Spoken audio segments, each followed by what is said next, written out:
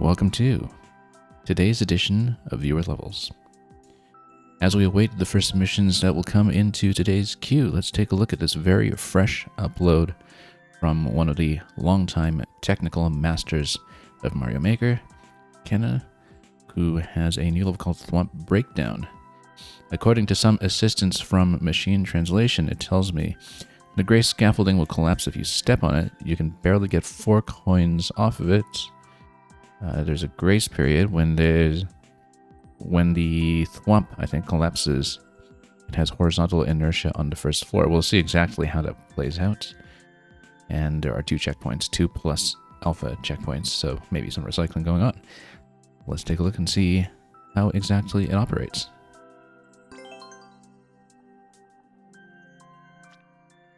Of course not found. Whoa, wait a minute. Okay. I guess I'm too late. We were going to do that, but I guess it was taken off as a playtest.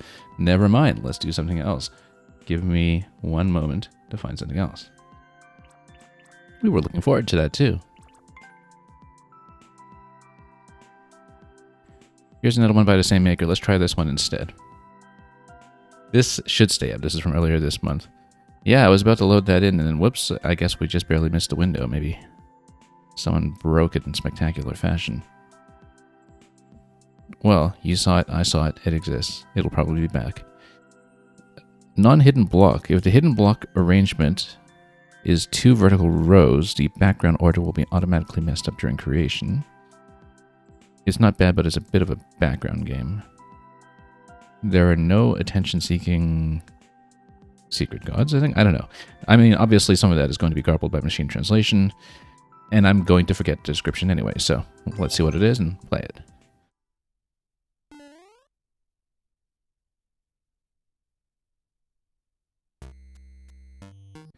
Okay, so we have this really interesting stacking effect here. And yeah, it's just going to mark where all the blocks are located. Very fascinating visual effect, in fact, just from... Yeah, so you have invisible blocks that are just overlaid on it. Until then, this is just a blank space that I think is just visually indicated by some semi-solid stacking magic. Conceptually simple, but still really fun to look at. Now, the thing is, how do we hit some of these in the middle? I guess we'll find out some other time. Let's pop a few more. Not lock ourselves in too much here. Create a platform to grab that 30 as well as take a dive over that checkpoint.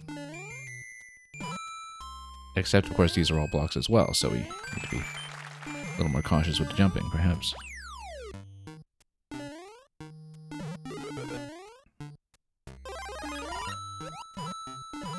And we'll plop a few more of these along the way.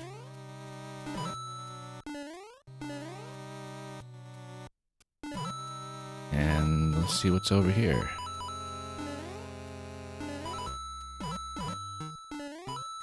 Okay, again, we have to be pretty careful. We have to fall into this, otherwise we're going to bonk our head. So, fall in like that.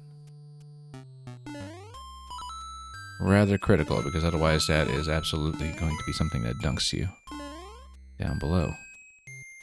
Likewise with this, we have to be careful not to get pushed. And we'll mind our head on that boot. Oh, I feel like we've been... no, we can be raised above here, and then we're not trapped. So you have to be raised with your head above, and then you don't get stuffed. Likewise here, let's maybe get around the hammer. Nope. Well, okay, that works. That works too. Then can I get around to something on the other side? Not really. James D, welcome. Okay, pretty conceptually simple.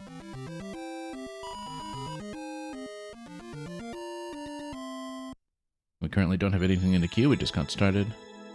And the original pick that I had for a warm-up level today was actually not available. It was briefly uploaded and taken off, so we didn't manage to catch it in time.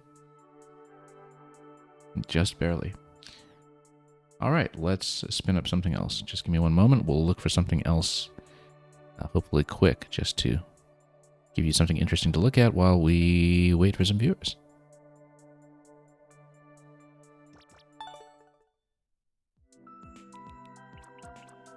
We have a pretty lengthy backlog of things that are on my follow list, particularly with some makers from other regions.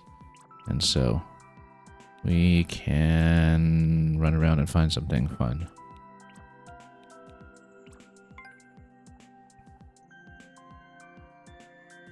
Let's take a look at this one, Ocean Odyssey. This is by one of the most prolific music makers in the game, WBC from South Korea. And this was uploaded back in February, my first water-themed music level. Let's see how it goes.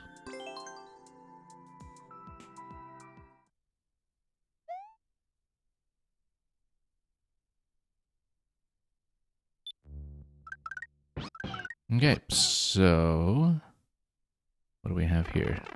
Yoshi's galore.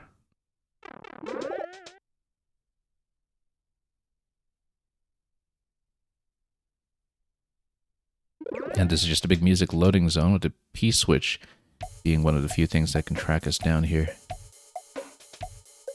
With that water push, and then we're going to explore our way back upwards to the beat. Well, the Cheep Cheep's coming over just in time. Alright, let's grab a Yoshi.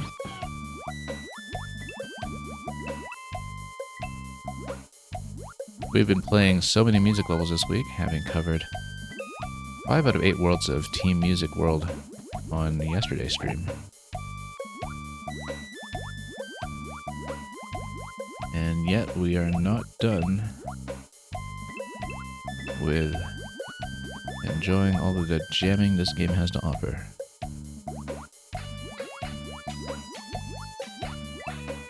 Now, occasionally I think we just lop off some bloopers. There's absolutely no reason to really, but we'll do that just for the flavor. If Yoshi likes that flavor. Yeah, because you can actually get sound effects off of them as well, so you're kind of expected to try. Wonder about those Goombas on the right there. Green Heroes, welcome. Yeah, Green Heroes, like I was saying, we got through Worlds 1 through 5 of Team Music World yesterday. I understand you have a level that's in one of the later worlds, and we'll probably see that quite soon. Feel free to throw something in the queue, by the way. We have an empty queue right now, and we're just getting started, so looking forward to even more music, if that is in fact the case. And 06i, welcome as well. So yeah, we'll get started with the queue pretty much as soon as we're through with this one here.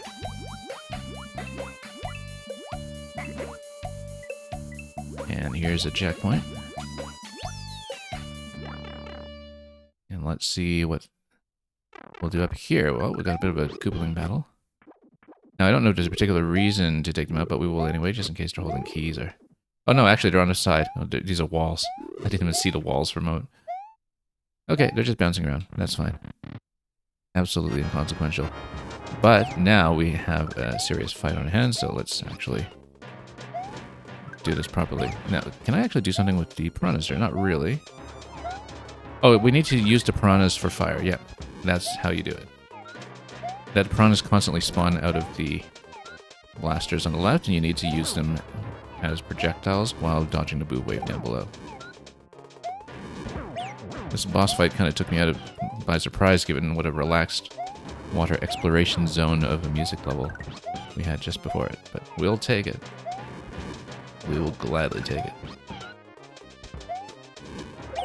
Look at all those bombs out there, too. Let's not get caught. And yeah, the Yoshis respawn from the pipe up top. Oh.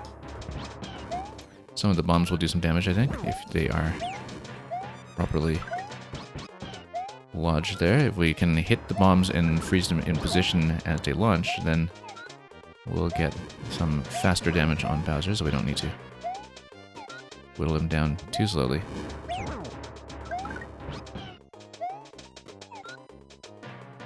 Still constrained by the 2 Yoshi limit, of course. But that's what letting them run off into the pit is for, just to accelerate the next respawn. There we go. And let's go through. Yeah, quite a change of pace here. And we have, of course, the Super Mario World ending theme.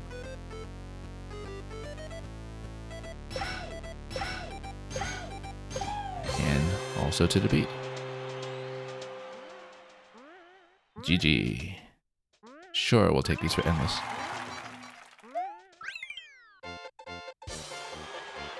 Okay, let's get into the queue. Beginning with even more music, like Green Heroes.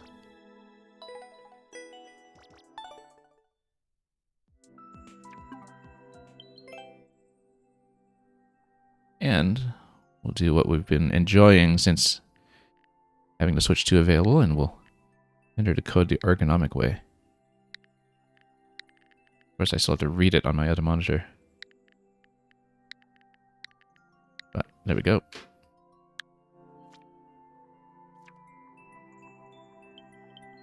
The Steel Samurai, Ace Attorney. You are the Steel Samurai. Defeat the evil magistrate to save Neo Old Tokyo. Uploaded right on the eve of the Switch 2, I see.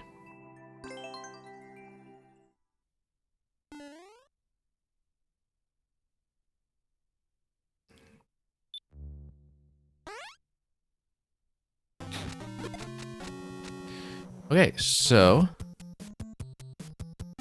let's see about that pink coin. I mean, we have this shell available here. It's funny because I get into this Green Heroes level and I totally expect that we'll just have this, state switch auto-scroller. But no, instead we actually get to work out how to do this. So we have obviously a mushroom overlap with the green snake block, so that's not something we can activate. We then have to, I think, probably escort the fire from Morton over somehow, so it will eventually melt enough of the ice to get us over to having access to the POW.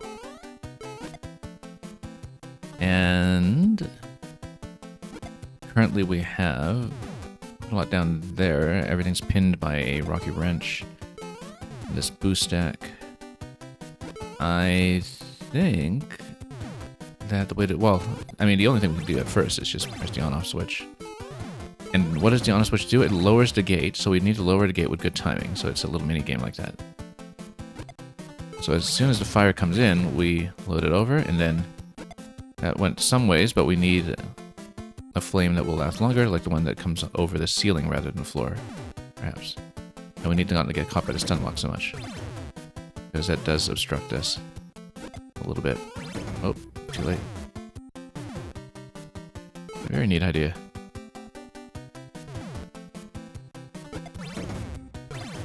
I can't say I see the resemblance to Ace Attorney, but, we're not series experts by any means. Oh, and that's a bit of a problem.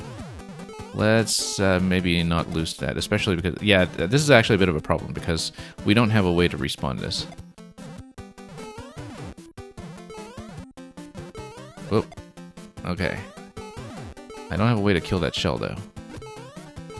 But we have the reset door on the left. That's what it's for. And with the reset door, the ice stays down, so that's fine. Now, sending something off the top didn't quite work for me there, but let's look at this carefully to see where things are traveling.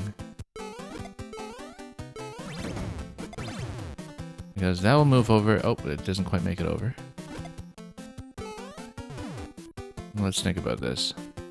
Because we want to escort the top piece, probably, but... Oops. We're also dealing with a stun lock at the same time. I don't remember this part from Ace Attorney. No, not really. No, I haven't really played much at all of Ace Attorney. But I've had the Phoenix Wright trilogy sitting on my 3DS forever. I need to get around to it. And yeah, I guess it's kind of metaphorical for how a legal battle typically happens. Also the pace of the puzzle solving, but... Okay, so we need to find some way to escort that down. We need to get rid of the one-way panel to send it over, I think. But then if it travels around a one-way panel... I actually don't know much about Morton Fire and traveling around one-way panel, and so maybe that's part of the issue here, is that we do need to drop some of these with good timing. And then, oh, that's not good timing. Because I feel like, yeah, because the top one is kind of rebounding off of the donut block here. But we just haven't caught the timing on it yet. No, we want to get out of here just before... Nope, too late. We might have time to drop it after hitting this gate, though. What? Do we? Yeah, because we want the one that comes off the ceiling, but we want it to not deflect over here. If I understand this correctly, but it might not. So let's do this. And then without a donut block there, yes, that's exactly what we need. But then now we have to deal with how to get another one of these further. We haven't done anything to manipulate this donut block, and I feel like that might be critical.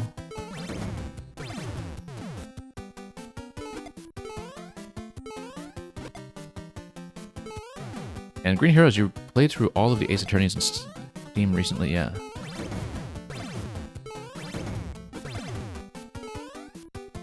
Sizable marathon, perhaps. Okay, so it deflects off of this donut block and onto this donut block. Now, that is interesting, because if it doesn't deflect off of this one, then it seems like the curve continues this way, like the path of travel continues this way. Now, let's take a look at the lower one again, because I want to just take a look at its pathing. Oops. Hang on. You know what? No, we can pump it with our head. Can't we? No, we can't, because it locks it in like that. Hang on. Of course, the stun lock is totally throwing me off. Most attempts here. Because what if we bump it to raise it over to the ice block that gets to the... Oh, does that work? No.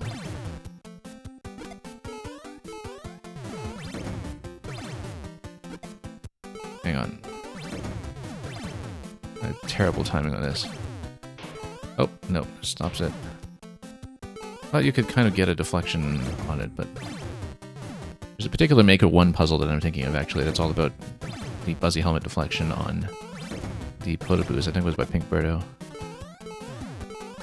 Oops. But we need to actually get the timing down first, sometime in the next 100 seconds. Oh, no.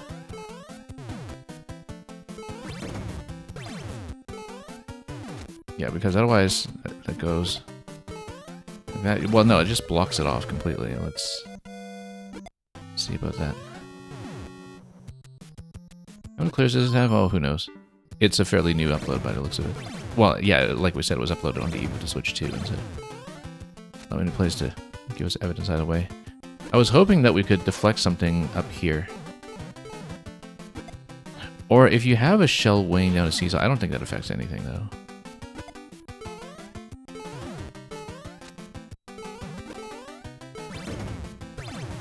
No, wrong one anyway. I mean, we actually have to hit the right timing when the Podoboos are coming over to begin with. So, yeah, that's actually kind of the right idea, that you wanted to sail up the seesaw. And if you aim it properly, then you should, in fact, be able to escort it.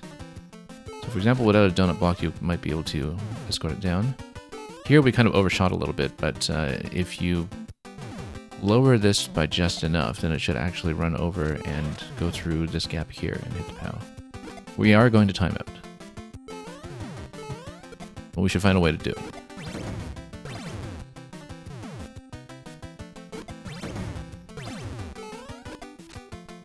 Yeah, because obviously we don't want that deflection. We want... If we're standing here on a donut block, it gives us just about the right angle. Like, basically you have to jump over a Podoboo and stand on the seesaw when it's going over. We have 5 seconds, we're not going to see it, so... Let's try it again. I'm going to start. At least we're not going to, hopefully, spend too much time on the initial run of blocks, because we've figured out the ones that we have so far. Okay. Yeah, because that time we also had to reset, and we had to deal with so many things. This is going to take out a few initially, and yeah, we know those will go down quickly. And the next one after that is donut block plus lowering it here. Yeah, the thing is it doesn't lower very long. It's a fairly narrow timing that we need to hit in conjunction with hitting the donut block here as well.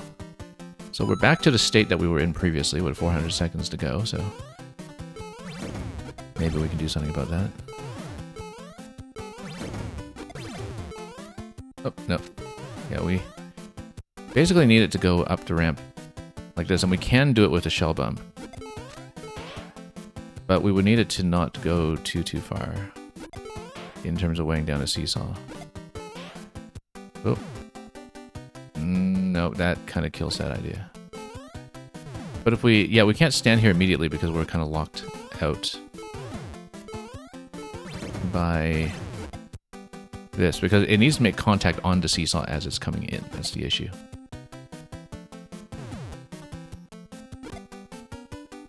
But the thing is, the ice blocks stay down, so we can try this again.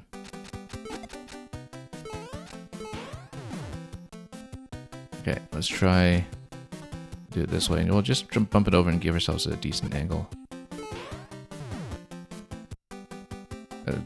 That might actually do it. I don't know if it'll go too high, but we'll try it. I mean, we're going to press this a little bit as we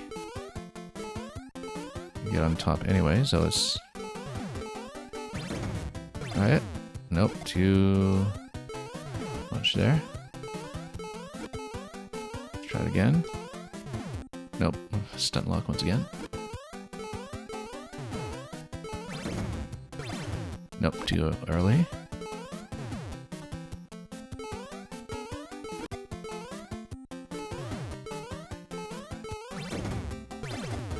Okay.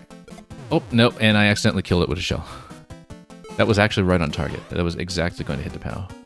We had it, and we accidentally kicked the shell over. Okay. But that should work. That angle actually should work. There we go. And then now we need to hit this lower one here. Which tells me we should try to press this over and then have some secondary deflection onto this side. Let's see about that, because the one-way panel should help me line it up. Ideally, no, not really.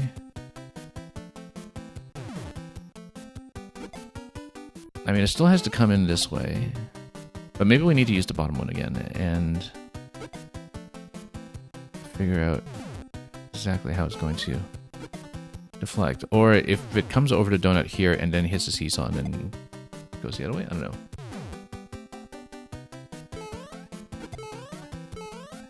Or if it just kind of comes down off the seesaw this way and propels forward. No, it wouldn't do that though. Like, it has to get on the ramp. It has to get on the ramp and then... Well, we'll see. But if it deflects back towards the ramp, then it goes up. And that takes too long.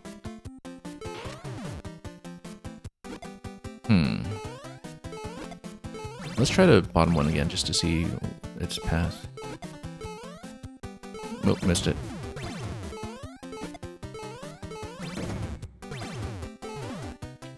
So it doesn't go nearly far enough before expiring. And Xenorax, welcome. And thank you for the submission. We'll hopefully not stall too long on these.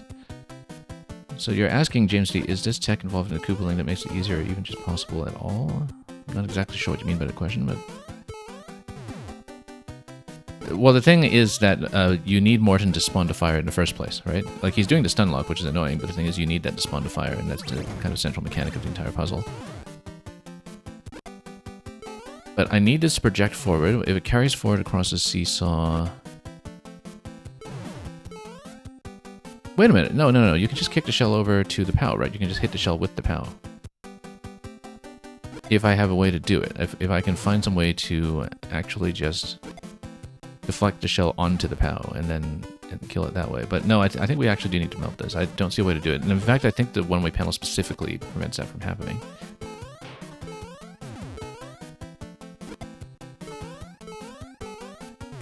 So I don't think the bottom flame is going to do it at all. It just doesn't go far enough at any point. So this deflects back. if you're down with a seesaw, then it can deflect back and go up this way. If you lower the donut block, then it kind of goes backwards the way we saw earlier. I don't know what this donut block could be lowered for. I don't know what it would do for us. Maybe if it projects all the way up here, then you have it snake around the cloud. I don't know. Well, we need to get rid of this first, I think. Well, not like that, but I guess it goes off screen. So I didn't even think about it going off screen because previously we didn't remove all the ice. Okay. No, too late on that. We do need to pin that down somehow. Pin it down all the way. This was what we had before. We can probably pin it down even further. Okay.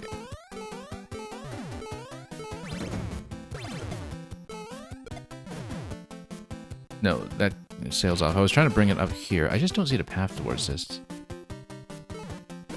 I suppose if it gets on a seesaw, but then you sort of immediately jump down here to lower it. You know, where you deflect to the left side at first. And then, whoops. And then stomp on this to lower it as it's coming over. We don't have a lot of time to do that, basically. Like, oh, actually, that works. That works. Let's kick it. But when Morton is on the ground, not before. There we go. Oh, we should have kept an extra helmet too, but that's okay. We do, in fact, need to keep an extra helmet. That's okay. The door is unlocked. We can just grab one. And grab one now. Because that is going to be a necessary damage check. Okay, finally got through that. And we finally get some music auto-scrolling. There we go.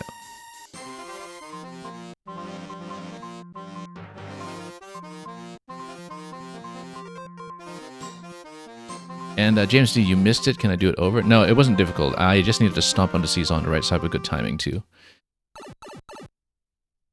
Essentially get the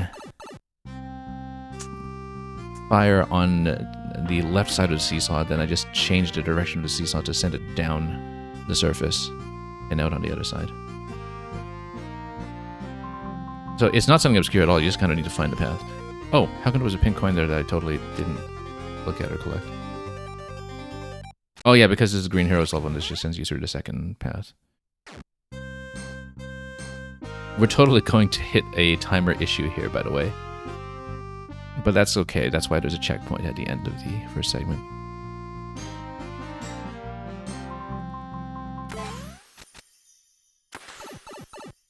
Well, we have one coin now. And I don't see a reason to have the second one. Oh, no, because the second coin was in Morton's room. Yeah, okay, no, we will do this again. Briefly, very briefly. Because I forgot to grab the coin that was actually under him on the first room. I saw this coin right away. You actually just need to kick the shell over there as soon as you lower this, so... We just need to lower the shell and kind of deflect it over. Actually, you need a particular deflection pattern to make that happen, so... I don't know if we will make that happen. You need to essentially kick and lower at the same time. Oh, nope, missed it. Okay. And kicked it too high. Okay, that doesn't work. Yeah, we didn't get a true ending. I totally forgot to grab that coin. It's such an easy coin to potentially go for as well. Okay, so we want to kick it, but we want to kick it with it. Come on. Get down. But basically, I think we should do it before we start the rest of the puzzle, because then we can just collect it quickly. Because all it is a shell kick to the left, right? All it is a shell kick to the left that's timed according to the on-off switch as well. And we don't want it to be sent down the seesaw, obviously, so... What we do instead... that's going to be a little bit close. Let's... Oh, no. Doesn't work either. And Mantos, welcome. Do I like very high precision levels? No, I can't say that I do. But I don't mind looking at it. I just would be very unlikely to clear it. I'm very much the opposite of a precision player. So, oh, come on. We want to send this into a spot that gives me enough room to kick it without raising the seesaw on the right side, but with giving myself enough time to do the on-off switch. Okay. Okay. Oh, missed it. Yeah, because you need it lowered enough that it's going to go down, and then...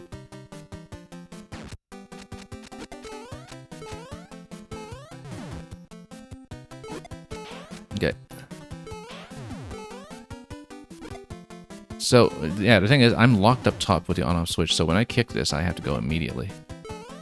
But having it at the donut block is probably fine, it's just... Nope. Doesn't work that way. Maybe it's not just a timing check, maybe there's a way to kind of deflect it back and forth to get it to work a little more sensibly. But... I feel like we would definitely want this lowered at first. If it was lowered at first, maybe we can have enough time to... Oh, no. Kick it over. Probably not even going to pass the level after doing all this. But, okay, that's a little better. Let it lower on that side. It's not lowered by enough, but we'll press it initially. Then we kick, and then... Nope, too low. Yeah, if we do have timing issues with this, or rather timer issues with executing the rest of the level, we will not mess around with this too much. Because we do have a cue behind this. It's much easier once the POW can be hit. Why would it be?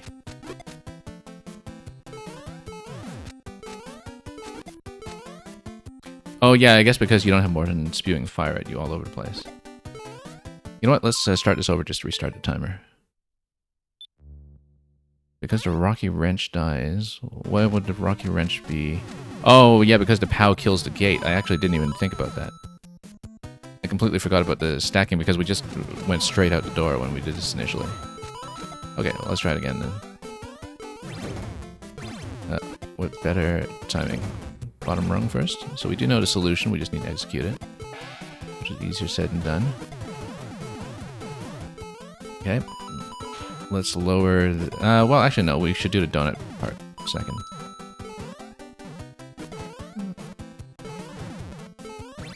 Too soon.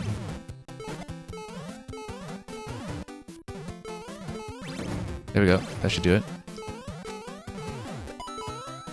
That's going to collect everything for us. Now we lower this onto the donut on the left.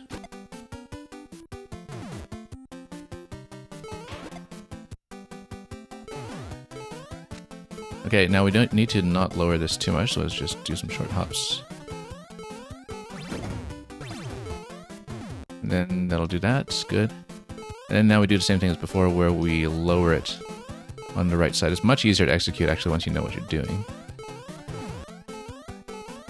Once you know what you're going for.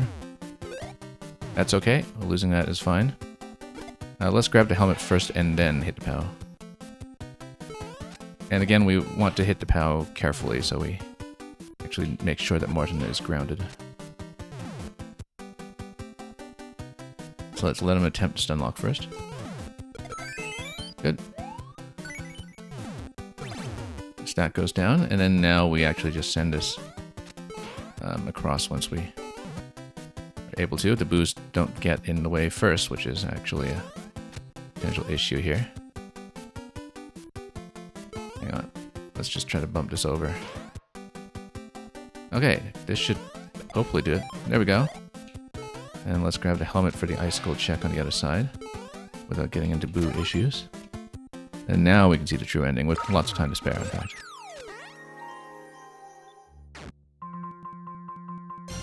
Okay, same as before.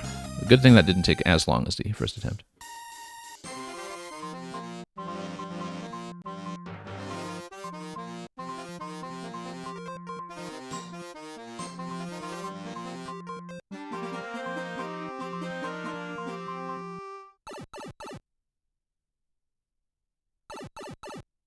And let's keep going.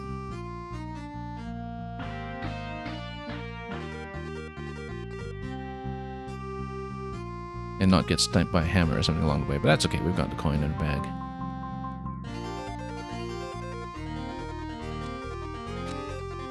Last time I think we were at a bit of timer risk of key death anyway, so...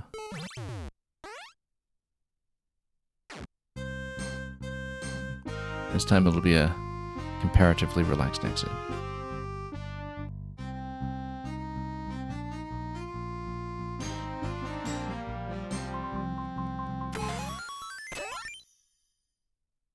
And what'll the true ending get me here?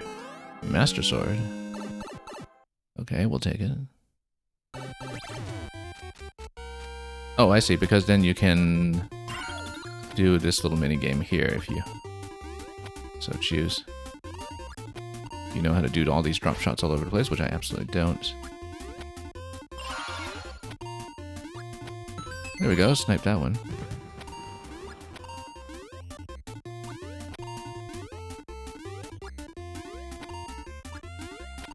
Come on. It's probably easier to do it from here or something. And that drops too early. Can we do a drop shot in this 50 though? Not quite. Oh, never mind. Okay, that's fine. We'll take it. Nice little true ending minigame though.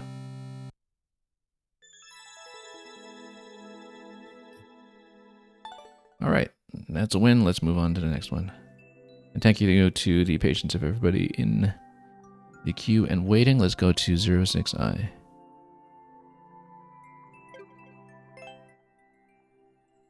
Didn't get the 80 for the fans. No, not this time. Oh, what am I doing? Let's do the code entry the sensible way. Old habits die hard. There we go. So much nicer. Bully Forest. Okay, so this is another recommended level. This is from late 2024. We're going to punch it into machine translation unless we have some assistance from somebody who does speak Japanese. It's telling me this is an auto-scrolling course that takes you through a forest full of bullies, I suppose. There is no water below, so be careful not to fall. Pink coins are for bonuses. That's it.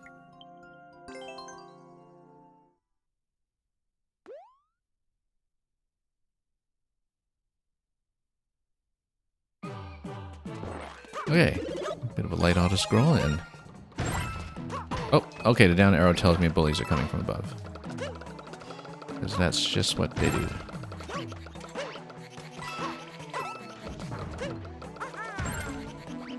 And they'll just drop in, don't even have the courtesy of using a parachute. There we go. So yeah, we just need to watch out for them, I think, and then think about how the pink coins will work, like right there. Oh, this looks familiar. I say this looks familiar because putting bullies on twisters just to watch that animation there was one of the first things I made in Maker 2, and which is why we have the emote that represents that accordingly. Now, is there a reason to smuggle a bomb? Oh, nice little decompression there. Yes, actually. We would want to take the bomb all the way across to grab that coin, so... Of course we're going to go for it. Nope, nope. But a throw right above that pipe is going to do it, so that's fine. It shouldn't actually be that hard. There we go. And then let's just roam around here, nothing. And yeah, we'll bully the bullies. That's what we typically do.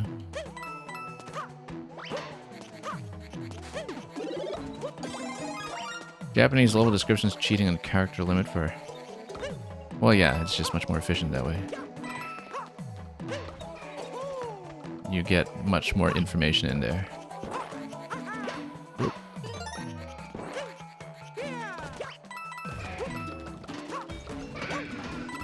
Okay.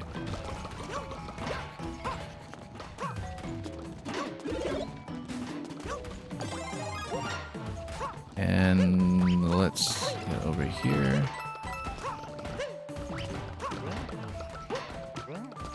I mean, the solution is just to put your own course descriptions in Japanese, right? So, all right, let's beat this very gentle auto scroll here. Yeah. Oh, actually, it stopped. I was about to grab 10 coin and go back, thinking, okay, that's fine. And of course, 1 safety coin remains past checkpoint, so let's do the boss first. Swamp Father, welcome.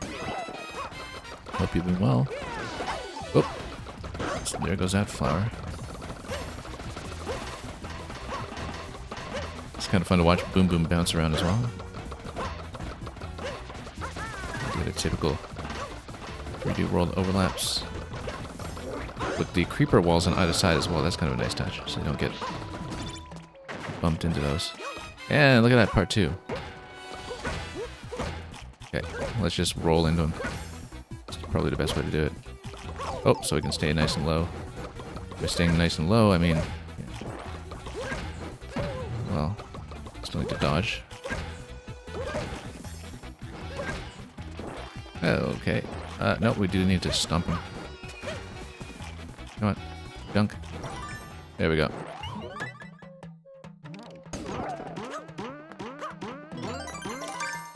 Very bouncy. What's in a true ending? 50 coins and... well, we lopped off this bully's feet.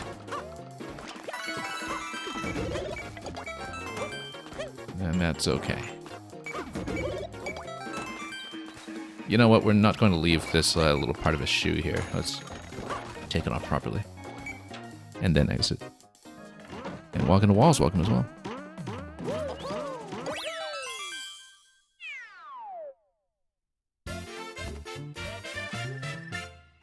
Thank you for the GGs. And 2069 for the recommendation.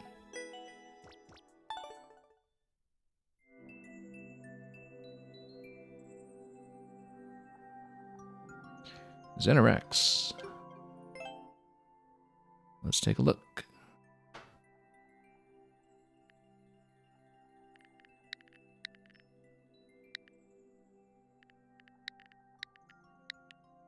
Whoops. And yeah.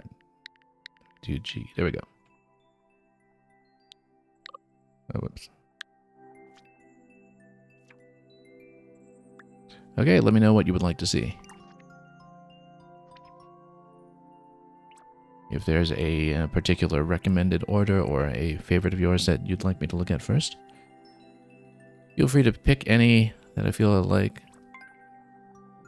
One screen puzzle, I think we'll do that. If people have the patience to bear with me here. One screen puzzle with a little shade. Let's see it.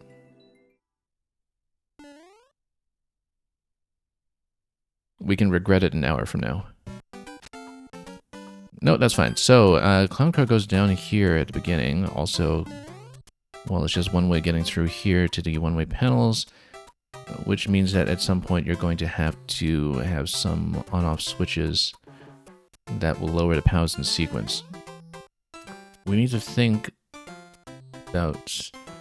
so it looks like the ultimate goal here would be to hit the P switch. The reason that you would hit the P switch is to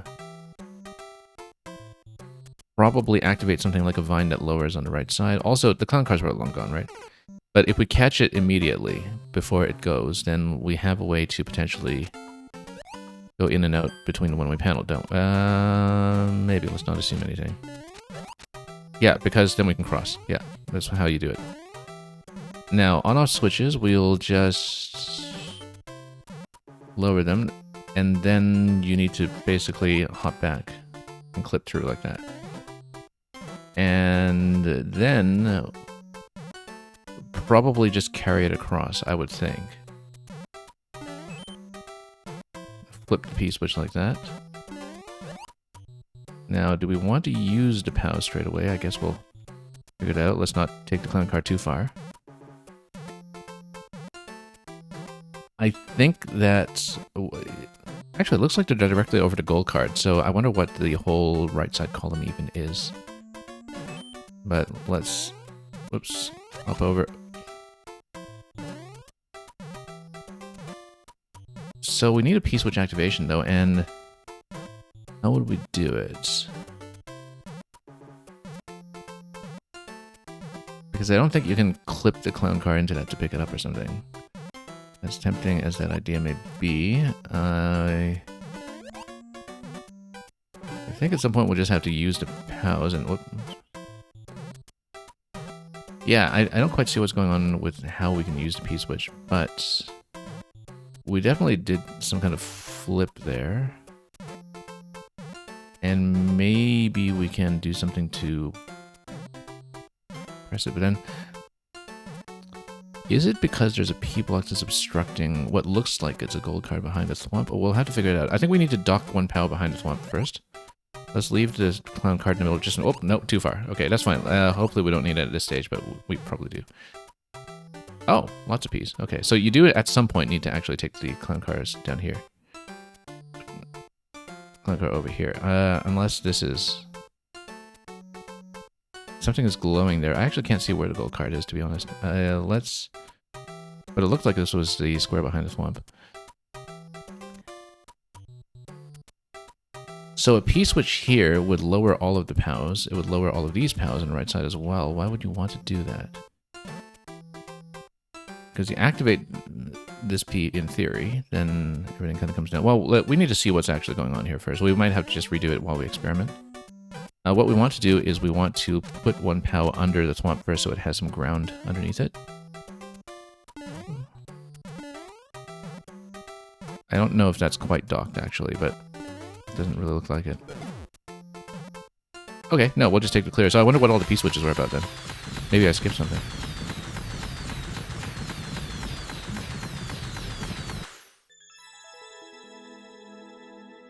Or maybe it was just one big diversion.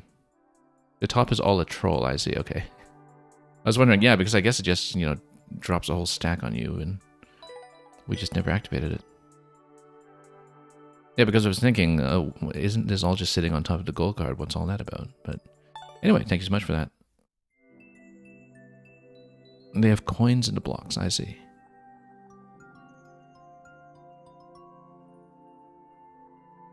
Right, because you're supposed to think that you're going to convert everything up there and drop the POWs, and they actually don't.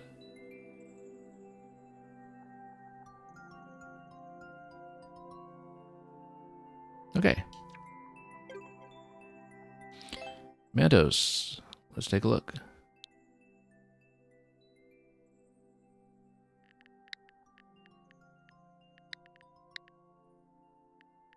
It's a 5, I think. It's the 5 and the S that are still this persistent confusion when I look at level code sometimes.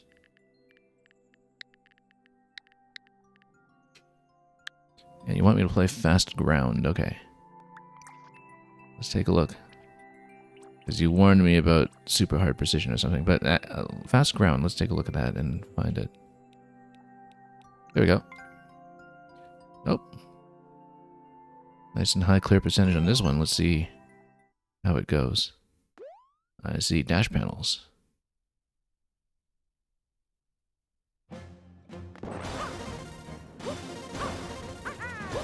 Yeah, so this is kind of a facing direction check. There's no time limit that's very stringent. It's 300 seconds, which is obviously going to be way more than we need. But then there's some other exit there that we haven't seen yet, so... So yeah, it's pretty much entirely about landing while facing the right way in each of these different locations. We can take that right one, but if we get up high enough, we don't really need it. It would still be useful though.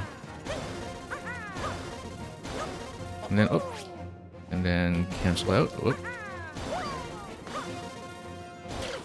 And almost there, but... or at least almost past this segment. Yeah, a lot of momentum control, of course. But we can do it. And, Duke SR8, welcome. Hopefully we don't take too long to get to you. And yeah, Xenorax, thanks for adding another.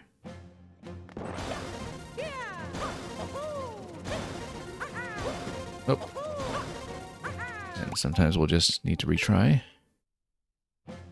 And Xenorax are saying more puzzles and minigames? Yeah, that's fine. That's perfectly welcome here. Oh.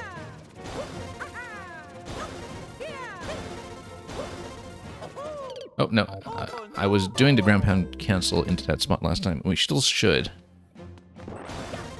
But I just missed it that time.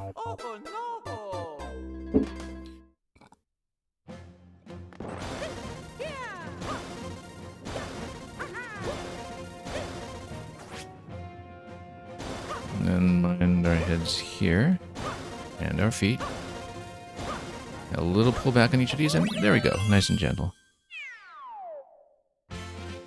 Thank you for that, Mentos.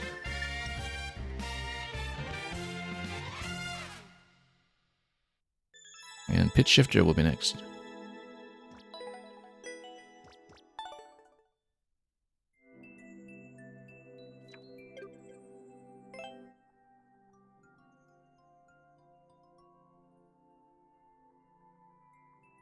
I think pitch shifter looks like he's still here. Usually is.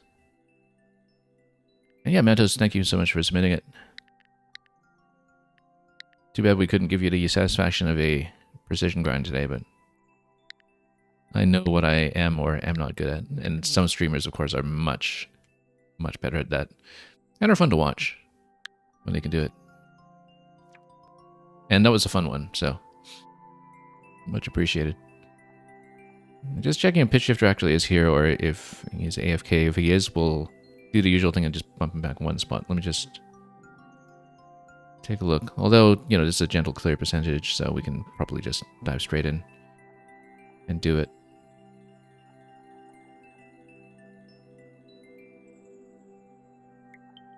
I know he's typically here, so. Anyway, we need to actually punch this in machine translation, I think. Let me give this a look. This is... Oh, Niketsu High School Dodgeball Club. Yeah, this is sort of Japan exclusive NES era. Misako says, thank you for the promised kiss. Yeah, it's from way back. If it's the game that I'm thinking of.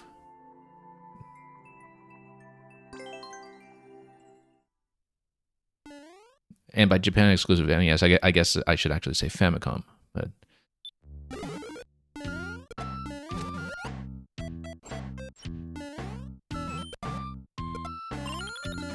And we'll scroll our way through. Oh, whoops. We actually need it for a throw through the Boom Boom. We needed to continue to carry that. I totally misread it.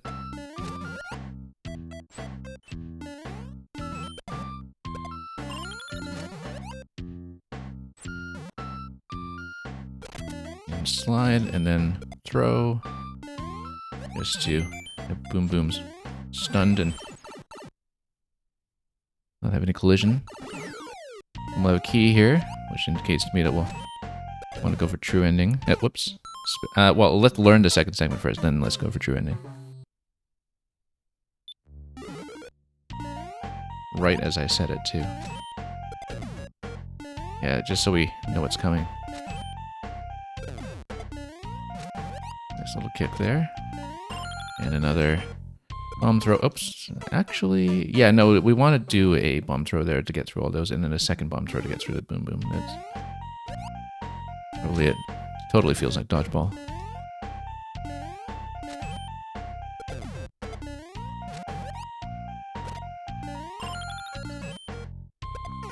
No, we don't want to do that. I'm kind of walking too close to it. Yeah, we need to... Let me think about this. Because this is basic mechanical knowledge here that's failing me. Let's... There we go.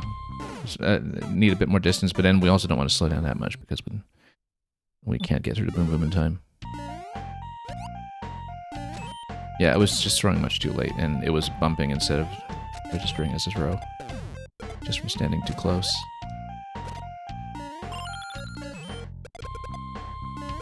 There we go, much cleaner. And then we want to throw immediately so we can actually jump off of that.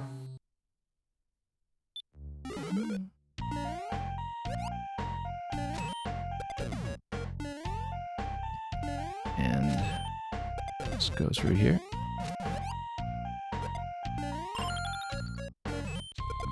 Yeah, we kind of want to throw on the way down with that, and even that was a bit too slow after the pickup. So we can definitely improve on that segment there just to get that on top of Boom Boom as soon as we can.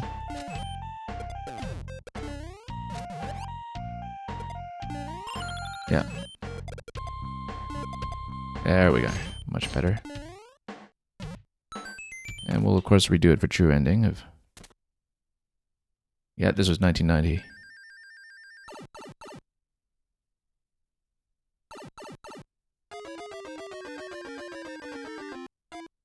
And we'll get the ending music here with GG, but we're going to do it again. For the pipe exit. Kirby Cart, welcome. And thank you for the submission. Let's do the true ending. Shouldn't take too long, I hope. Depending on how that bomb throw goes in the second segment.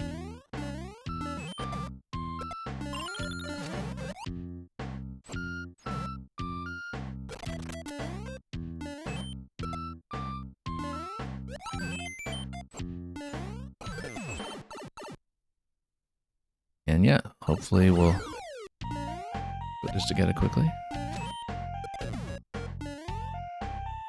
It's all about that last bomb throw, mostly. I think most other things are straightforward. Just need to be really quick about this one. There we go.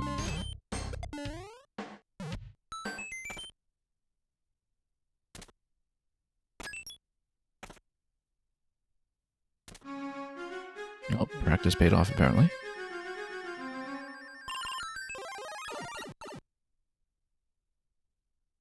And we got it.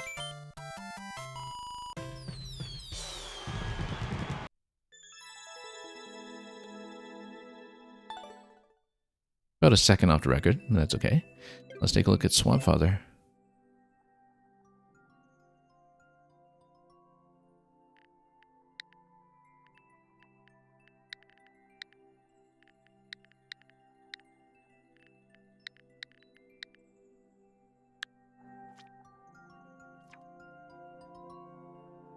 Anything in your profile? Sure, let's take a look. And Chess's middle game is built for chess. I sort of expect its precision. Shell Castle Kaizo, that might be a bit challenging for us. What team is TC, out of interest? Maybe I don't quite remember. We'll find something that I can do. I mean, shells just take practice for me sometimes, but we'll find something that I can maybe do in a reasonable amount of time. Super Spike Top Trials, Intermediate Light Kaizo gameplay. You know, this could be a good choice. Can I even precision? We've established that the answer is not very well. But we'll give something a proper look here. I think this might be a fine balance. Something, you know, still sub 1%, but something that might be technically more achievable for me. So let's see it. Team consistency. Okay, yeah.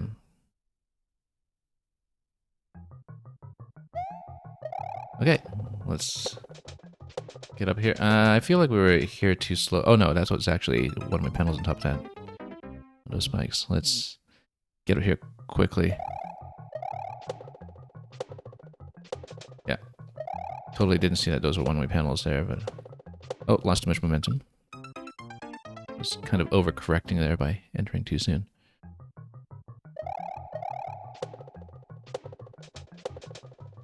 Okay. Oh, the arrows give you a pretty good sense of 3 bounces into a full jump over here, and then we should be able to stick that just in time to get over here, and then losing a bit too much momentum without having any visibility. Oh, that's going to be much too slow.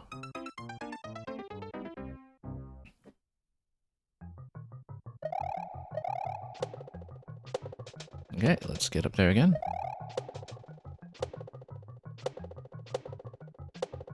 And yeah, that second jump was a bit risky, but we managed. Let's get some visibility going again.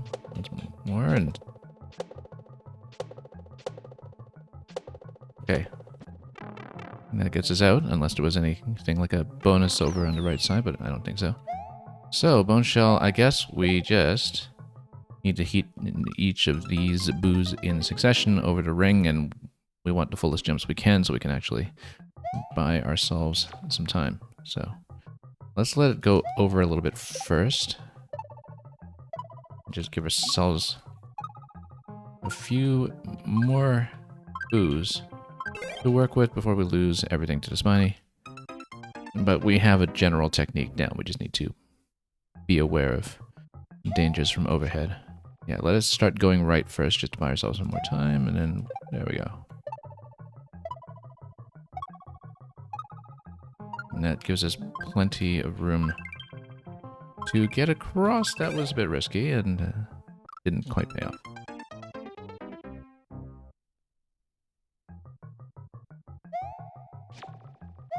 Too early. But let's just throw this one. We want to wait for it to hit the end of the track first, just to give ourselves a really comfortable margin. And then, there we are. It also means that the first spike top there is a little more trivialized. Now we're getting in here rather dangerously. But, oh, bit of a reach. That was already heading to the right, so maybe timing there was not the best. Whoop. Let's go now.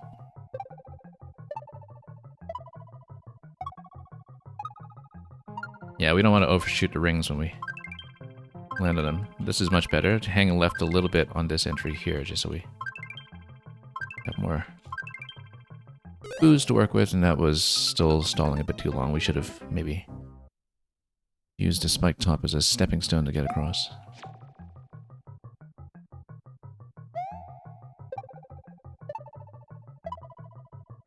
Yeah, because the initial camera position here is going to matter quite a great deal when it comes to when things spawn in for us. Whoops.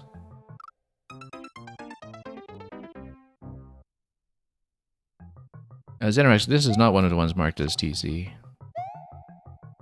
But we still need to be reasonably consistent here, I guess. But, you know, not like we're doing the same inputs over and over again or anything like that.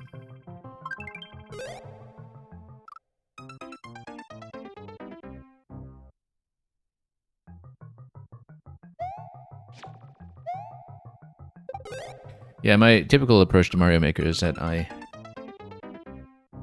try to overthink things and solve them like mechanical puzzles to get around my technical limitations. And so, of course, you know, when you play precision levels or consistency levels, then there's not much there to help me sometimes. And so we start feeling a little bit lost, but... Oh, no, lost it there. That would have made it too, it's just that we needed to be more careful in that position.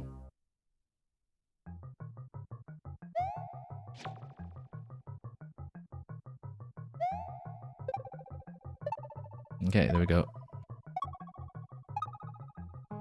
No, not really.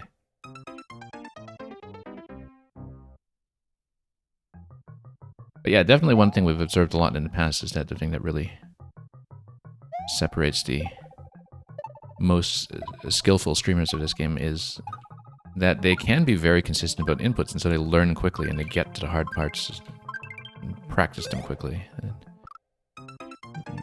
And it's something that's very noticeable about them if you get your hands on some of the same levels that they do.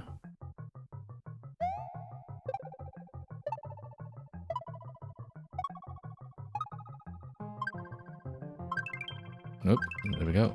Getting left a little bit, and we just need to not get hit on the way up from this one. Actually, just jumping there immediately does help. We just need to make sure we get around the ring there. Yeah, green heroes, their precision levels more on the puzzly side. I kind of feel like some of Tempest Funk's, as just one example, might be more in that category. Like, he's... In the past, I've seen precision and particularly like getting over at levels of him that are somewhat gentle in terms of the margin of error, and I kind of became acquainted with his levels in the first place because he showed me his big escape room puzzle series, so I knew about him as a puzzle maker first. But he had a bit of a precision streak a few years ago, and so that's just one example. A few other makers are in that position too, where they do precision that's less about reading something pixel perfect and more about, you know, a lot of that patient pathfinding.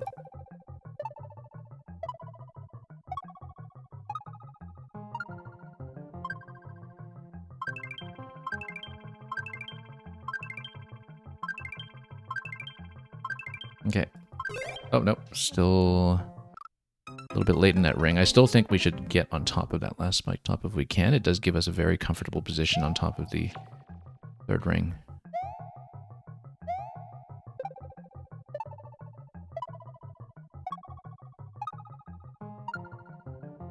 No, we'll let open that a bit too early.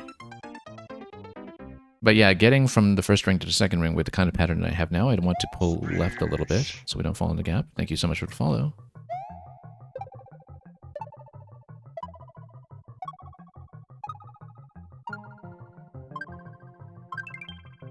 Hang left, like I was saying, otherwise we just expend a boo too early. But if we hit this one, then, well, if we don't get trapped in a circle like that, we're actually in good shape. Xenorex, you're wondering if these spiny placements, you'd like to maybe be able to full send on the spinies? Yeah, if you kind of take a speed pass right over them, maybe so. Given that their spawning position is still dependent on when the camera is going to scroll in for the player, right? So if you just have decent momentum, there could be some kind of speed path here.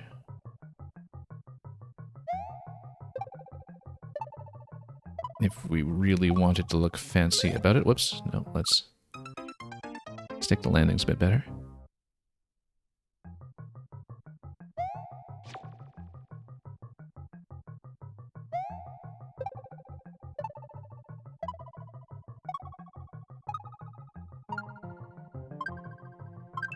And then, yeah, hang left a bit. And try to catch this spike top over here. Just a little bit too far on the left that time.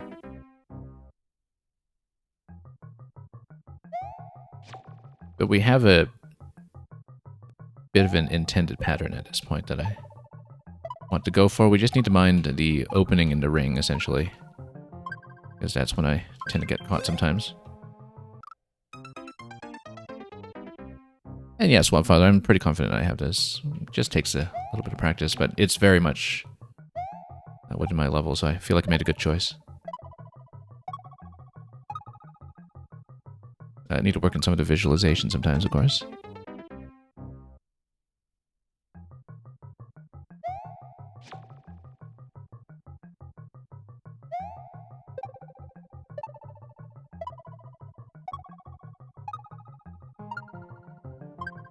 And then let's hang left here. Oh, there we go.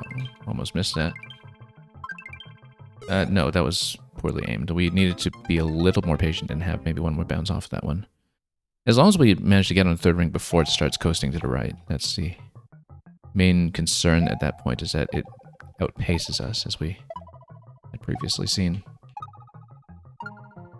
And which is why getting onto Spike Top feels quite nice, because you get so much forward momentum out of it to get on the ring. It's just that we need to fall into the ring correctly when we do get to the third one.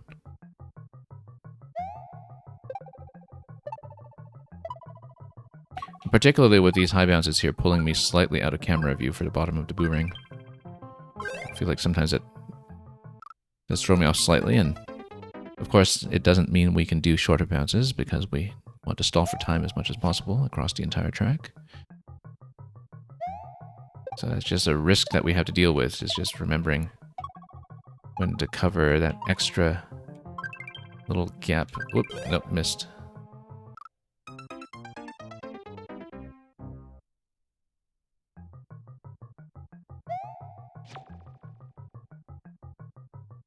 Alright, let's head over.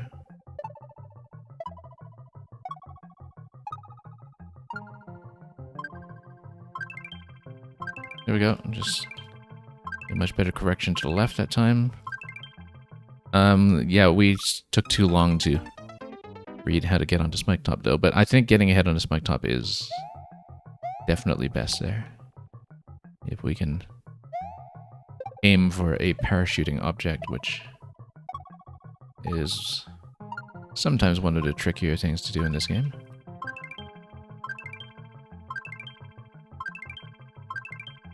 There we go. Let's make sure we stay on top of the ring here.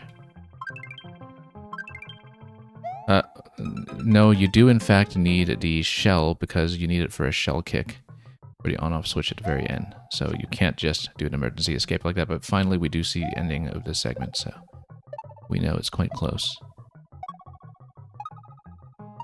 Made a bit of a desperate lunge for it when we were running out of booze, but now we at least know what we are in for and what exactly we need to do.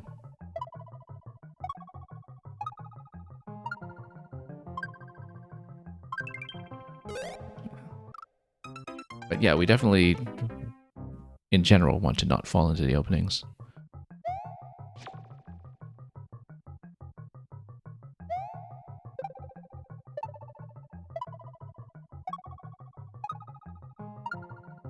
And we'll just pull aggressively to the left here as the ring comes up. It took too long to read that one that time. That was maybe one bounce too late on the Spike Top, as it was approaching a bit too closely and we cut far too much of that horizontal momentum.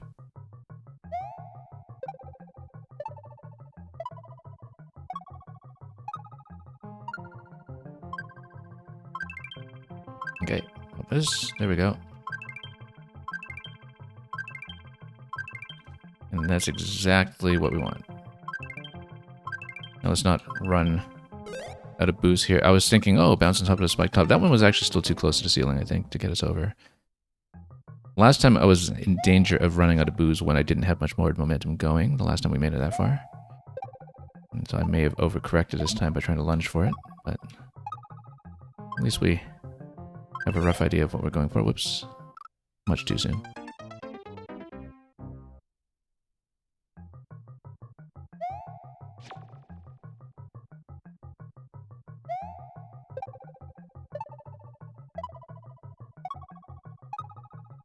And yeah, we can just skip quickly as long as we pay attention to where we're jumping. Oh, too soon.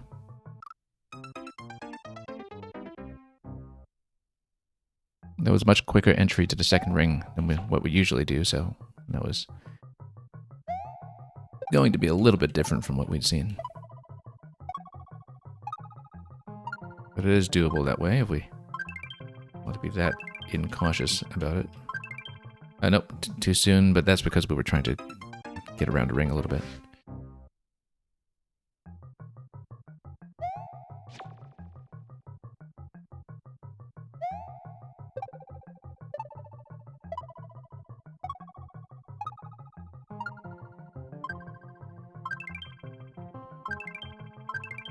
Okay, bopping Zone of Booze a little bit too aggressively here, and unfortunately we got caught in the ring. In general, we want to stay on top if we can, even with the visibility issues that we get with camera that high.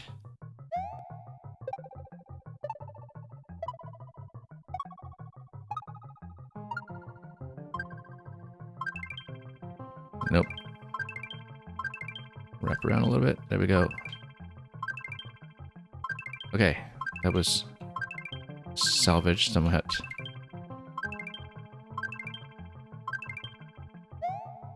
Okay, there we are. And sure, let's grab the 10 coin at our own risk. Sure, let's grab the 30 coin at our own risk as well. And a 50. Oh, look at that. That's actually entirely safe. Okay, more spinning. And we need to be careful when we change our facing direction because these are all mounted on booze and we don't want to manipulate that too much.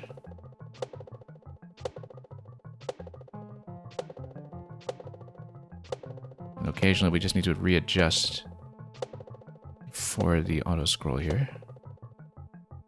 Oh, here's more spinning. And more spinning. Oh, What is this? Oddly reminiscent of the Ant Trooper segment in Champions Road in 3D World. That whole spike top column there.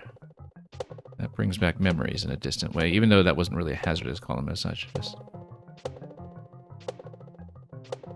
had that flashback all of a sudden.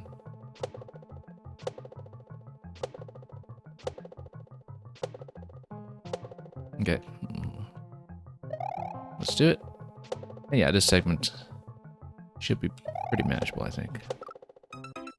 As long as we don't overshoot. And just straighten out as much as we can.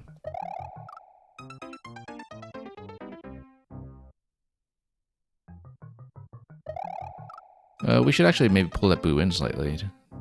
But we were doing this just fine earlier, so I don't know.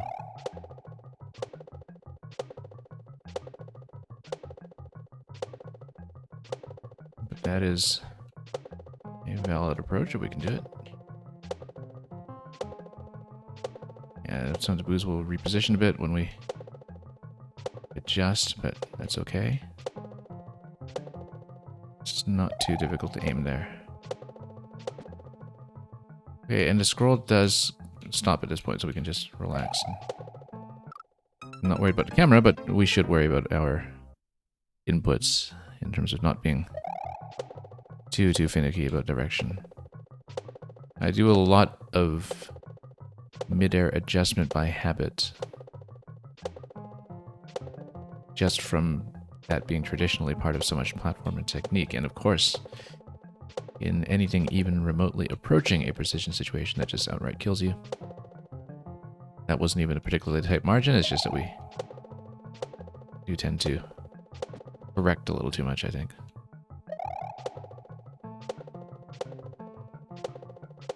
Okay, we'll just take it patiently and line things up. And totally missed that. Okay. I was thinking that was a bit of a risk. That's okay.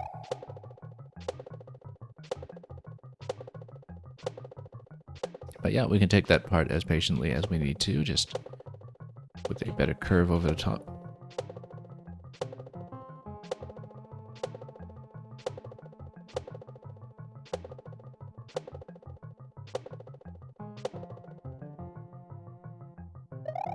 Here we are. Sure, let's just hang around and wait. It's a pretty gentle entry point here. Let's just not overshoot at any point. Oh. Once again, just didn't pull back enough on that one.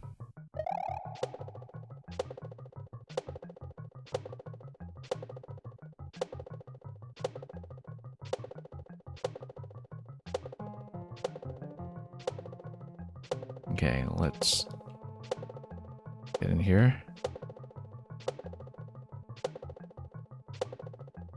Getting pretty close there.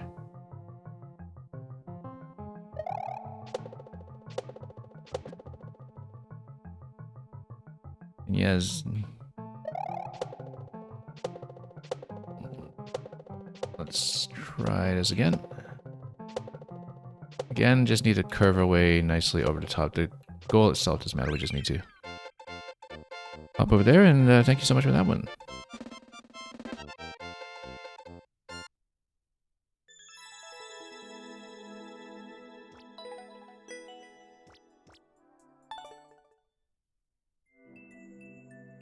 Okay, walk into walls.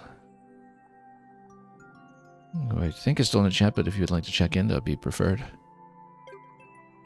And yeah, there you are.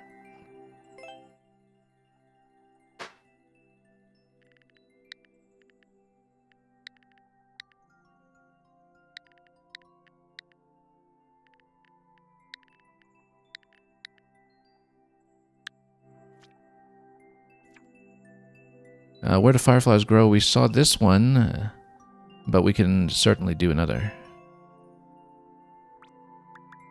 So let me know if there's anything that you recommend. Like the one that's conspicuously marked do not play, or anything else that you would really like to see today.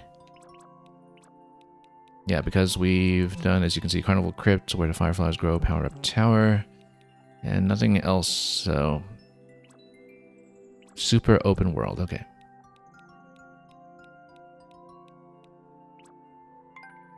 What a weird level. Where do I go?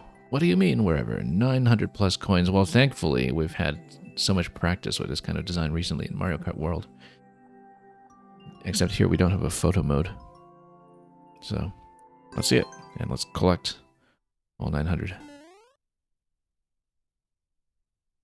One for each Korok. At least 420. Okay, so it's not quite 900, but enough to play the maracas. Anyway, so this is the exit gate over here with some kind of key door. Whoops. Let's be careful with that boo, though, so we don't die instantly. I don't want to see what's up top. It seems like we have a couple of different potential routes that are just signposted for us here. Let's watch that boo. I always lose track of my direction on vine climbs. Star. Interesting. We can just take all of these out, and they give you keys.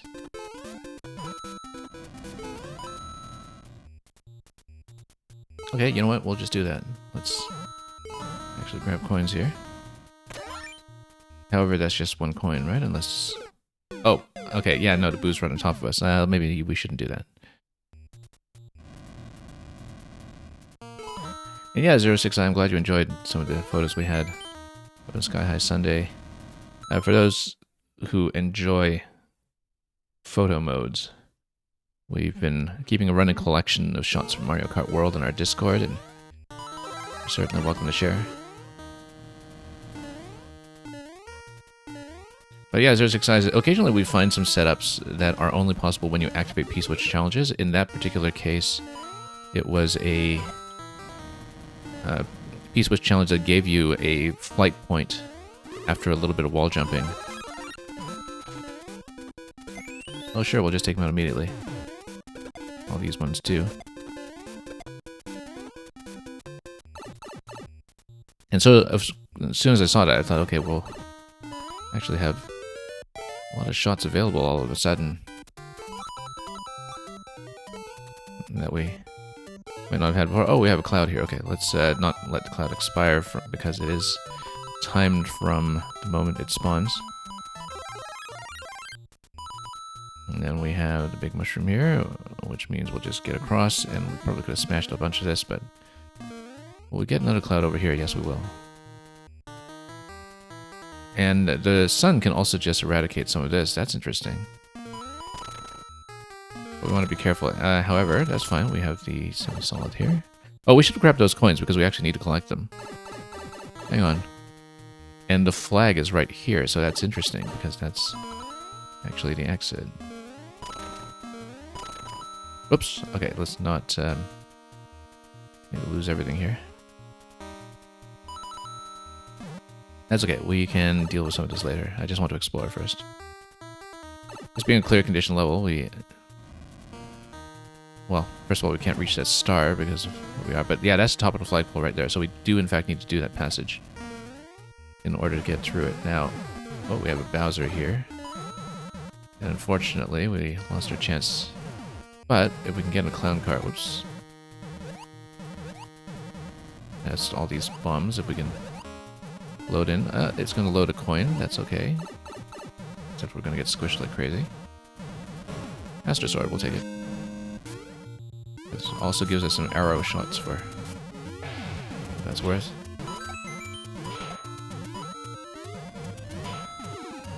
$100 coins so far. Pow's up there. Oop. Actually, the Master Sword might solve quite a few problems for us. We'll let fire do its job. And take a star as well to... We can actually get on top of Bowser's car. Unfortunately, probably not. Oh, there we go. Just in time. We have another key available. Link can drop bombs everywhere as well. We have 300 seconds, though, to find tons of remaining coins, so... We do, however, have a key door over here, and... might as well jump out and see what we can do. Oh, we're on top of an exit, though, by the looks of it. That's okay.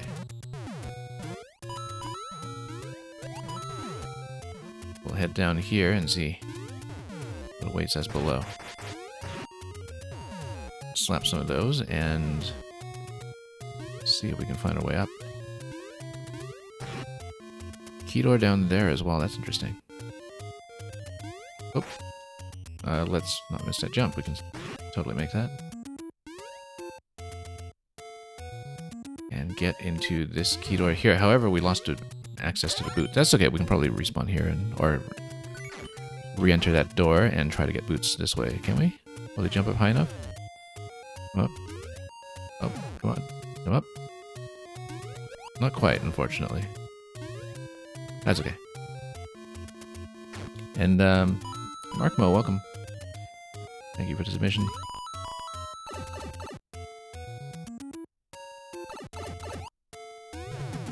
Okay, this is a big coin box over here. That's rather important. And we can bomb our way out of there if we don't let the Magikoopa do everything first.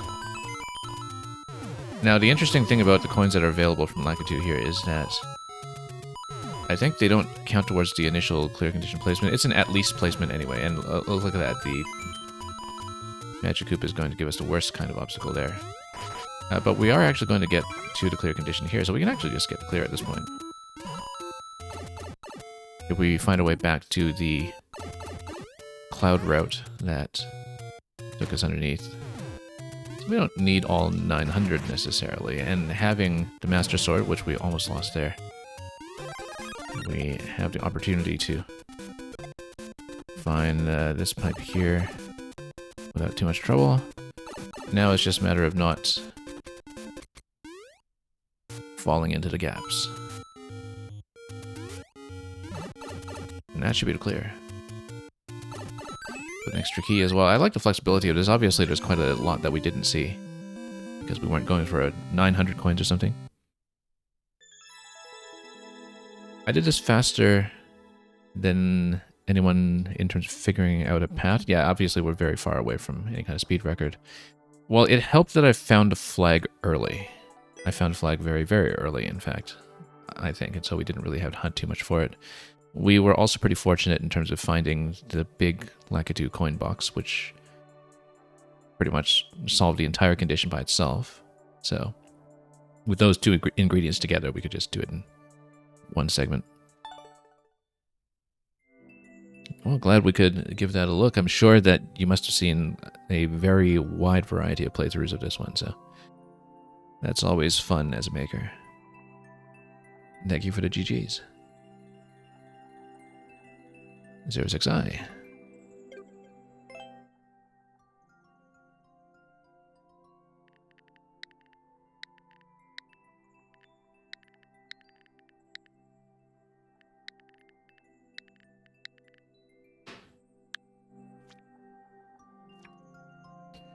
Blocket Bill's Last Ride. Based on one of the very best levels in Yoshi's Woolly World, incidentally. But, yeah, Yoshi's Woolly World has some really fun special levels when you unlock everything. Very much an underrated platform in some ways, and it's too bad that it hasn't actually had a re-release, other than briefly on the 3DS, I think, but not really a full-scale console re-release since the Wii U, because it is a very notable 2D platformer, much more than people think. And this was a very memorable level that this one is based on. So we'll see how it's implemented.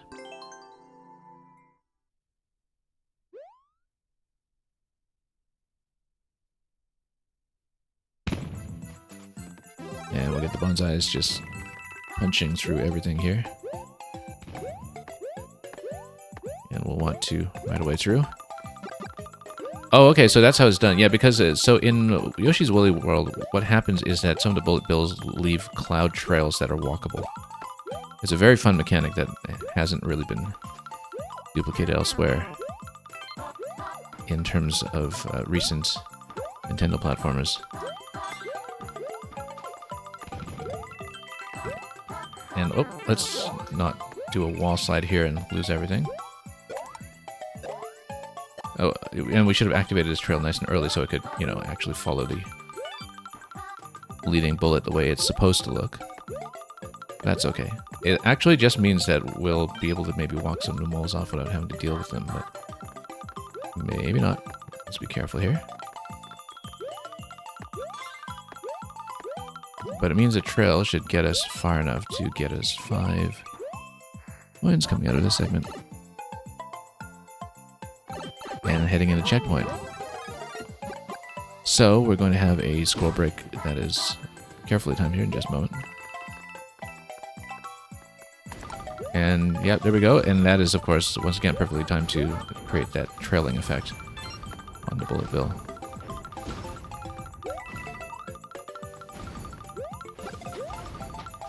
And we'll be mindful of where red coin placements are. We can actually get them.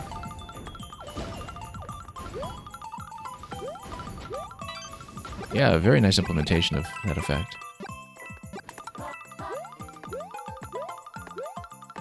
And this time we didn't desynchronize it like we did in the first segment.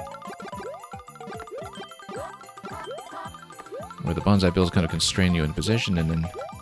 Oh, and then this is the equivalent of the big bonsai that follows you. Except... Oh, I got stuck there, so... Which is funny, because I remember dying to pretty much the exact same thing in the original as well, in Yoshi's Woolly World. Where you would just get caught out of position by the bonsai chase.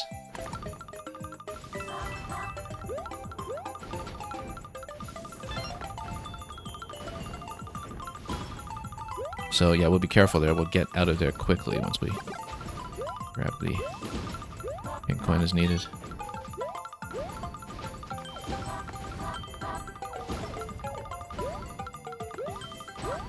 Take care of the moles here as well.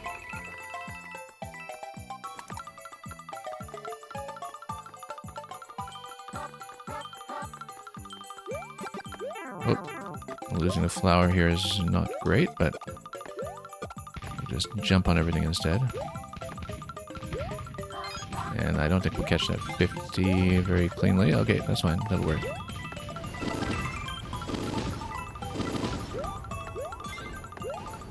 Moving dangerously here, but we got it. Totally a key death risk there, but well, we're at the ending anyway, and we got a P-switch at the end. That I guess if you get the P-switch, then, you know, you can come back to the other side and give yourself a staircase over to the top of the flag.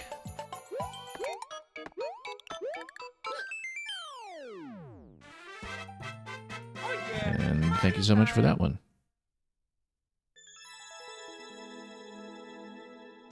Yeah, a very inventive representation of that original course, so. Okay, Duke SR, play anything from your profile. Let's take a look.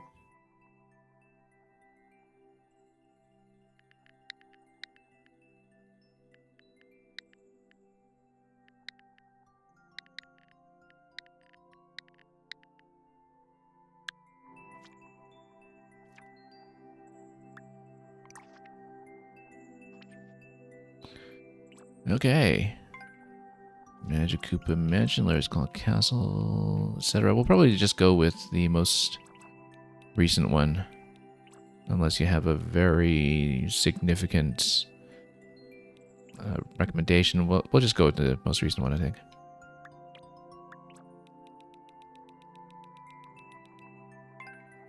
A bunch of Magic Koopa have taken over this mansion. Evict these wizards. Let's do it.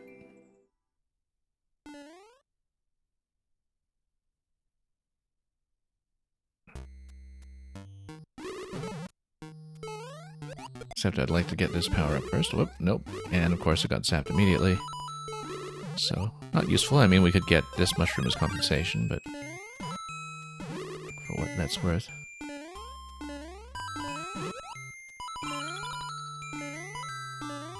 And they'll be dropping things on these blocks all over the place. SMP2 is nice to have here. We have anything we can do with it, like tossing this guy. Well, that didn't really accomplish anything, but that's okay. Could be interesting, though, to have SMB2. You know, it's interesting because if they released one of the blocks that is over a POW, with SMB2 you can actually just pick up a POW. That's also true of them eradicating a block under a POW, of course, to give me something to perhaps take out that way. But in the dark, we're just going to have to fumble around.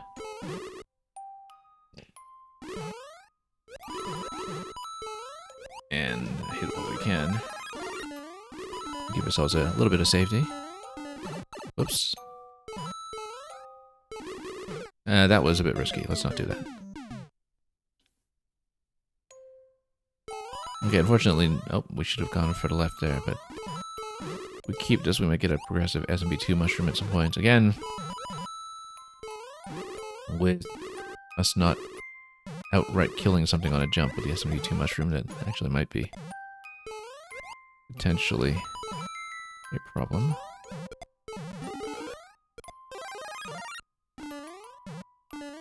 We'll not die to that shell, if we can help it. Oh. Watched a feet there, knowing that something was going to spawn, but I guess a Spiny was maybe the worst case in that location.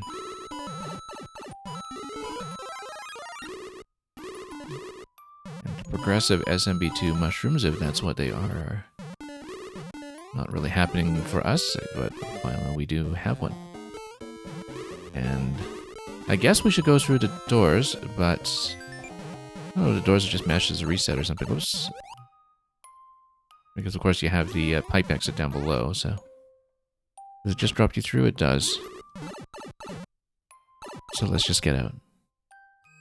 Yeah, the POWs were added because it was too dark originally. Yeah, I know they are certainly a lighting system. I was just thinking about how to potentially use them, of course. Let's get the flag back. I guess it's another one that'll have to port over here because we can't really get a jump over at this stage, so we just need to wait for him to carve a path or teleport closer. Or give us some room to move. That's not much room to move, though, with a red Koopa there. We should just maybe stall. There we go. Oh, too close. Yeah, we got into a bit of an inconvenient spot here. Let's get on the spawn, and then that's still not the flag. Oh, there it is. There's the flag. Okay, thank you for that one.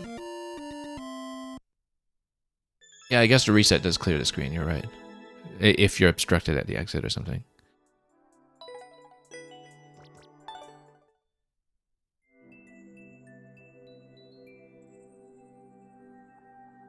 And Xenorax again, let's see it.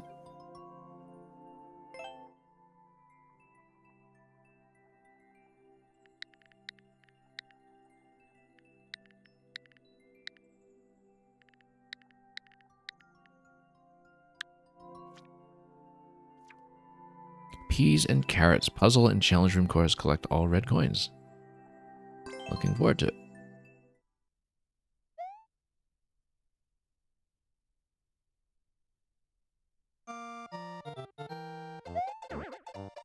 Okay.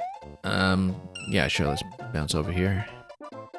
I guess eventually we'll want to come back for this key door. Maybe we need something like a Yoshi to snatch this and I guess the key.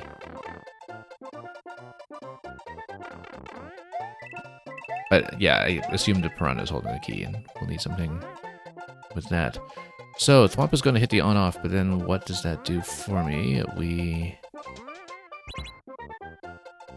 could always respawn into the room and see if anything is manipulated by the on-off state. Let's try that and see if anything happens.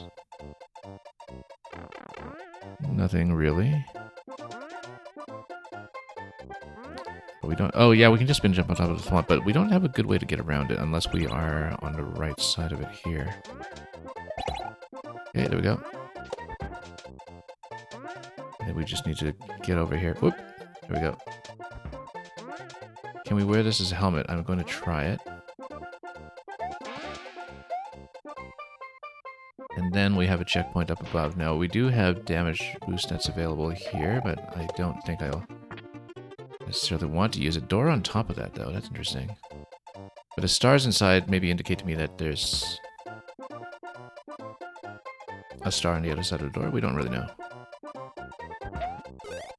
Oh, whoops, fell off. That's not good, because then that might kill the whole attempt. I don't think we can get past that. That's okay. We know how to get that far.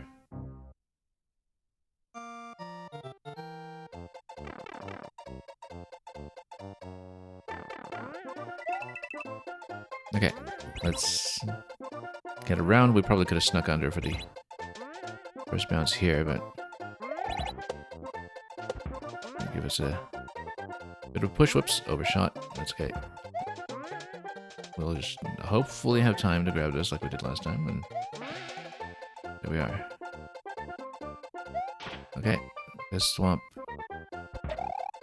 Give us a jump over here. Don't think we can manipulate its position any more than that. So, given it's just vertical. Let's check the door. We might as well.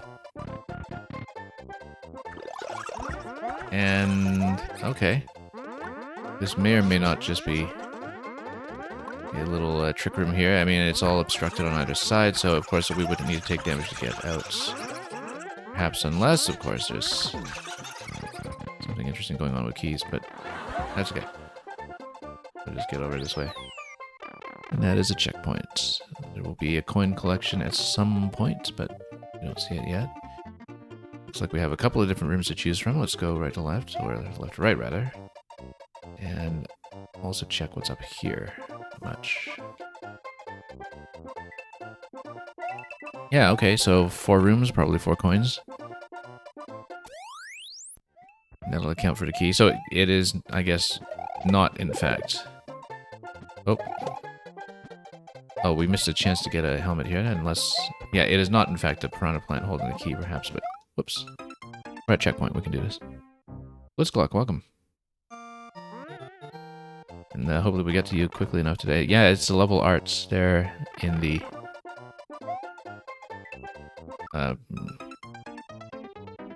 jump block screen, rather, with clown cars. I did recognize that.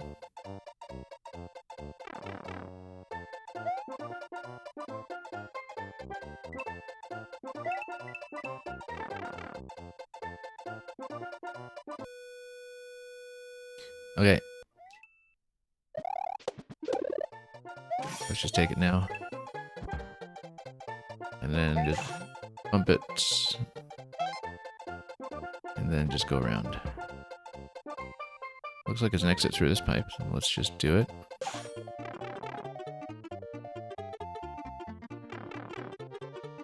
Lots of exits through there, and a checkpoint recycler here, if we're not mistaken. So that only counts for 4 coins, though.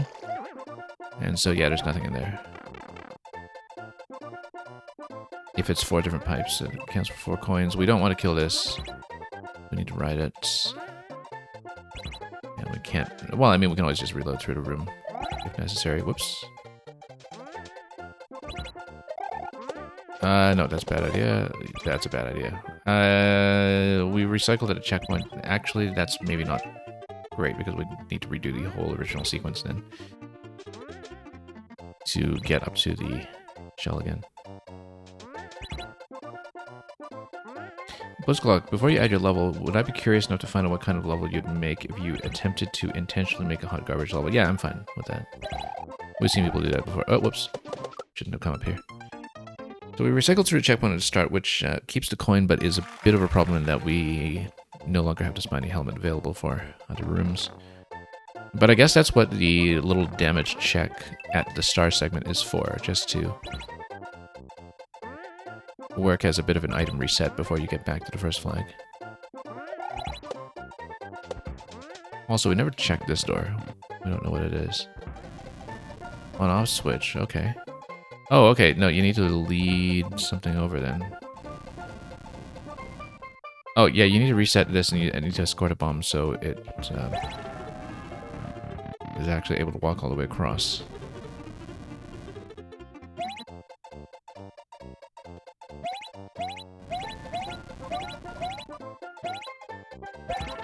Okay, there we go. And then that drops down, but then why would we want that? We'll find out. Because it gets you into this segment and gets you to this coin, which I guess would account for the coin that is not through one of the pipes. Now, if we have this escort an item all the way across, then we can bounce bombs over, right? And the idea is to ignite the bombs and occasionally, or rather eventually have the on-off switch here, or rather ignite a bomb over here. We need to get a bomb to follow us. Now if you bump this, oh, I was hoping to get the clown car to come over. But I guess maybe we get a reset up top with the on-off state already there and everything open here. Oh, also there's a bomb walking down from up top. That's a bit of an issue. Because it's... No, that's okay. That's not an issue. Unless, of course, we escort this over. Because it looks like we can probably just take a bomb. And... have it available. Oh, no. Well, we need to catch it much faster than that. Because if you do catch it much faster than that, then we can actually just bust open the first door here. Now, unfortunately, we've got ourselves into a position where I'm locked behind it now. So we actually have to play this for real. Which means we should maybe... Yeah, that's actually a bit of a problem now.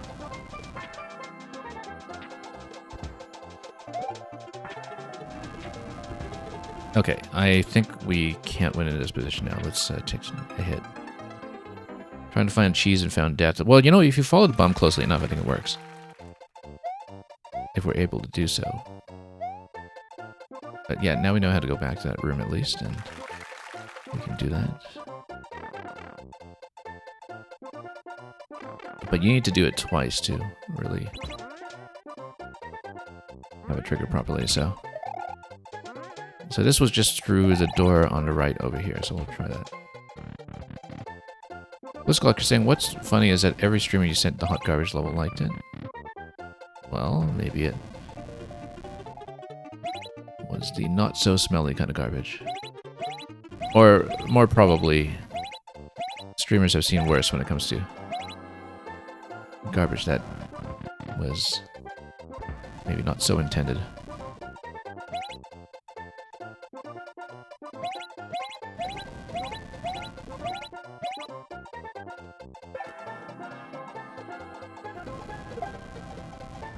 Okay, now we just need to do that a second time.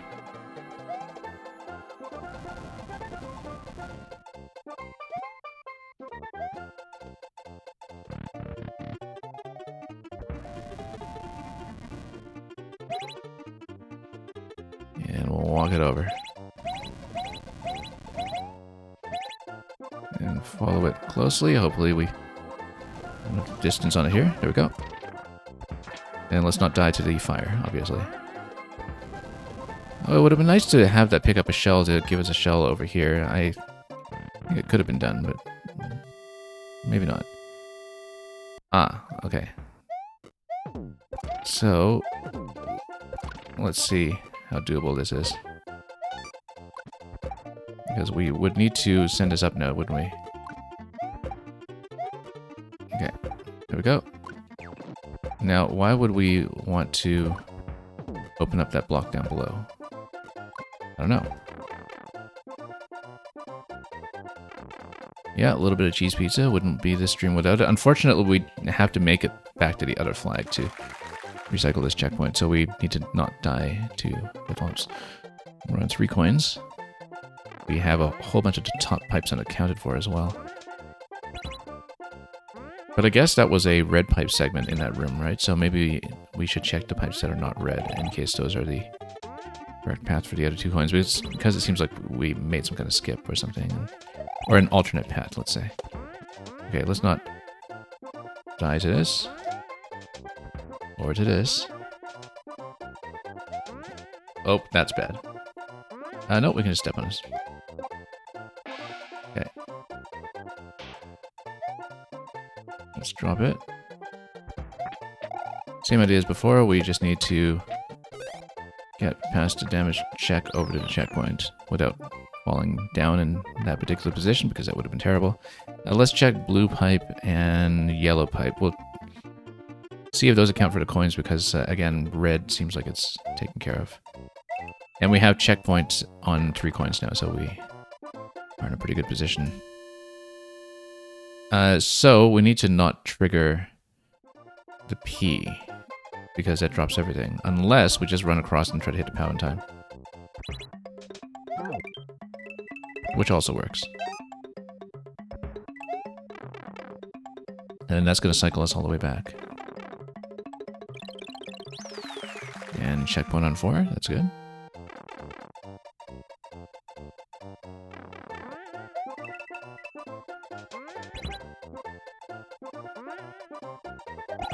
Oh, bad timing here.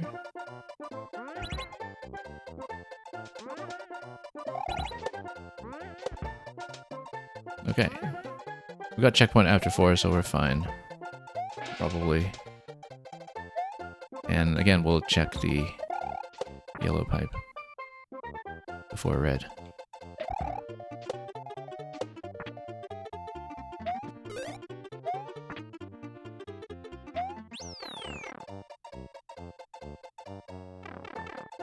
Okay, let's see what we have over here.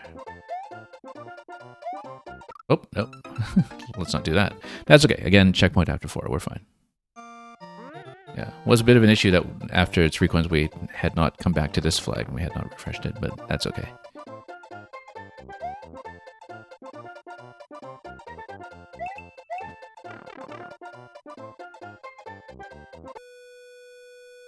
Okay, that's very zigzaggy. So it looks like this is kind of a... Oh, no. It's a defense game. It's basically like a Missile Command kind of defense game where you need to hit the on-off switch to position the P-switch going on the conveyor such that it blocks the wigglers from coming down, if I understand it. Because then they don't catch you there.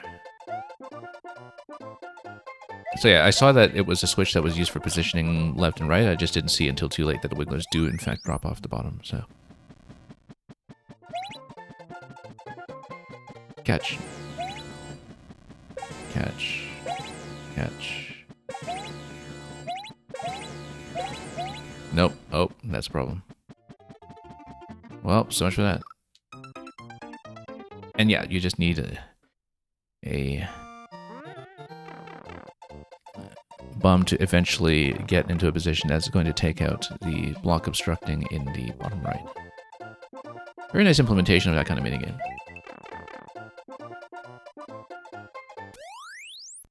Yeah, it's a long track on a bomb, and it eventually will go down to where there's fire. Oh, we were much too slow. And then it will be within range of giving us access to coin 5.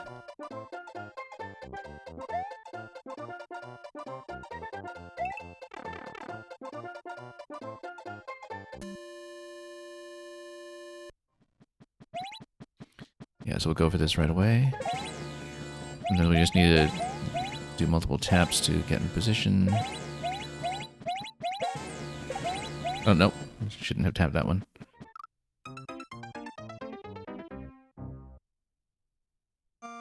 Yeah, very nice minigame.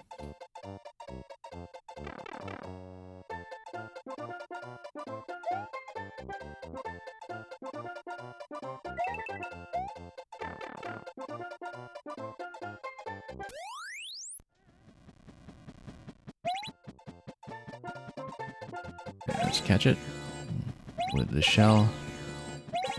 Just eliminating them a little at a time. I think there's another one that comes down to left later, right? Yeah. We saw that previously, so we knew it was coming. Okay, let's make sure we get a nice sweep here. No, we can just run over. That's fine. And let's not die after coin 5, obviously, because mild key death risk here. And then we're going to exit. And there we go. That's the conclusion. Thank you so much for that one. We just have see how we're doing with the list. Because, yeah, we can stay open maybe for another 1 or 2, depending on the clear rate on the next one, I guess. We'll take a look. So for those who are new to my queue, usually what happens is we close to new submissions fairly early, and then I stay a long time after to play through everybody who has managed to get into the list. And so if you're in the queue already, you will be played. I'm not going to abandon the stream early with people still stuck and waiting, if I can avoid it. But it does mean that we close reasonably early. So we'll be looking at doing that sometime over the next few levels. So it will be close to last call. We'll see how some of the next few clear rates go first. Kirby Cart, if you are still hanging out, I do see you listed as being around, but we'll punch this in first and take a look. Let me actually put in next first. So it pings you in the chat.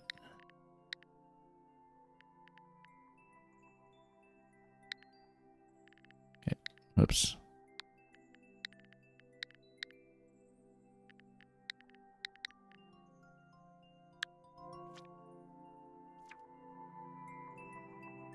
Sus Tower Mega Sus Edition. And I don't think machine translation is going to help me with this one. This is from late 2023. And yeah, again, it would be preferred if Kirby Card could check in just so I know you're not completely AFK, but we will dip in at 2%. You know, we can probably just jump in first, depending on how long it takes.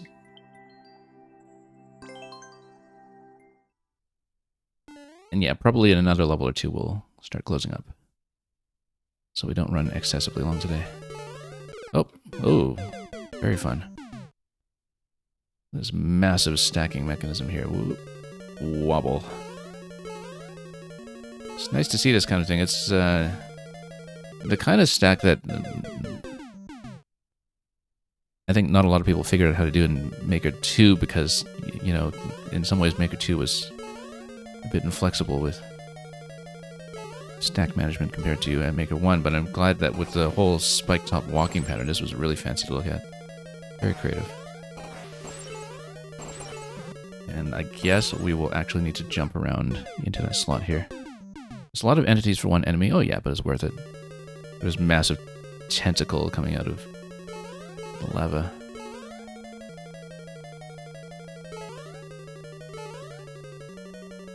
I feel like we don't see as many levels that kind of mimic super bosses anymore.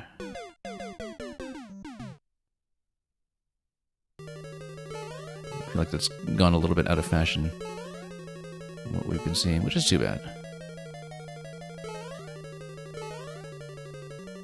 I've always liked seeing some of those screen filling mechanisms. Oh, no. We need to actually get in that slot though, which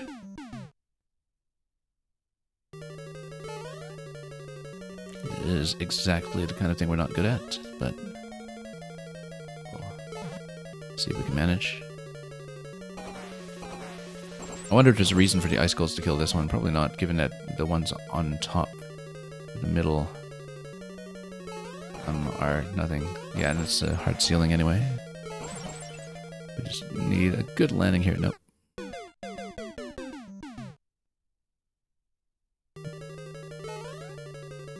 Need to roll the dice in that jump until we get through it.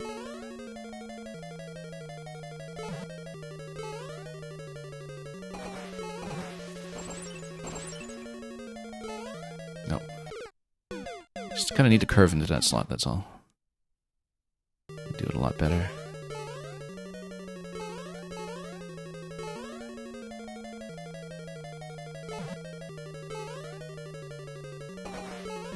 Okay. There we go. We need to do a few more of these, though, which is not great because, again, it takes a few attempts just to get one of those.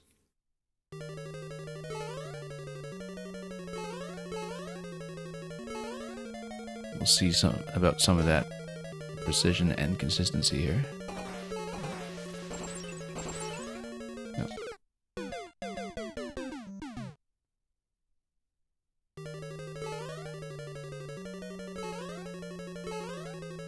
Yeah, too bad. I mean, with the massive spike-top tentacle at the front, I was not expecting this to turn into a sort of gap entry level, because unfortunately, this might stick us for quite some time.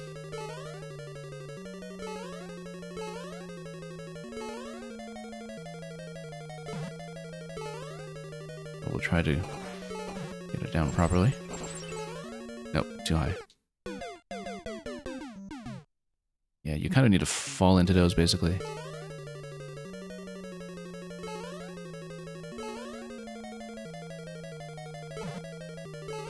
Hopefully it's only 2 in a row here, not 3. Nope.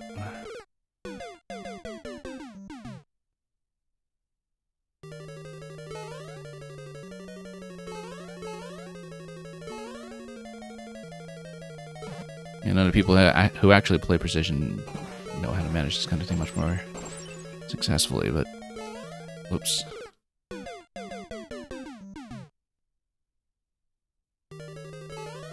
Yeah, because if it's a lot of those in a row for the tower climb, we probably won't get through this. But... yeah, at about 2% though, it can't be that tricky. Past this point. Here we go. There we go. Just needed a bit of forward momentum coming out of there, and then... let's see how many jumps we can stack way through. Oh, axe is going to be on the other side here. Let's not get caught.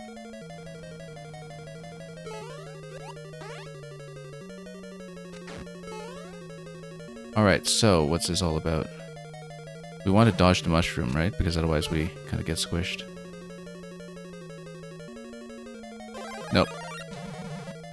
I guess we'll just piano trill our way across the buttons here.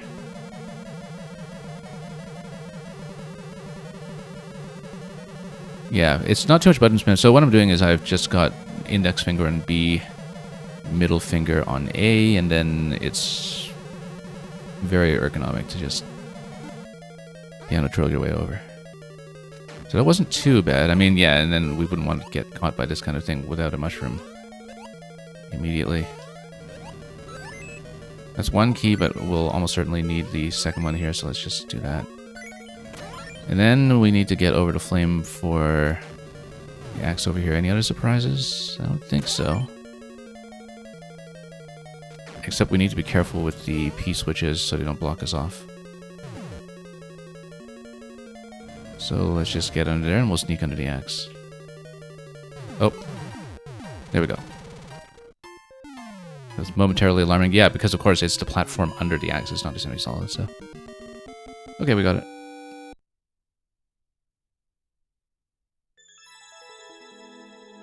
Yeah, let's keep going. Not really that sus at the end of it. And Mr. Roo, welcome, and thank you for the GG. Pitch shifter. If you'd like to confirm your presence. Yeah, we're still open, Mr. Yu. We might not be open for that much longer. Depending on the difficulty of some of the later ones that we pick up. But we've had actually a fairly easygoing stream today, so things have been going swiftly. Now, pitch shifter, if you'd like to check in, that'd be great. Otherwise, well, we'll see. I know that sometimes people's response time with, you know, Twitch running gigantic ads all over the place and other such complications.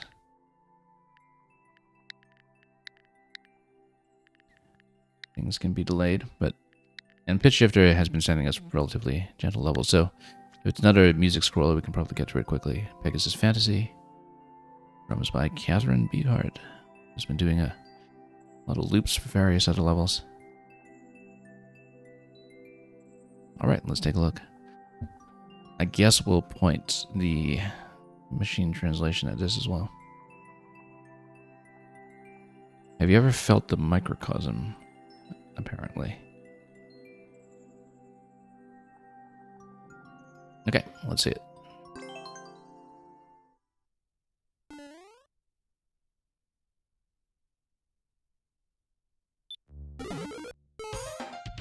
and give this a push.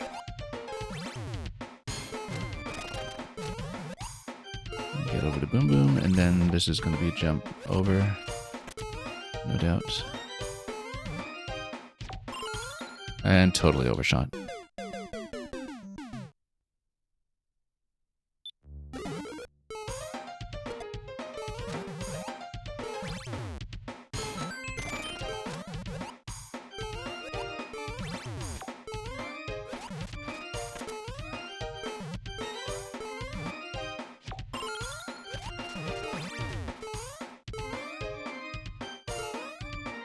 A little bit late on that one, maybe, but that's okay, we made it. And we'll see if we can one-shot the second segment for the true ending, otherwise we'll just have to do it again. Oh, a little slow in that jump, but that's okay. Oh, nope. I hesitated a bit too much there after hitting the POW. That's okay, we'll finish this segment first to learn it, and then we'll redo it for the key.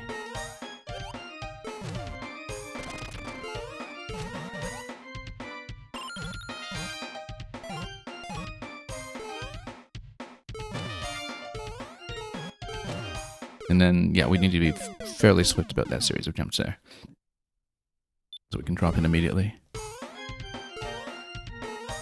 Can't really waste any airtime in that location.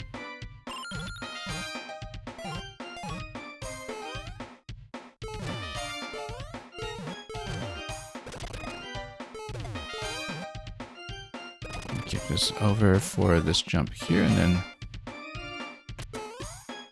Oh, we do need to pull back a little bit to land on him accurately. Get that spiny shell. Spiny helmet, rather. And yeah, pitch shifter, I figured that you were just momentarily AFK. We're still on our first attempt here, so... Or rather, attempting the first clear without the key.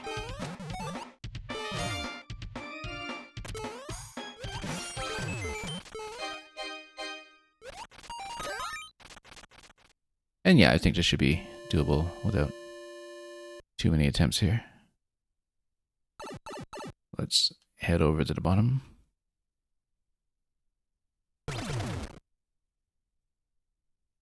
And let everything open up, and we'll redo it for the key.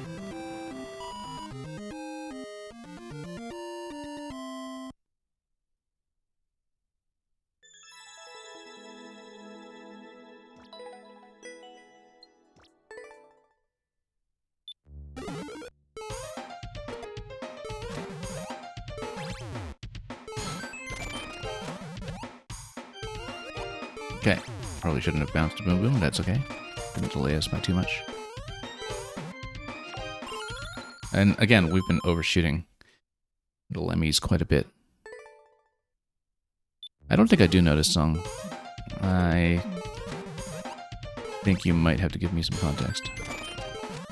Maybe if you described what it is, I might recognize it, but off the top of my head, I don't think I know it.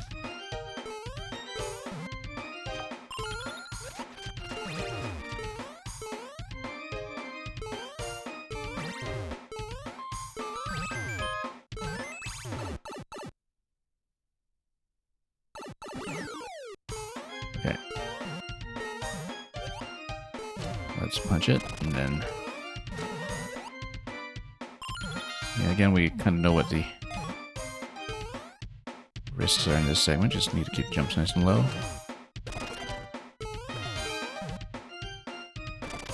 And pull back appropriately on the Lemmy later on. Oh, missed it. We did do that little tap-tap on the beat right there. Which is how it's supposed to sound, I think. That you're supposed to hit the 2 blocks there. Whoops. In time with the music. It's the opening of a popular Japanese anime called Saint Seiya. Yeah, I don't know it. I don't know that much anime, to be honest. I feel like one of the things about playing a lot in Nintendo spaces is that I'm surrounded by people who know a lot more anime than I do. Oops. And it was aired in the 80s? Yeah.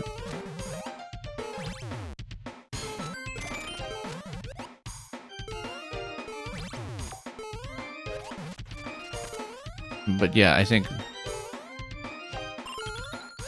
relative to the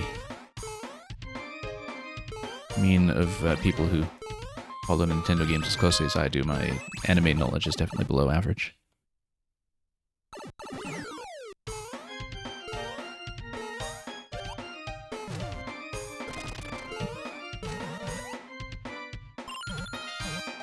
It's a great theme, though.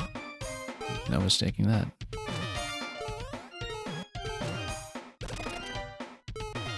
Okay.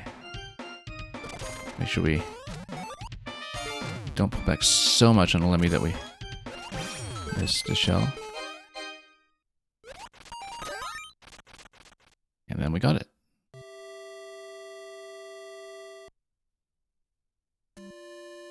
Let's not dwell too much on the spike, though, after taking damage there.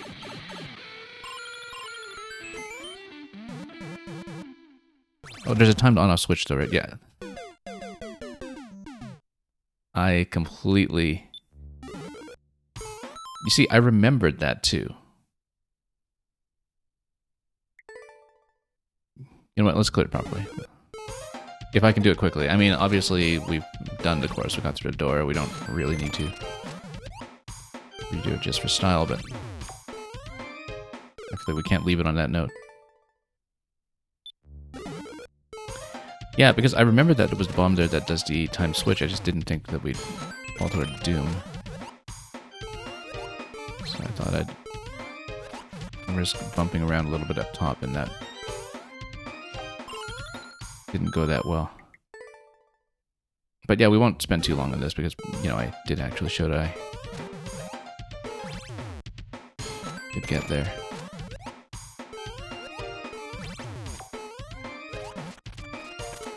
Yeah, I'm overshooting all of the Lemmys quite a bit, and that's a persistent concern in this level.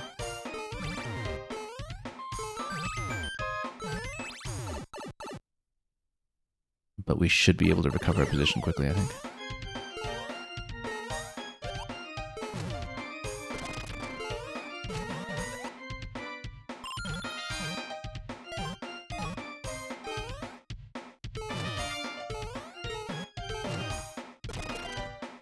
Push through here, and then we'll once again try to make sure we get to jump off the claw accurately. Nope, that was not accurate.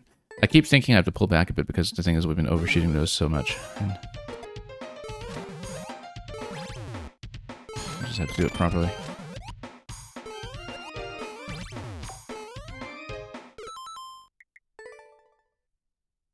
Because on the other hand, we can't really afford to lose momentum either, and we had the issue before where I just missed a spiny shell.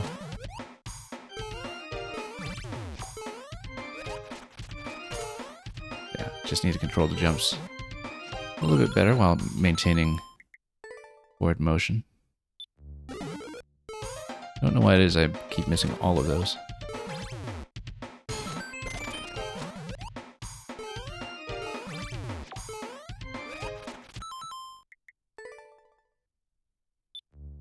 And that time I just didn't hold into the jump. That was a very simple blunder.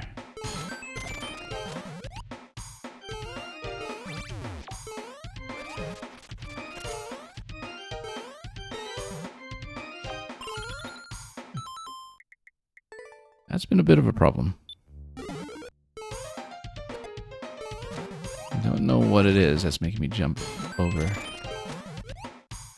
all three of them, really. All of those locations.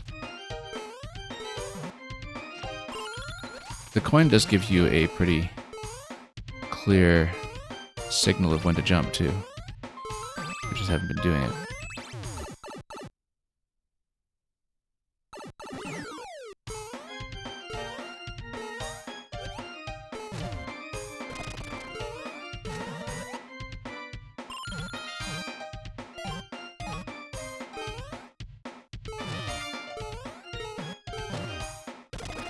Not having too much trouble with this segment here, at least.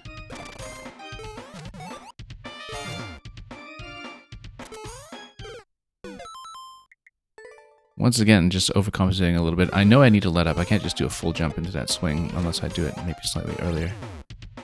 Because we'll go too far, but then instead we're falling just a little bit short.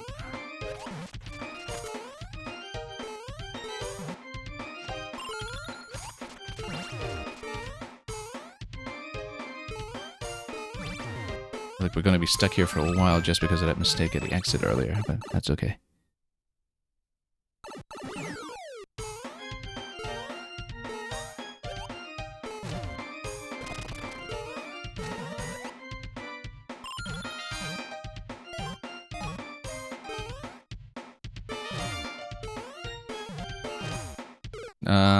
That hadn't happened in a while. I guess I went a bit long on some of the jumps.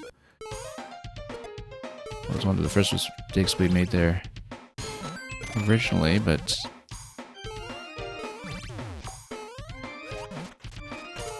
it hadn't been a problem for a long time.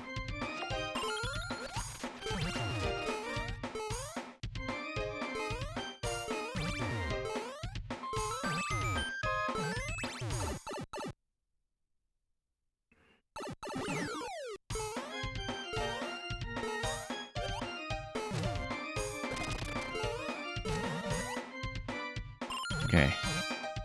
We know where the trouble spots are, we just need to stay alert.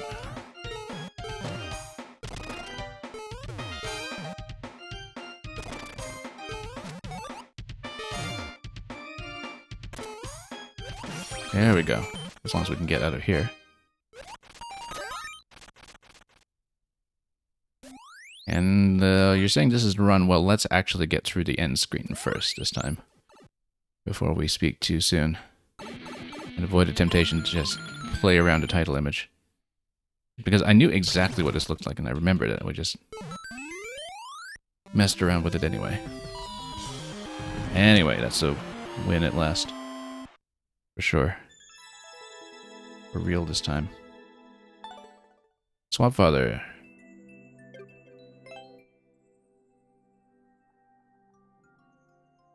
And yeah, Pitch Shifter, thank you again for submitting.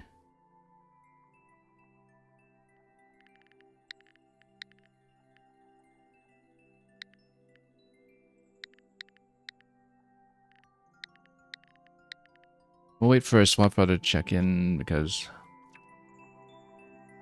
some of these are on a more difficult side, so. Yeah, because a lot of the precision and consistency stuff we'll see. Yeah, this is a little pipe entry, it seems. I mean, I can do some gentler shell levels, but it has to be one shell level, actually, because then you don't have that much of the item handling, I guess. We could maybe do something like that. But I'll see if a Swamp Father checks in first. I do see him on the lurking list, but sometimes we'll just rotate people back a spot to see if they are actually present. So, yeah, rest of the queue, Markmo, 069, Blitzglock, and Pitch Shifter again. We'll hopefully see all of you.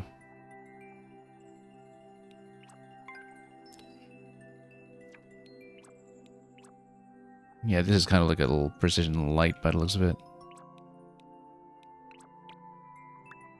Yeah, but because these ones might take a little bit longer, I am going to bump Swamp Father back one spot and see if Markmo is here first. Chess Bunzo, rating with a party of 4. Let's give you a big shout out.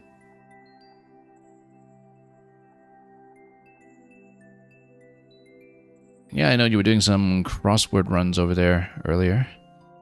I hope that was fun. Okay, so we're going to rotate one spot to Markmo if you're here first, just in case Swamp Father is AFK, because these could be long, even if we pick one of the simpler ones. So we'll see who checks in first on the list. And we'll just try to go for somebody who is, in fact, currently present. Failing that, I'm sure we'll have a good recommendation coming from 06i as well. We'll likely close relatively soon, just so we... Actually, we're fairly early on in the stream, so we can probably stick around a little longer. Yeah, because if Markmo's also not checking in, we'll get the 06i next. Or we can stall for time by reading Shakespeare, because Chess Bunzo has requested number 11. We haven't done this on the stream in a while. Let's actually pull up the relevant text. Okay, so as requested, this is going to be, if I can actually grab it here, William Shakespeare sonnet number 11.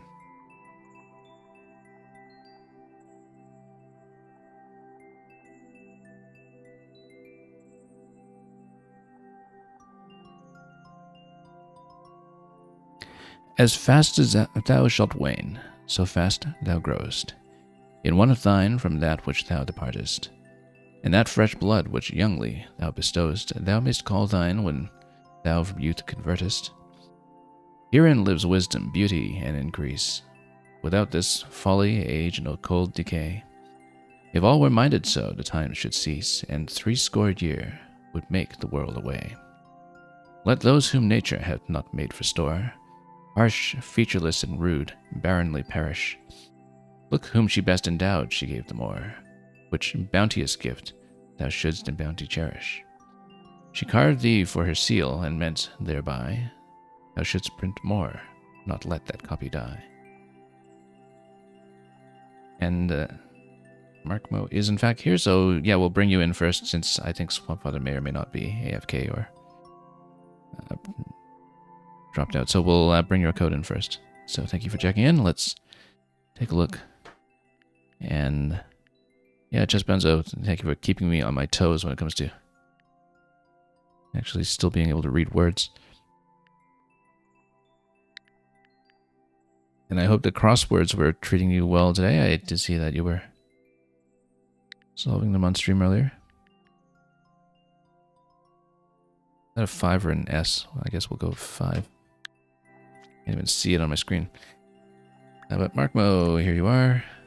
And yeah, we previously... Oh yes, I remember this one. The 9MMC level that you had here. Let me know if there's one that you particularly recommend. Otherwise, we'll just take the one that's up top. And we're always very happy to see more puzzles, so... If you have a particular favorite, let me know, but we can just do the most recent one. Easter egg puzzle. Okay, there we go. First ever Easter egg puzzle in Maker 2 from September of last year.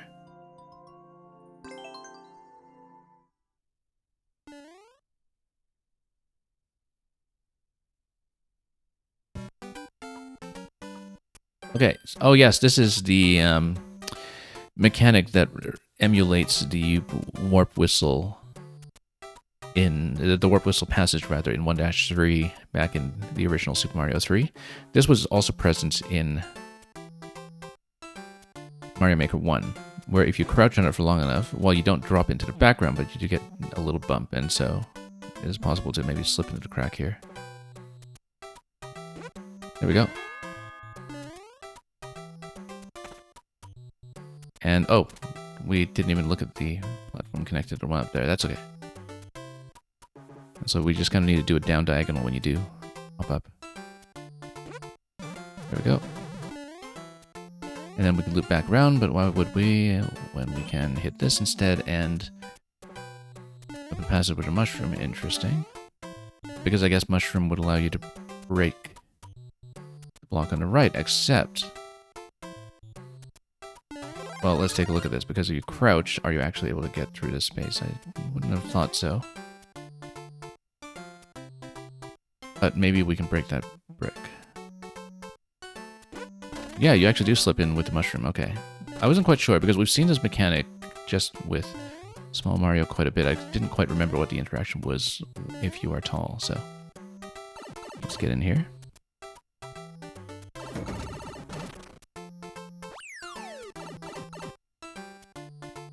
Yeah, I've seen a small handful of levels really use this before. I think it was maybe Sir Schlecht or somebody who also used this mechanic for one of the puzzle contests many years ago. We need to be careful about this entry so we don't get bumped to the side. There we go. We just walk over. A little squeaky sound here. And do we want to get on the right side? I don't think we do. I want to get on top of this platform, I think. Oh no, we're not even on a... Okay, we're not on a white semi-solid. What are we doing here? Can I actually come up here? Yes, we can. Yeah, we're not even on a platform that is relevant to this mechanic. There we go. And then let's blow up the ice. There was another ice block down there. That's okay. Then now we can sneak over here, right? And then lower this. Because we need to get that platform onto a track, because then we'll get over to the door. Because it's going to lift the spring over to the door as a door entry. Wait, no, we need to get on top of the actual white platform. As we said earlier, we can't just do this on top of regular ground. I wasn't paying attention. There we go. Nice little nudge there, but we do need to walk back around. Sneak over. And then back under.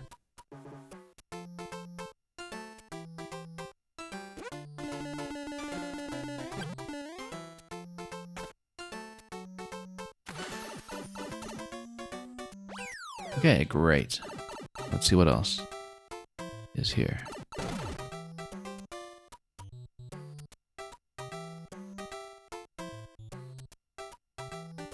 Well, we're going to get the helmet first and then come back around. We'll eventually have the spiny hat to open up the passage on the right side. I would assume that it's a kill on a thwomp that gets us the key. But as a side thwomp, we need to bump it up first, and then it's going to hit the on-off switch for us. Whoops.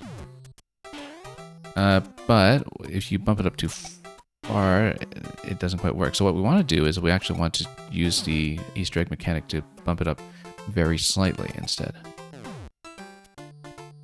And maybe we need to do it in the middle here. Or we could stand behind it, and if we stand behind it, then it doesn't activate before we're ready. Yeah, because then we bump it exactly the right height. That allows me to get over there. However, we do need to give it a push from that point in order to push the spiny shell. And to do that, we need to once again maybe tuck under here. And now, what if we're on this platform to give it the next bump? Can we do that? Not quite, because... Yeah, oh, whoops, it's going to crush me here. We need to reset. But I feel like we definitely need to give it the opportunity to push to the left, which means we need to bump it to exactly the right height. And we do have a sense of how to do that. Because even with that one tile spacing under the thwomp, we're able to get it to essentially move up one tile. Thank you so much for the follow.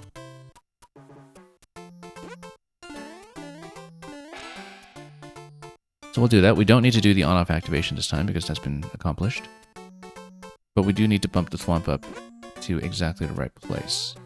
We can't really do that on the cloud, but what we can do is maybe bump it up 2 spots here. Oop, no.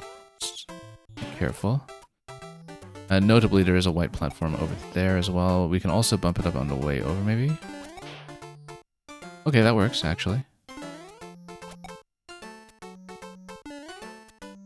And then we do need to take damage to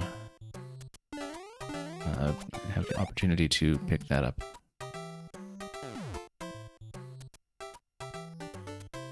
And we'll also need to kill the thwomp for the key. I did not forget that.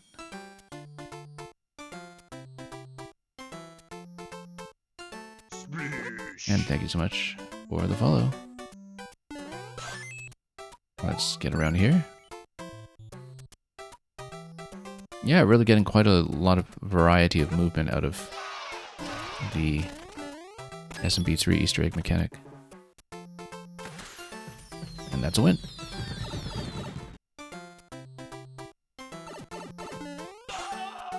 We're gonna poke Boom Boom just to see what happens.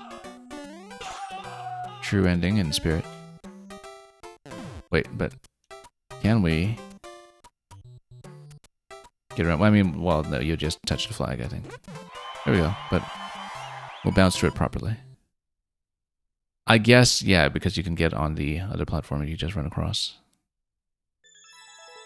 And Aaron Movement, thank you so much for the submission.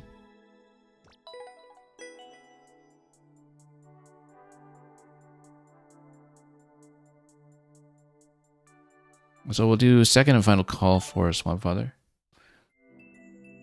We did see one of his earlier today, and so that's fine. I just don't know if he's gone long-term AFK, so if so, then we'll remove and... Oh, no, here you are. Okay, Swamp Father, back to you. Yeah, we bumped you back one spot just now because I thought maybe you were perhaps AFK. But we're happy to have you back here for more.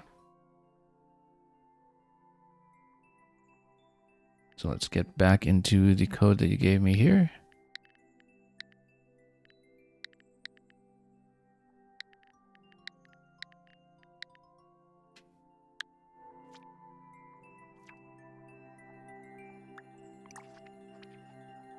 And yeah, we were going through the list while we were waiting for you to check in. I was thinking that something... I mean, I can do some shells from time to time, but maybe something like an SMB1 shell might be interesting to do. But I don't know if you have a particular recommendation. This was kind of perfectly tuned for us, this one here earlier, so... and I don't mind doing some lighter precision as well, of course, just nothing very, very tight. And yeah, Mr. you are absolutely allowed to send one in. I'm going to close the queue fairly soon, so you want to get in now if you have a code to send in. Because I do, once again, close the queue very early, so I can guarantee that I get through everybody who submitted and I don't leave anybody hanging. So Swamp Father, you're saying any... We'll see. You know, let's try this SMB1 shell one here just to see it, and we'll see how well we do. Now, with 6 levels remaining in the queue after that, let me just check the list to see what I'm dealing with. I think at this point, just to make sure I can get through everybody who's in, it would be wise for me to close. And yeah, Mr. Wu, looking forward to yours.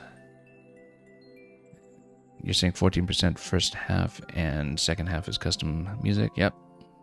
That sounds great. So I am going to close the queue for the time being, but like I said, anybody who is in currently, if you're able to stay, I will play yours. I'm not going to cut off before we are through everybody who submitted, unless there's a real serious emergency here. So... let me just update my stream title, and then we can kind of patiently go through the rest and make sure we give everybody proper time. You're saying Shell Castle Kaizo is now fully rated a 4? Oh, as in a team shell rating? Okay, let me just edit my stream title quickly to reflect the fact that we're closed. And then anybody who is in, we will let you. So hopefully you can stay, and we'll hopefully not be too roadblocked by whatever we're about to dive into. Just make sure that the bot displays properly too.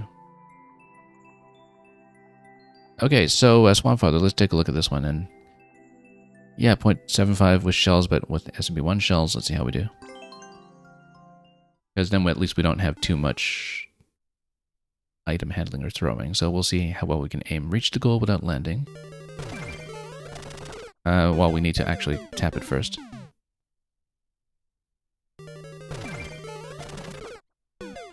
And we need to tap it and then land it again on the rebound. Yeah, there we go. That's how you're supposed to do it.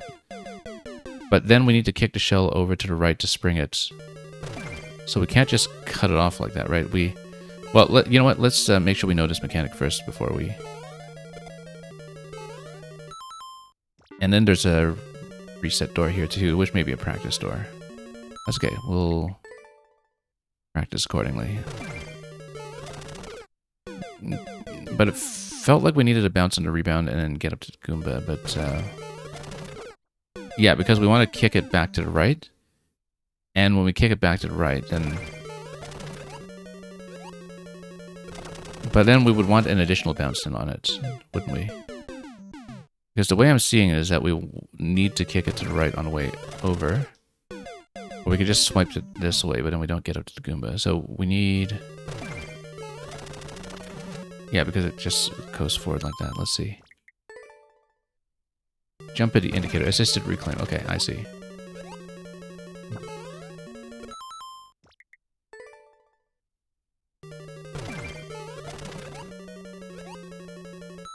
Then we would need to...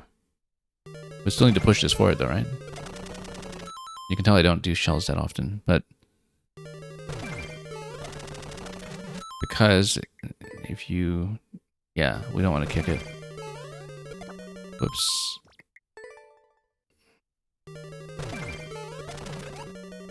Oh, the track is just for the offset, isn't it?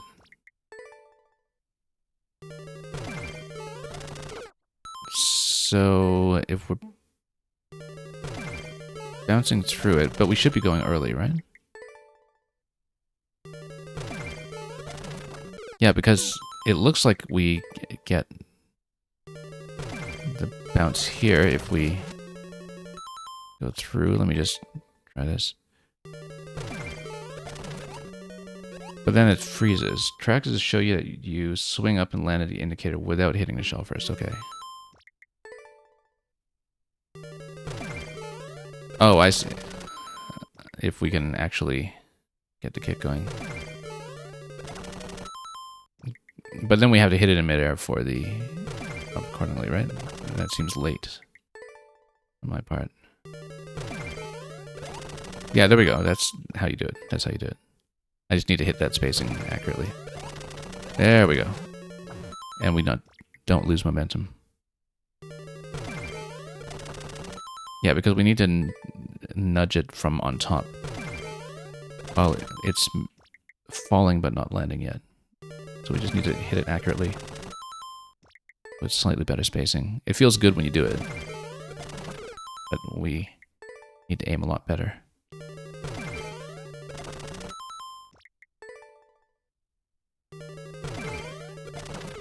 And we're hitting that a bit early. A bit late. Don't go so fast, yeah. Yeah, that actually got the bounce that time. Oh, and we lost it. Reclaims our slow momentum drift, yeah.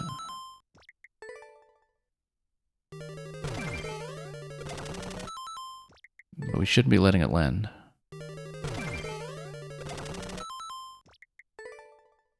I'm probably off the marker a bit, that's probably what's happening.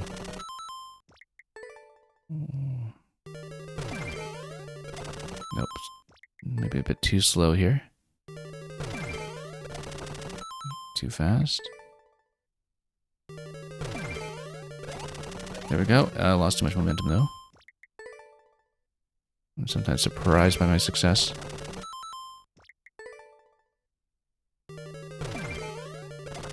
Nope.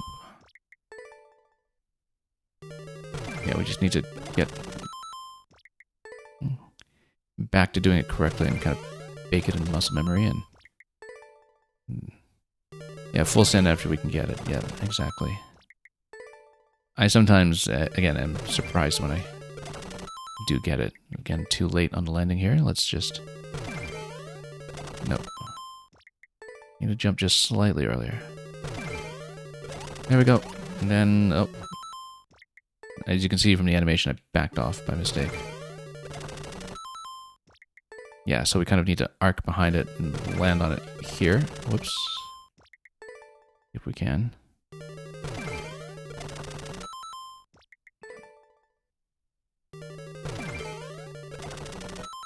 Well, I mean, you know, 0.75 actually seems pretty high. But maybe that's just because of the sampling of people who will do shell levels in the first place. Slightly off, but almost there. Again, we, yeah, backed off a bit too much on the landing. But we just aim correctly for the initial jump.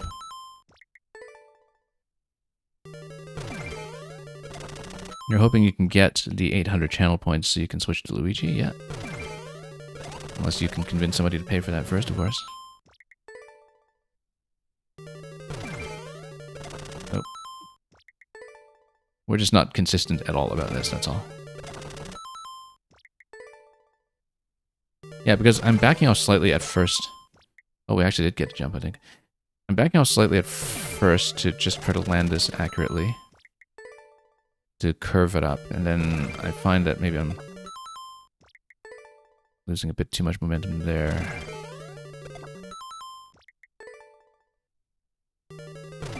Because your level has Luigi and Anemia appropriately so. Whoops.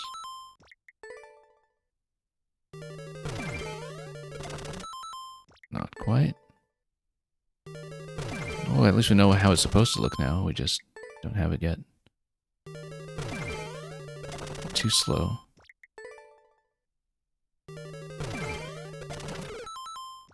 Too low.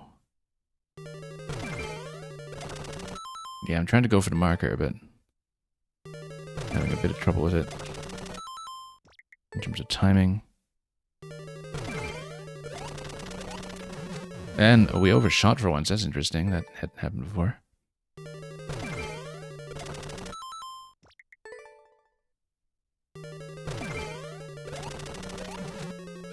Okay, good, finally. Okay, I couldn't quite see what we were going for. Oh, I see. Yeah, because of the poles. Right, you did warn me about that. That's the landing zone.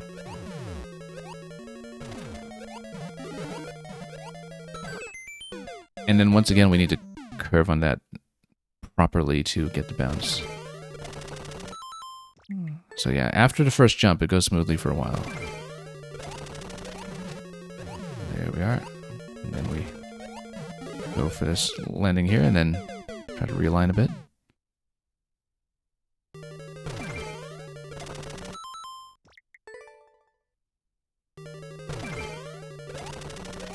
Okay, nudged that correctly that time.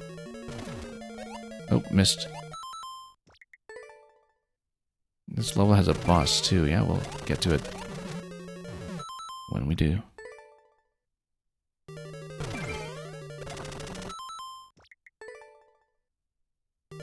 About a 50-second record on it as well. Whoops, overshot.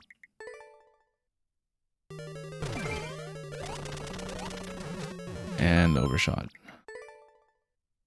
This takes a little bit of adjustment everywhere. Because I obviously don't have a very consistent timing on it even when I do hit, so... Okay, block here.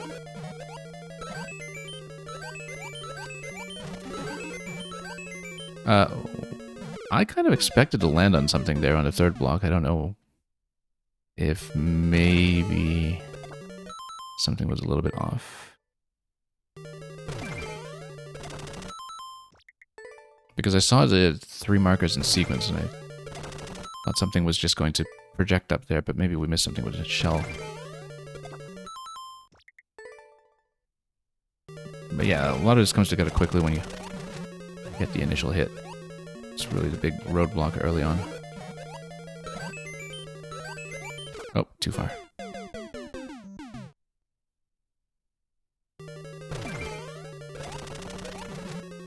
Cut momentum too much when adjusting for the first Goomba.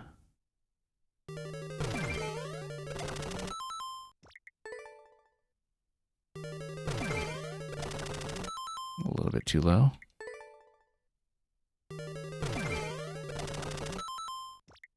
Yeah, we're just trying to get some kind of clear and consistent habit here for the first jump, and we're not quite there yet. No, too much adjustment going on early. And I'm holding right all the way there, we're just trailing it a bit too far. Which tells me that maybe there's a bit of an issue still with my contact timing on this. On the first jump. But yeah, once the first jump goes, you know, we can get pretty far. We just haven't had much of an opportunity to practice any of this yet, just because of my inconsistency there. Whoops.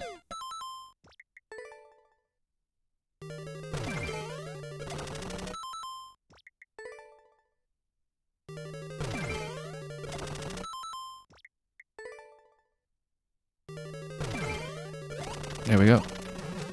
Nope. Yeah, I can't tell sometimes when I'm about to overshoot. It's a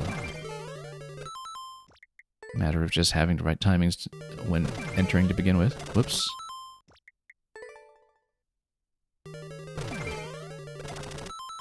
Trying to catch this in the air before it lands.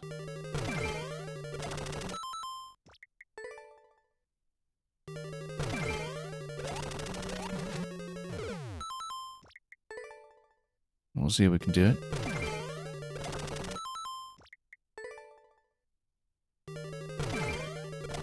Nope. Too early a jump. Yeah, just thinking of landing on the edge of the shell. I'm trying to catch it there, but we just haven't been consistent about aiming for it.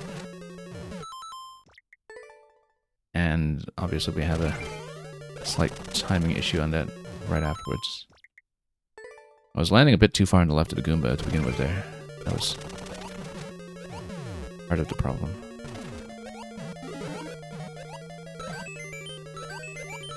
Oh, nope. I pulled back a little bit too much on the third jump there when we needed to go full forward.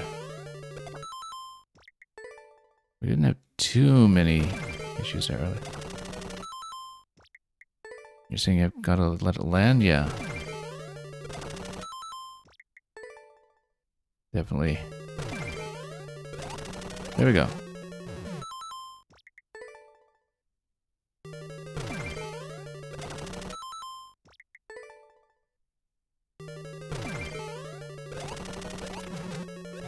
Yeah, we should just trust the markers more in general, which is actually a pretty typical problem for me to have in levels like this one.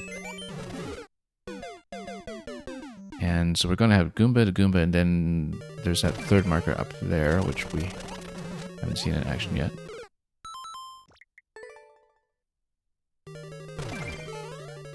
Nope. Just need to give it that nudge. I know we pulled back a little too much here.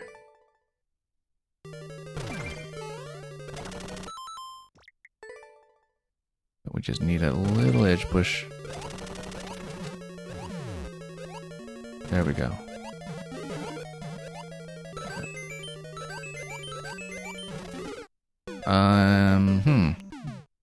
Didn't think we pulled back that much before that Goomba. Okay, we're getting a little more consistent. Maybe. I see. Yeah, no, it projects the shell and you're supposed to get on top of it instead of catching it. Seems like it deflects pretty quickly there, though. Yeah, Miss Drew, we tend to run a little bit long on some levels sometimes. This is one of the harder ones we've done today, so some of the ones afterwards, knowing the makers involved, will not take quite as long. But you could very well get points by the time your level is up.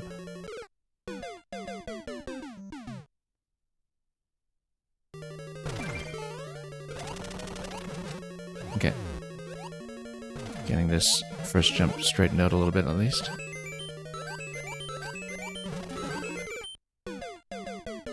Because that shell's going to deflect, but it was going to deflect like that.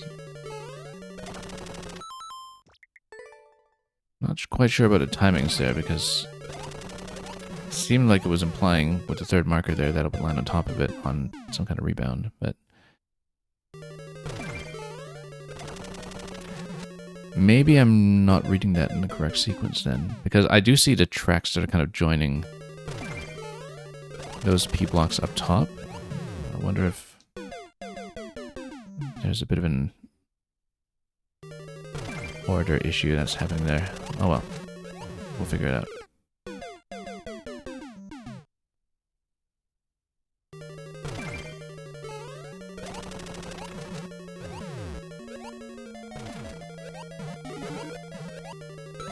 Okay. I guess maybe we are supposed to take that as a helmet. Yeah, because then you bump the Muncher with the helmet. Okay, I see it. So it is supposed to be a helmet grab with wearing it at exactly the right time. Whoops. Okay, in that case, maybe we Can in fact get a bit further here.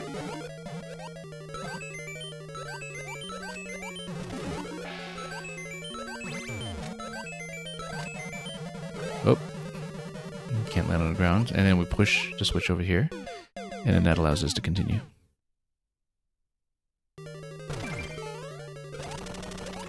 Yeah, much better forward momentum going into that this time.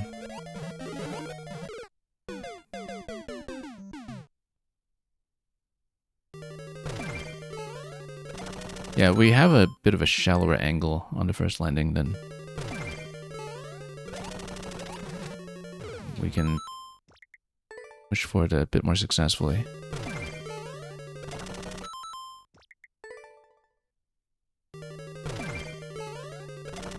Nope. Still slicing right through the corner there. There we go.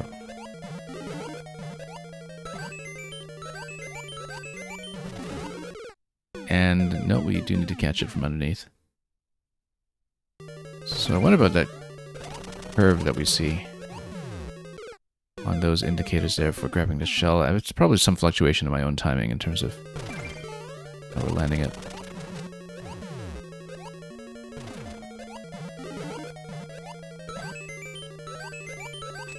Nope, I lost too much momentum. We do need to tilt forward into that one.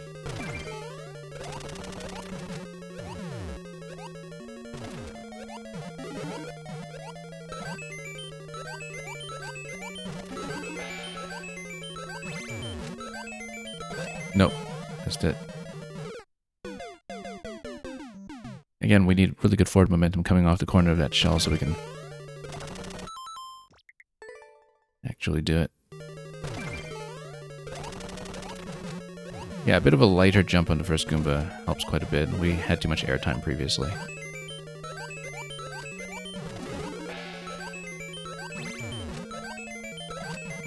Full momentum going here, and then we overshot. We might as well scout ahead, see what's there. Yeah, just more bounces here. That looks actually comparatively simple as long as we switch into short jumps accurately.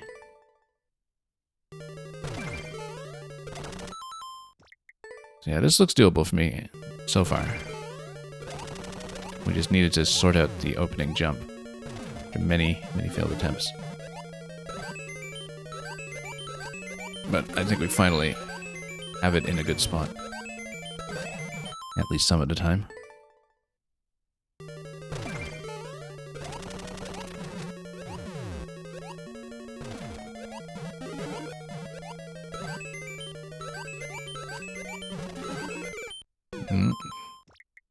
Not the best angle there.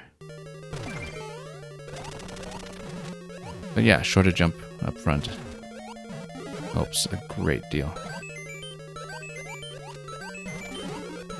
Nope, missed it. We do need a helmet. Let's practice these jumps anyway, though. Yeah, because you need to bump the muncher. That would have been a bump within range, I think.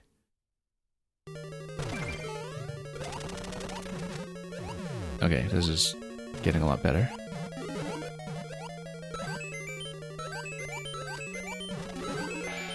Here we go. Right on the corner with full momentum. Nope, too far to the left. We were pushing all the way forward in that one. We just were a little too far to the left in that corner.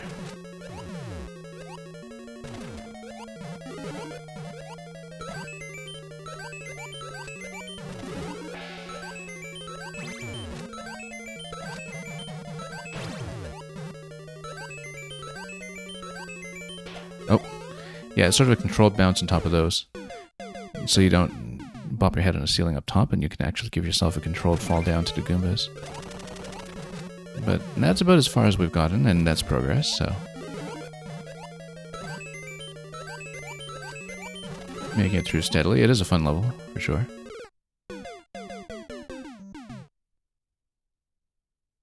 And yeah, that is our personal best or peanut butter, whichever you'd prefer.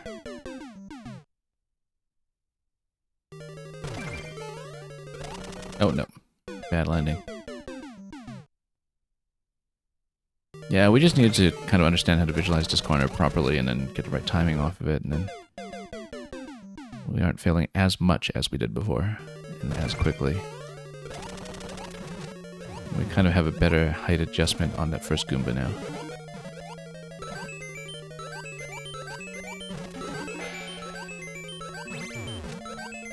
Okay, forward momentum here.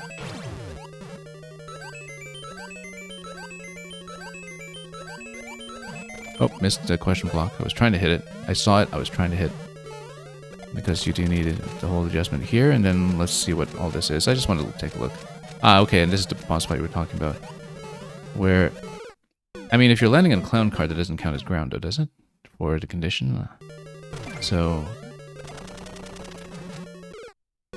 as long as you have a decent aerial fight there with a lot of bouncing. Whoops.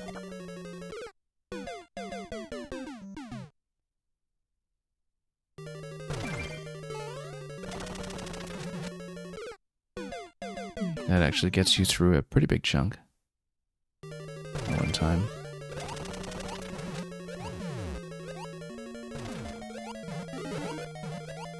Oops.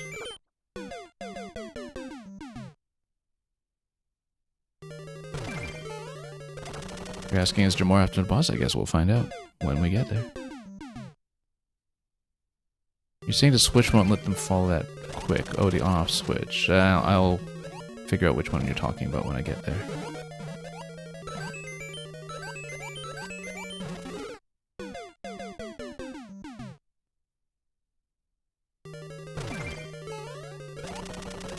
Yeah, we'll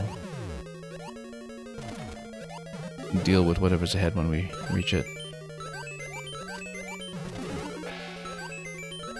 Getting a lot better at some of this stuff.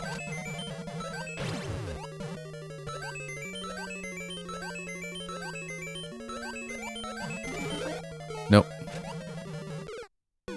And I feel like with the helmet we have to push through the icicle for the on-off switch, and then that gives us the next bounce after that. Yeah, one moment, just going to make it an adjustment here.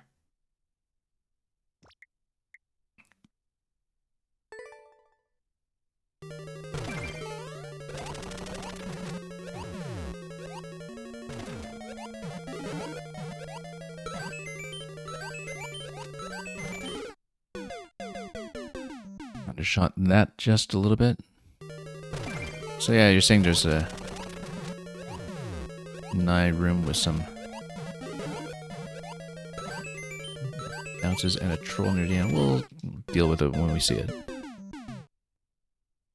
A fake troll at the end, rather.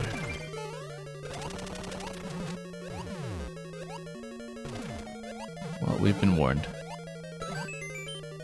Whoops.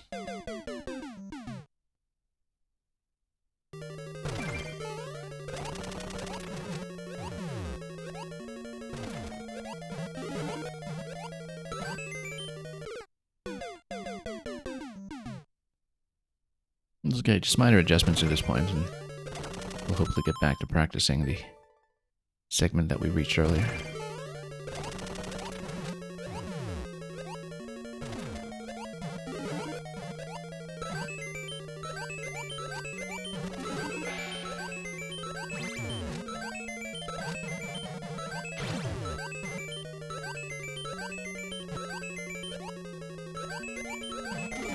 Nope, I keep missing this Goomba here.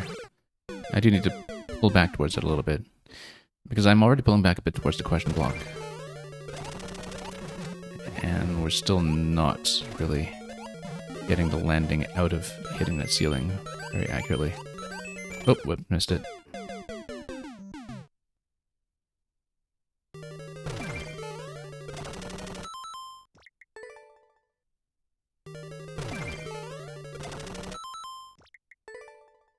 Once again, let's just try to catch these corners accurately.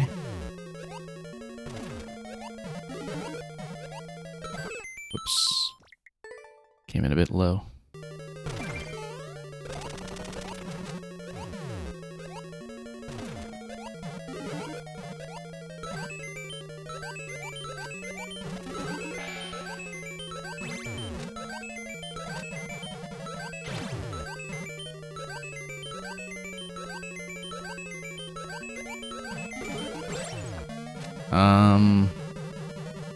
Oh yeah, because we got dunked down towards the munchers, I guess. But you hit the on-off switch, then you're supposed to aim down here. Because then you eradicate this bit of ground. And then the idea is that you land on top of the bumper. You hit the on-off switch and then you aim for the bumpers, which means that as soon as you hit the on-off switch, you really have to crank it to the right. And then you jump, jump, and then something has been launched here at this point. Then you bounce, bounce, bounce. Even though we failed the condition, I'm going to scout this a little bit. Oh yeah, because the switch would have been pressed at that point, and then you get the clown cars off of that, in theory. Because you should be in the on state at that point, or are expected to be.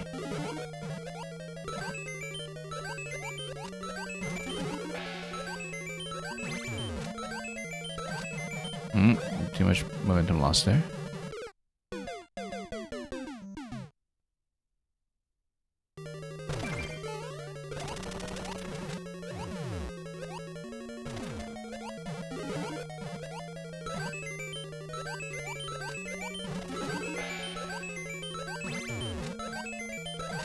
Okay, let's grab that. There we go. Oh, whoops. A little bit too far to the left.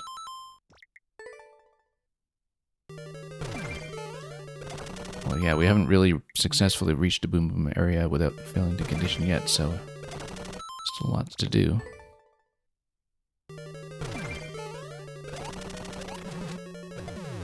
But yeah, you know, when I saw it, this is 0.75, that actually feels high for this kind of level, and so I was thinking, unless there's considerable sampling error from the player base that will actually stick with it and try. You know, if you get past the first jump, it feels like it should be smooth, and it has been smooth. We just need to straighten out that initial corner first. And the way to do it seems obvious in retrospect, but of course that's, you know, now that we're comfortable with the spacing. Nope. This is a bit of a difficult curve here, like on, and then you kind of need to crank it right away so you don't hit the muncher. You kind of have to hit the on-off switch almost on the right side of it and just barely touch it. It's always tempting to just hit switches dead center.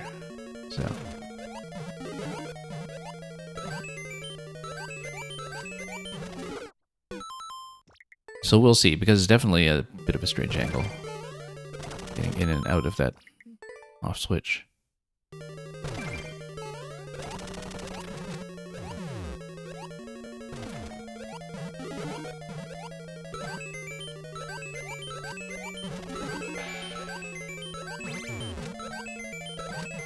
Nope. I knew that time that was unlikely to go well.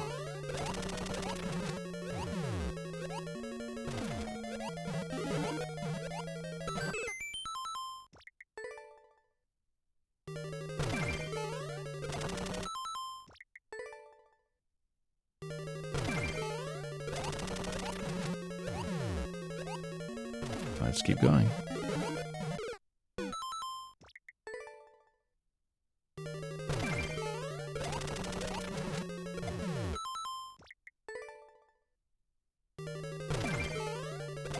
Now we're starting to miss the corner again. That's a little bit better. We just need to mind our accidental pullbacks.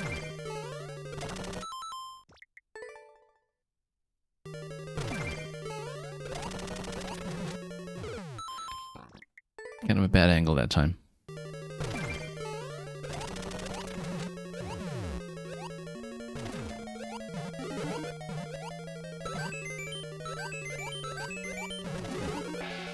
Almost thought I'd missed that time on the Goomba area, but we got it.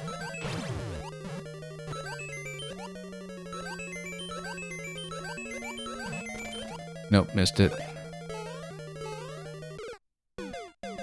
Yeah, you need to do a lot of rapid adjustment here just to hit the switches accurately. Definitely a little bit of pulling back, but not excessively, so you can fall at the correct angles.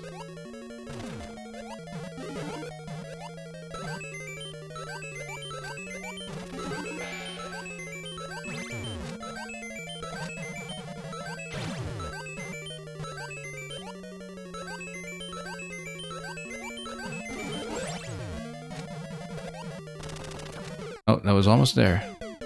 So it looks like the helmet is supposed to peel off at that moment. I wasn't quite sure. Maybe that's not the case, but we'll have to see.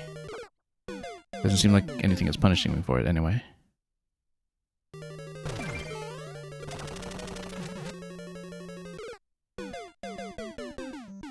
Because, yeah, the way we're approaching the icicle, we're almost certainly going to be popping it from the side, right? And so I was kind of expecting that to be a wet peel there. We did land on the bumper accurately after the on-off switch that time, which is progress.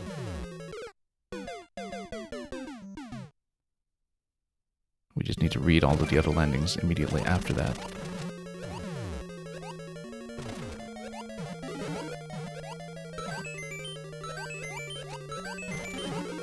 Nope.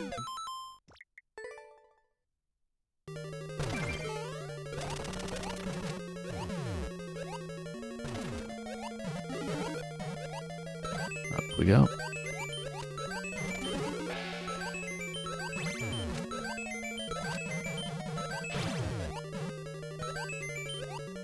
Okay, now to close on these switches here. Okay, got here successfully. Let's mind the sweep and a boom boom. Oh, yeah. Let's not kill these too aggressively here because we might run out of them. Oh, nope. I was thinking at that time I would get enough height to drop boom boom, but we didn't manage it. That's by far the best attempt, though, in that we actually got into the fight. And got a sense of what the rhythm would be like on the buzzies. I'm confident we'll get back there.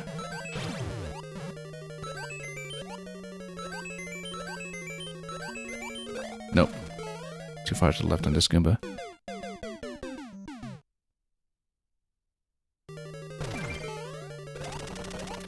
But yeah, we'll get there.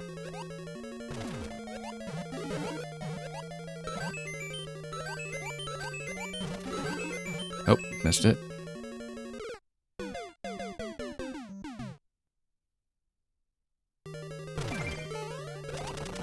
Do you see that there is early on what looks like a practice door for a late segment? Might be worthwhile to check it, but let's see it here first. Oops. You know, it's a good idea to check it. Let's, there are two practice segments, actually. This must be where we got the shell previously. Yeah, so we know this. We'll just take a look at it quickly. And then we'll try the other one just to see what's ahead of us. Just in case. Oh yeah, this just gets you over to Boom Boom, so it doesn't send us any further than what we've already seen. Alright, no need to touch those then.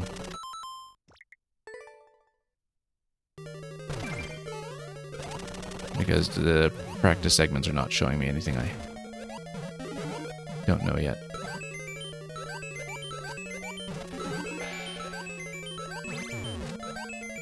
Nope, too far right.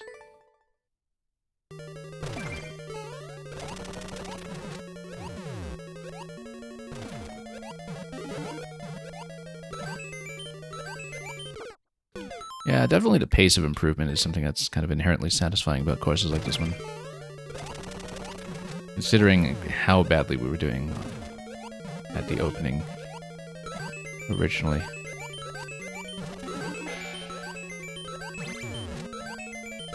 Nope, too far right.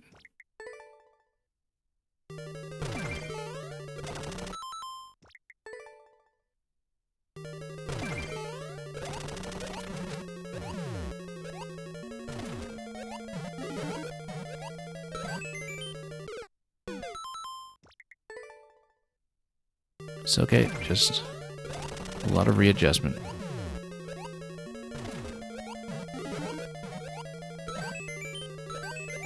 Nothing too shocking here.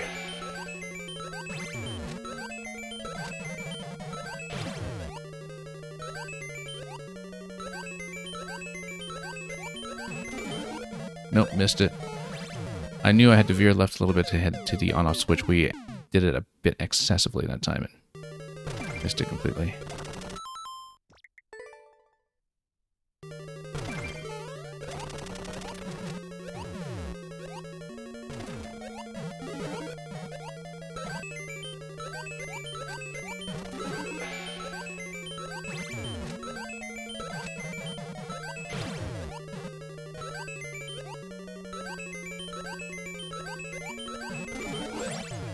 Bounce here, good kick. And then over to the Buzzy segment. Now let's not kill too many of them. Oh, nope. We cut through too many of them. Huh. Curious. Yeah, I guess I wasn't really able to see that animation properly. To see when that was a valid position, because there was one shell there that was just wrecking everything around it. I totally didn't perceive that as a risk. So we do need to get nice full bounces there just to give everything to respawn.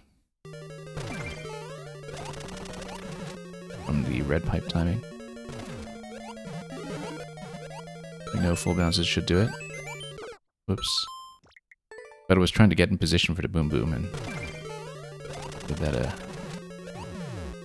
bit too optimistically.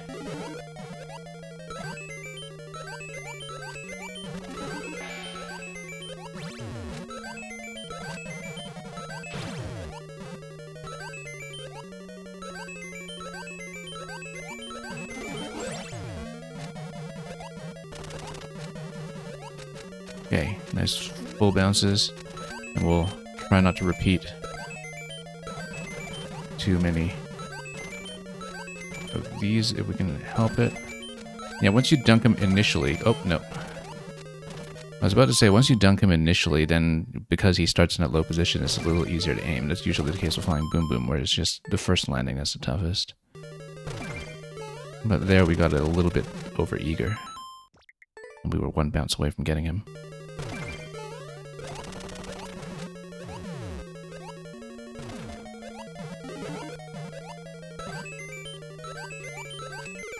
Nope.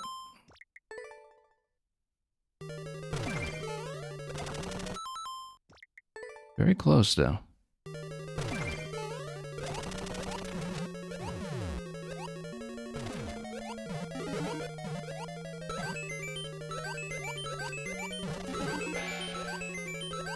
Yeah, I see how that curve marker works now in terms of giving you the recommended position to pick up the shell as a helmet.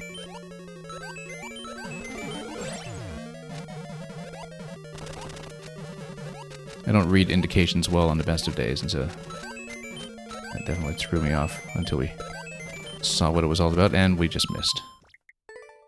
Again. Just straight up missed that position. We had a very clear shot.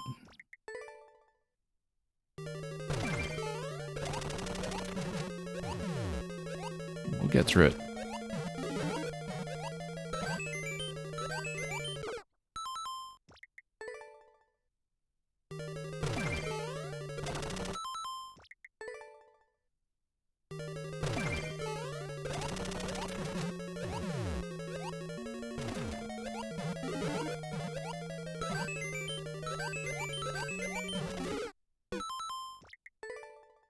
If we can get back there consistently, that is.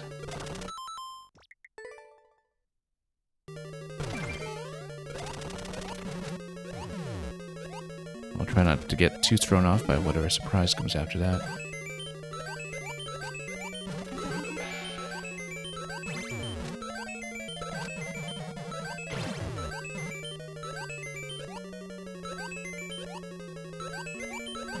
Nope, missed it. Came in a little bit too far to the left in that Goomba anyway, and so our trajectory towards the question block was not really looking good. Even before we saw that it would definitely fail.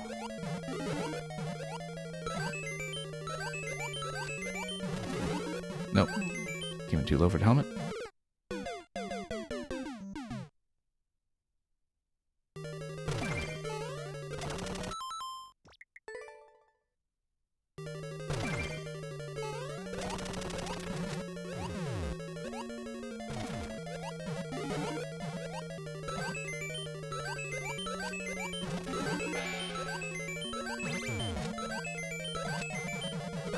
Yeah, I saw we lost too much momentum there, actually, on one of those bounces. So, it was already clearly not going to go.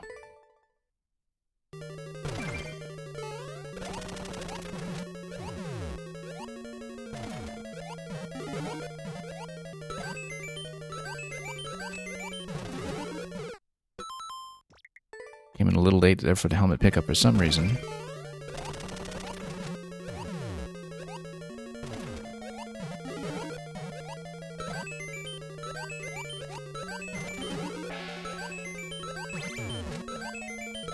Okay, this landing is always a little bit difficult because I always try to go for the top left corner of that shell to get the bounce on the big shell, and then if we're a little too far left, and we just wind up not making that gap at all.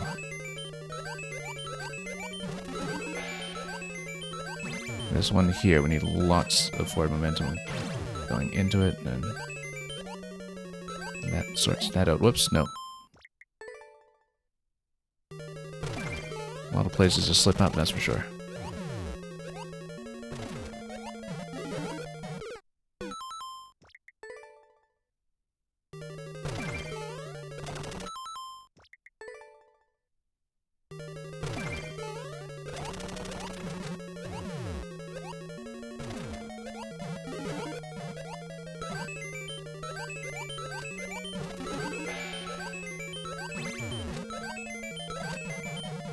Got it. Now let's see about the question block. We can get to it. And the on-off. And then boom boom, if we can get to him as well. Okay, nice high jumps everywhere so we can catch him eventually on one of the sweeps. Got him. Next sweep. Nope, missed. Be careful with that spot that we had a bit of overkill on. You know, having this as a crutch was almost fine. It gives you access to the pipe, but I assume that we might want something like a key off of Boom Boom. Although, in order to have a key entry, you would need to have a landing to enter a door in the first place, right? Unless there's some other edge case mechanic that I'm not thinking about here. So maybe what's happening there is that we can just go through when it opens up with the clown cars. Because, yeah, with this clear condition, a key door gate wouldn't actually make any sense. So we could have actually made it through that time if we reacted to the availability of the up pipe correctly, and we'll keep that in mind next time we're there, if we're stalling for too long.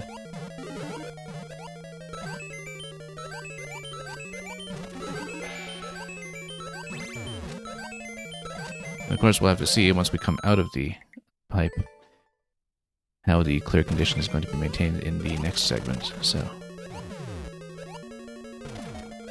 we'll find out.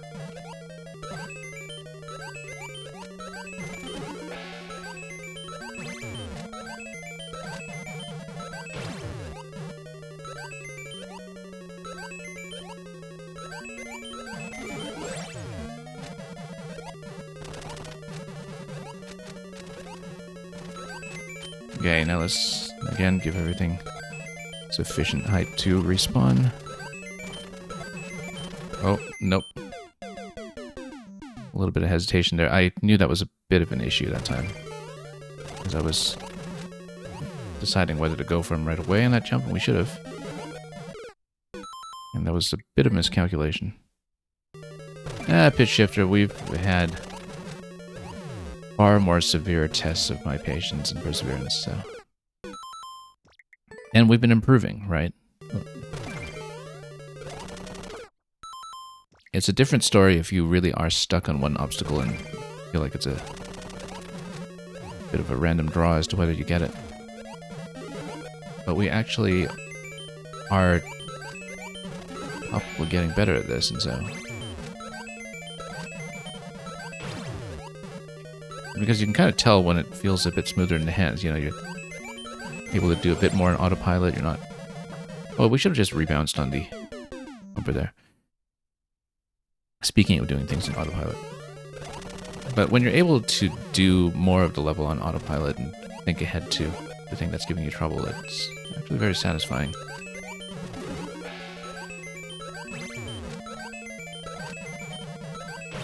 Because you don't feel like you're banging your head against the same thing. Wow, that was so late on the cannonball. That was extremely late on cannonball compared to what we typically expect. I wonder how that happened.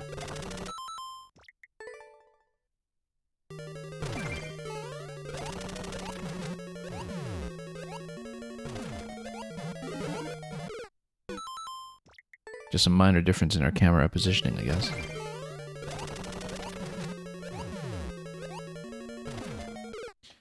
I don't think it was any kind of projectile limit issue.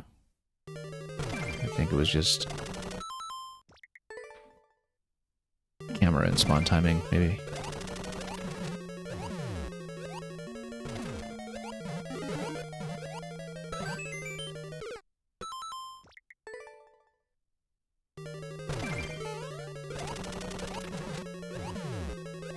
But yeah, I expected this one might be long, which is why we decided to close the queue so we'll have time to get through everybody. And yeah, after sorting out the first jump, it really hasn't been that bad. We just had a pretty long ramp-up time to get into this level at all. At the opening.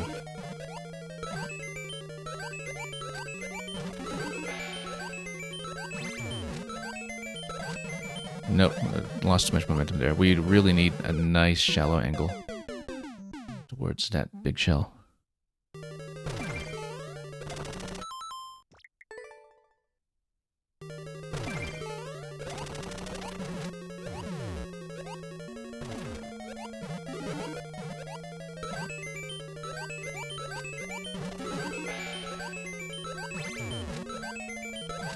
Okay, much better. I can tell when it's going much better in terms of how we're aiming towards that. Nope, missed. Yeah, hitting the question block and the on-off switch is always a bit of a risk as well. That's the other big trouble spot.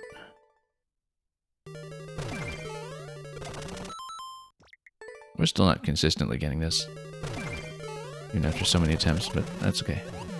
It's happening enough now that we can actually progress, so...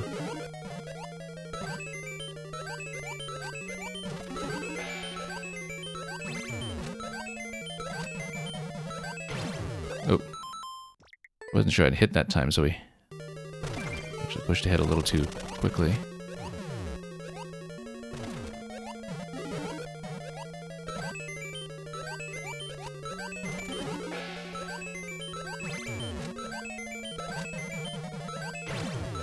Okay, there we go.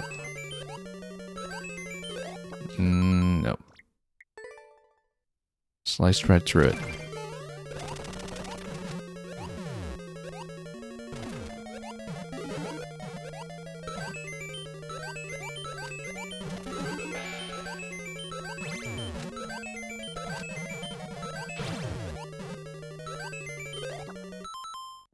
Yeah, we're starting to miss a couple of these landings here, which is too bad. Should be a full jump off of the lower Goombas, of course, just a limited bounce off the cannonball itself, but we're shortening the jumps a little bit too early.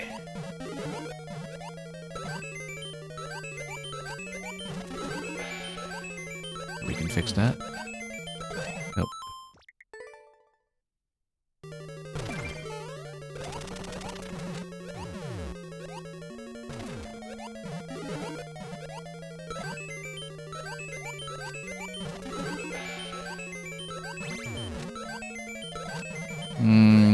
Bounced that a little too far to the left to begin with.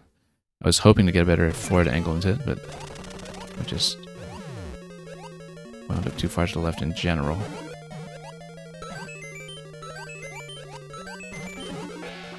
Nope. Oh wow, hadn't overshot completely like that on that platform before. That was interesting.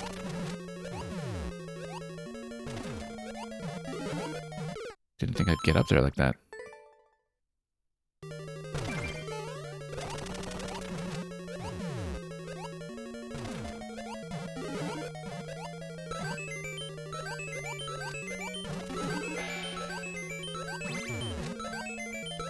Okay, good. Much better bounce that time.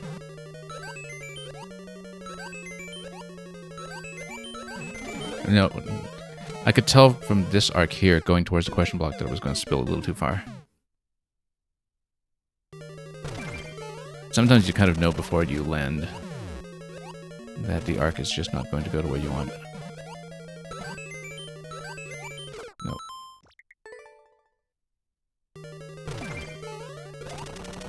A lot of momentum control up to that point.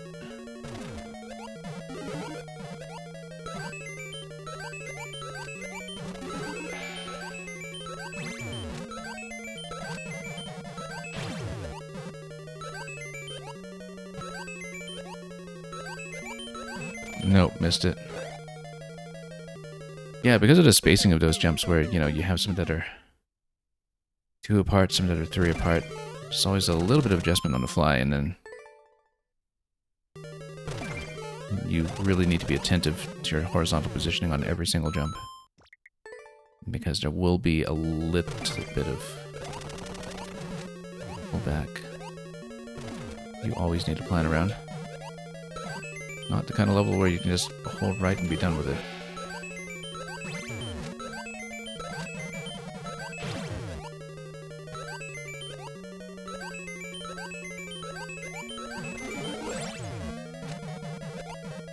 Okay, first time back here in far too long.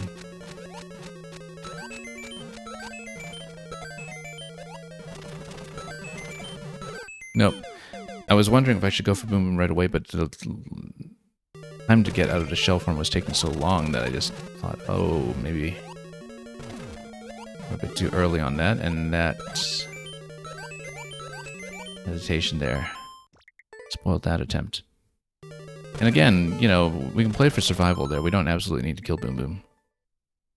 We know now that the on-off switch that drops the clown cars does make the pipe up above available, and so we don't have to be quite so aggressive about it.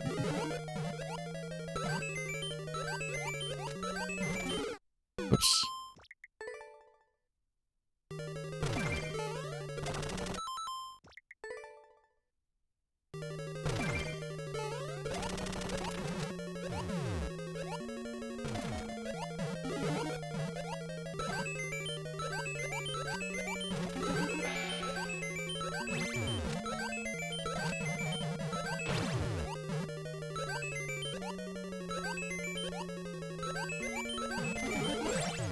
Okay, that felt good in that time. Let's not spoil it.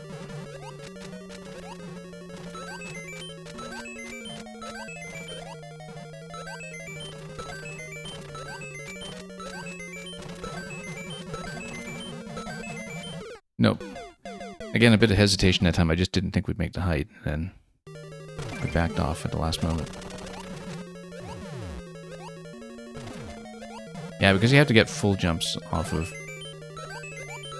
the Buzzies to be safe on the red pipe timing.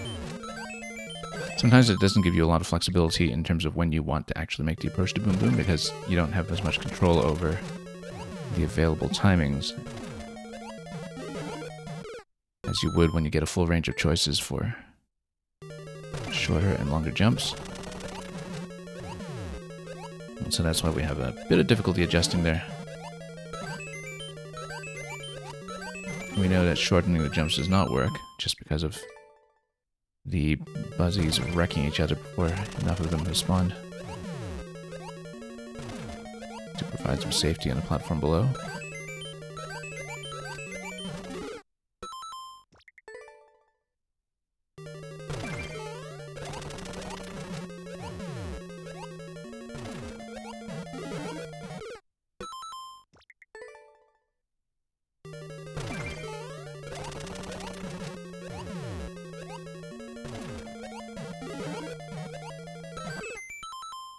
I mean, we've been very close. I'm confident we'll get it, but it's just a matter of how many mistakes we need to shake out before that happens.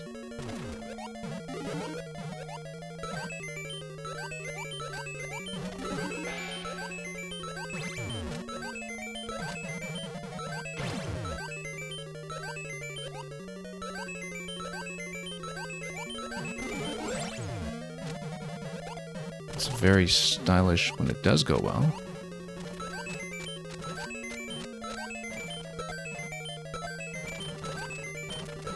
We have to be dead center on the shells. It's very tempting sometimes to let up because that's the issue, is that you bounce around too much and you just run out of shells if you're not keeping track of what you've been bouncing on. That was actually a fine attempt, we just restarted too early. We didn't really land a single hit on Boom Boom that time, so...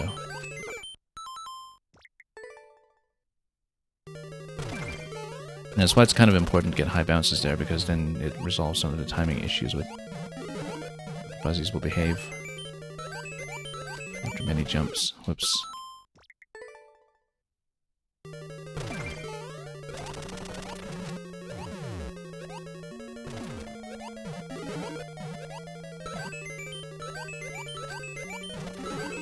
Nope, missed.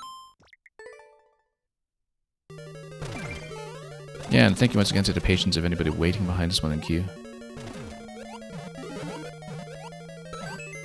This is the longest one we picked up today, and that's fine. We usually have a bit of a mix of pacing when it comes to your levels. That's expected.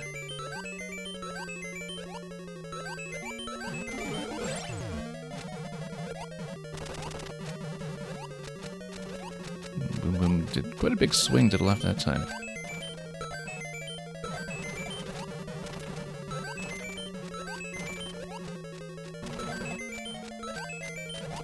Yeah, that's a kill, at least. So now we try not to lose there. You see, I didn't know how many bounces were available there, and so we lost. You know what, we're going to look at the next segment anyways, just so I know what's in store. And yeah, as you can see, we have not been in the pipe, and now we know that we have a series of bounces where we do need to watch our head.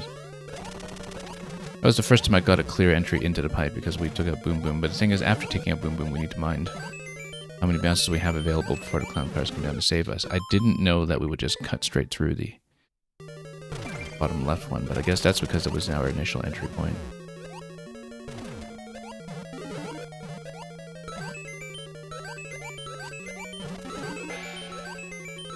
Yeah, because I can't actually visualize how many bounces we're allowed to have before we cut through. Because it really depends on which shell we're making contact with as we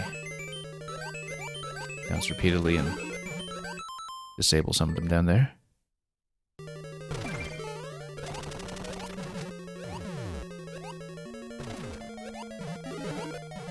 Nope. I mean, that was the cleanest path through Boom Boom that we've had. It's just that we didn't know what to bounce on after that, and what would be safe, because it's not really visually obvious when you're running out of valid shells to land on.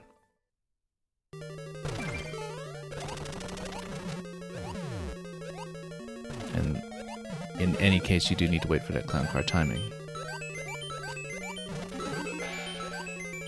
You would think that bouncing on Boom Boom allows more shells to spawn at the pipes, and that it would resolve some of the issues, but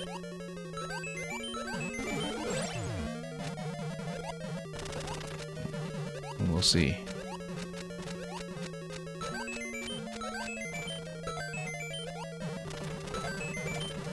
Nope, too soon.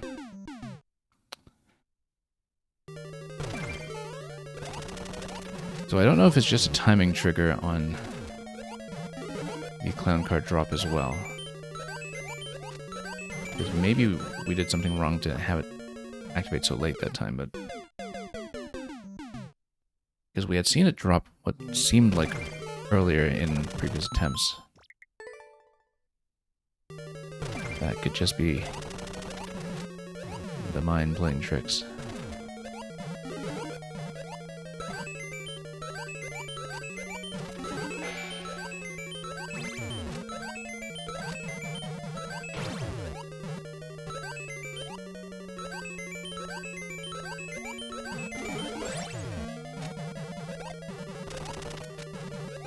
getting back here a little more often.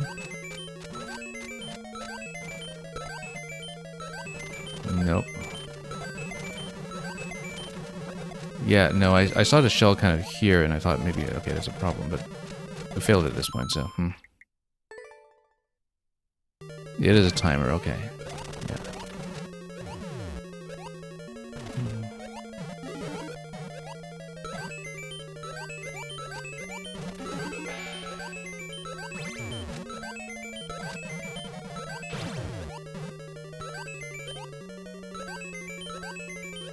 Nope. Too much momentum. Kind of had a sense that wouldn't go well, but that's okay.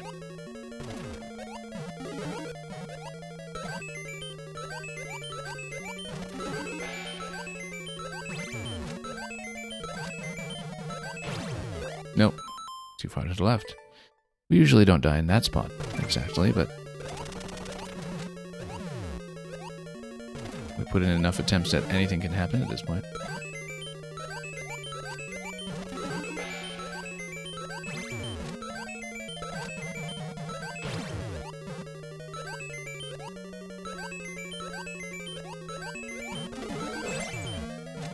Okay. Thought I'd almost missed that one, but we got it. So yeah, again, I can't really see all the time when I'm allowed to land on it. I don't want to shorten the bounces too much.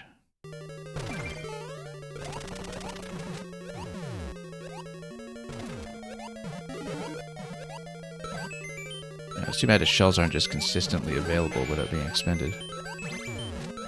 Because we've definitely seen other red pipe spawning setups that can be bounced in constantly in levels that also have don't land condition. I think this issue there is just, the shells killing each other when some of them have been bopped.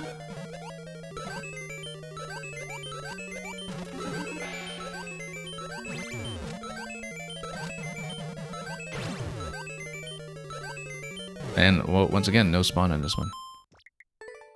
So, that's the second time I've seen that. Can't always predict when it's going to happen. I don't know which behavior it is that's including that from spawning at the expected time. Nope.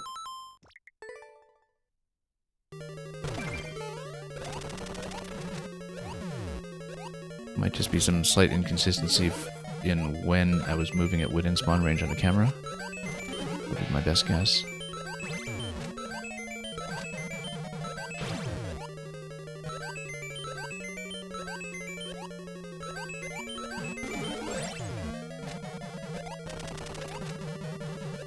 Still improved.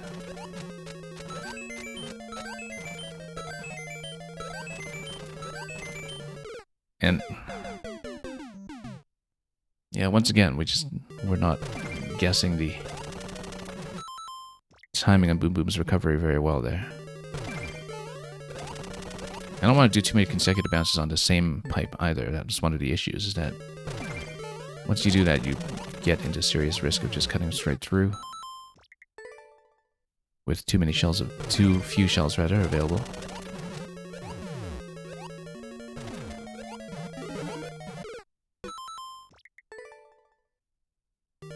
We've been on this one for a while now.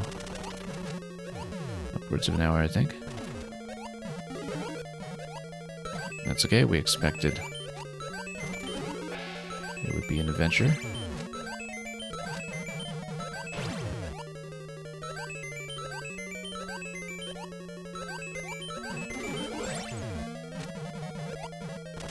Of course, we still had to deal with the low ceiling on the buzzies in the end segment.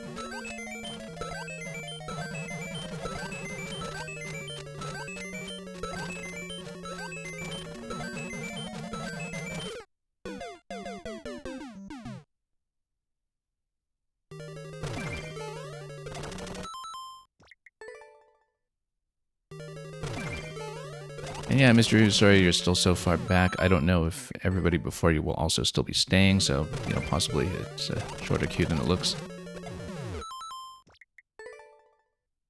But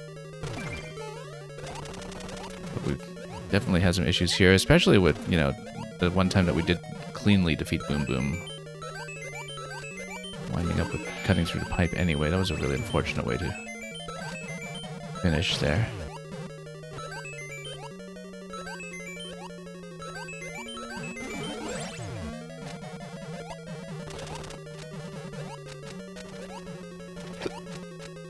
But yeah, because of the limitations on where and when I can bounce here, we don't have as much flexibility for approaching Boom Boom as we usually would, or for ducking under. Okay, you know what? Let's just go. Now we need to deal with bounces over here, and that did not go well. Go, go, go, but stop, stop, stop.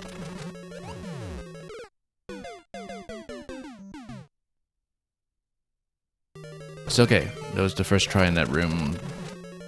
We don't always expect those to go immediately.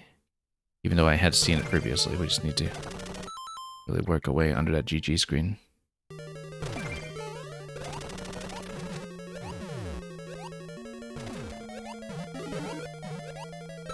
We'll hopefully be able to get back there quickly. Without too much fuss.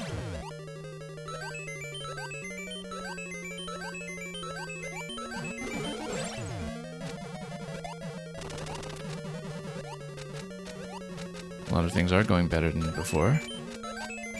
Again, we can do this without necessarily dealing with Boom Boom. That's fine.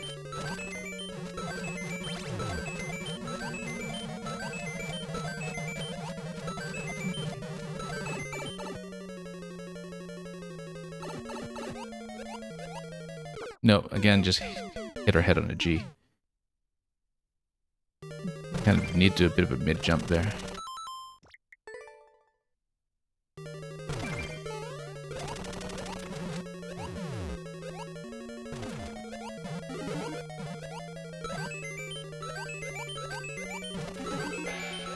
A lot of things have become consistent with time. Which is nice. I mean, it speaks well of the level as well. When you can do that. Oops.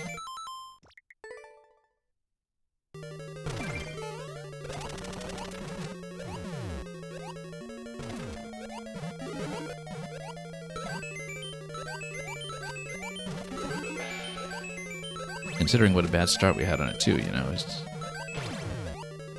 very satisfying to get comfortable with some of the trickier bits.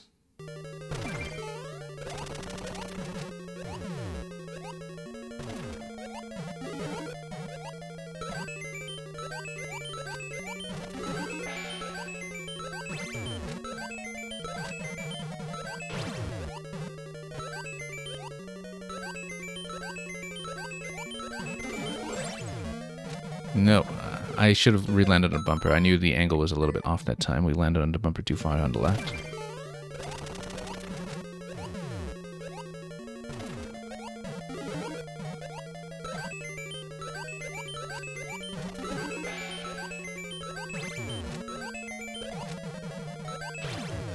That angle felt much nicer than usual. Yeah. Sometimes when we need to adjust on the bumper, we will.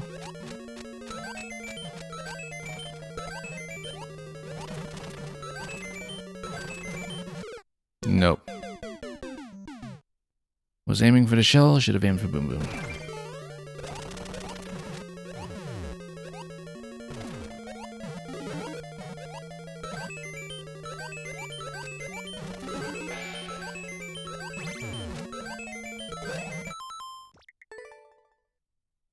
And yeah, Mr. You have to 800 soon. We'll definitely get to Luigi by the time it's returned then, I guess.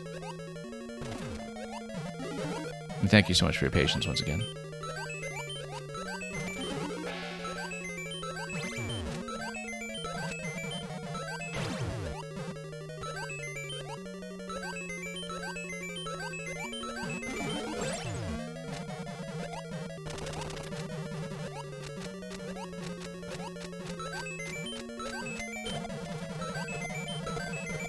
No. Okay, no, you see, I was expecting to land on Boom Boom, and what happened was a shell hit him. And so I didn't get my landing on Boom Boom in the expected location because Boom Boom was actually interrupted. So that was very unfortunate. I was absolutely predicting that location and expecting to have a very clean landing on Boom Boom there. Came in low, the shell was going, the shell hit. Whoops. That's how it goes.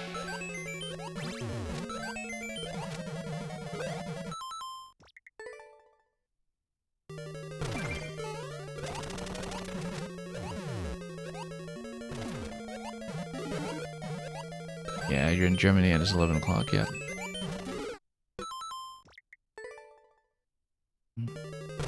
We catch a good mix of North American night owls and European early birds here. I like to say that my stream time is inconvenient for everybody. Well, I mean, for some people it's actually not too bad a fit.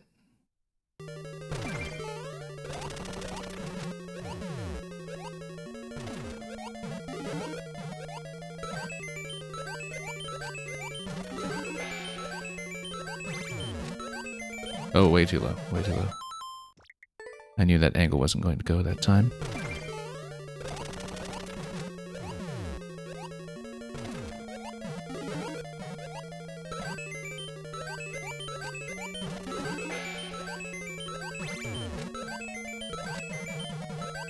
Much better. Yeah, with that little stretch there, I can usually tell when it's going to go well or not.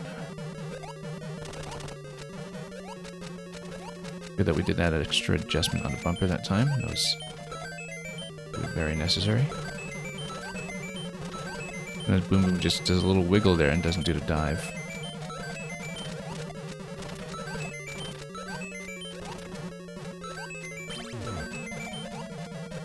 Okay. Up on a clown car? Good. Got the kill there too, so that's optimistic.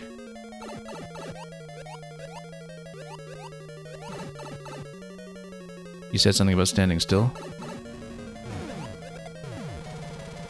There you go.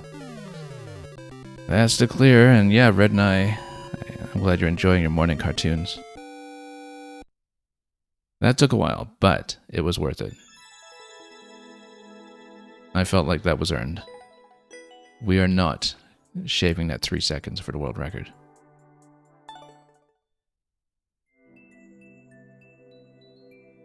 Yeah, very satisfying. Thank you for submitting that, Swapfather, and also helping me straighten up the first jump, because definitely our success there depended entirely on that.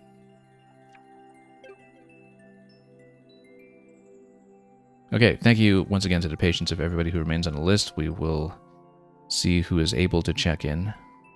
At this point, we'll definitely be enforcing that a little bit more than we have before. But I do see that practically everybody here is still at least on the chat list as technically being online, but we will switch to Luigi with 06 Eyes Point Redemption and then get into the next code.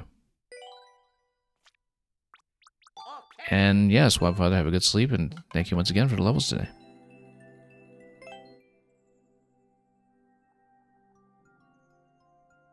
We just switched to Luigi. I don't know if we want to interrupt with Toad right away.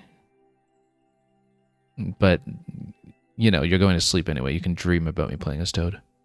I think that'll work as a compromise. Good snipe, though. We don't really have a good policy for that. Even when it's happened before.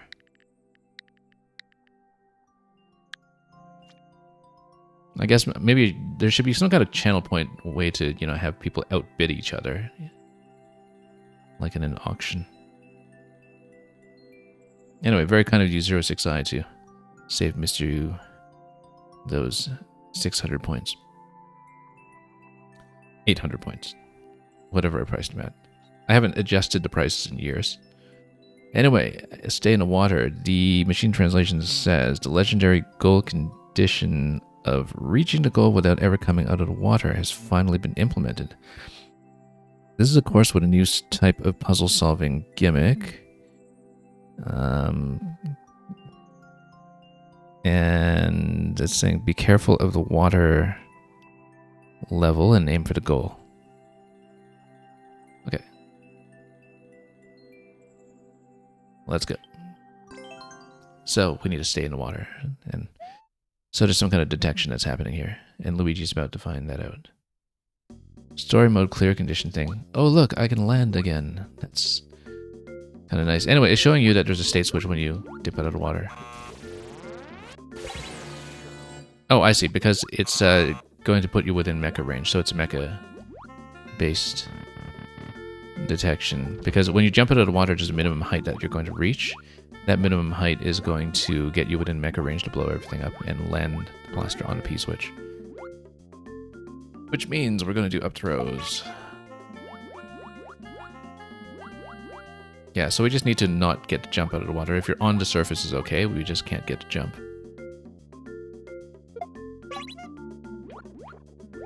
And then you'll go around and toss some more. Whoops. And leave yourself enough room. And a stump is going to close off the right side, just so you don't have any other complications. Now here, we're not going to be out of the water far enough, so it's okay to hit that. Because we're not getting the jump that gets within mecha range. Should I have done that? Let's see what's holding the key. Oh, it's the bit on the right, so let's actually carry this. And then we will do more tossing. That's going to trap the spring. And yeah, good night, Spoilfather. Is this going to hit and give me something? Oh, we'll miss. That's okay.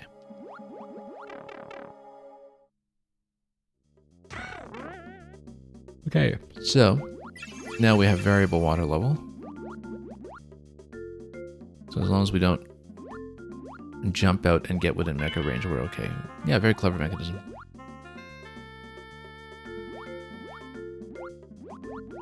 Nothing finicky about this kind of detection. It's just entirely based on the minimum range of the jump out of water.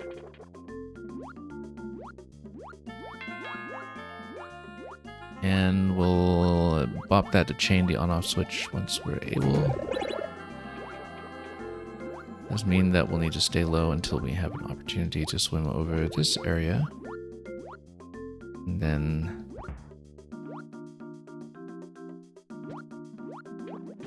just weaving around for the key.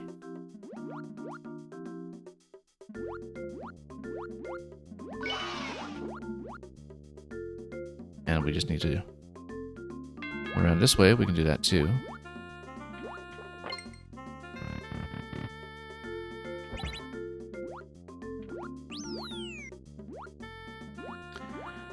Okay, at this point we just need to go for the key. I don't know if there's anything special I need to do, like with these blocks, for instance. We should do a push, because that gives us a landing location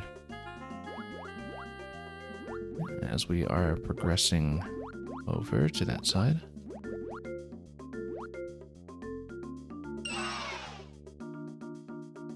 And that's a yay, and then we just need to dip over quickly. Whoop. That was a bit close. But we'll be able to get through the door at this point.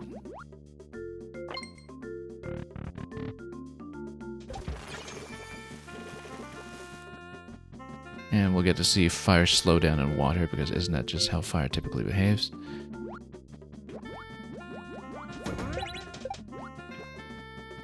And then what's the next activation we need to go for here? Well, let's go for Buzzy. And then we launch the spring once again, since the turn block has made that available. Whoop. That gives you a couple of repeated activations, then we go over this way to tap. Like that. Very nice. Very natural. Once we, of course, tap this one more time for the state switch.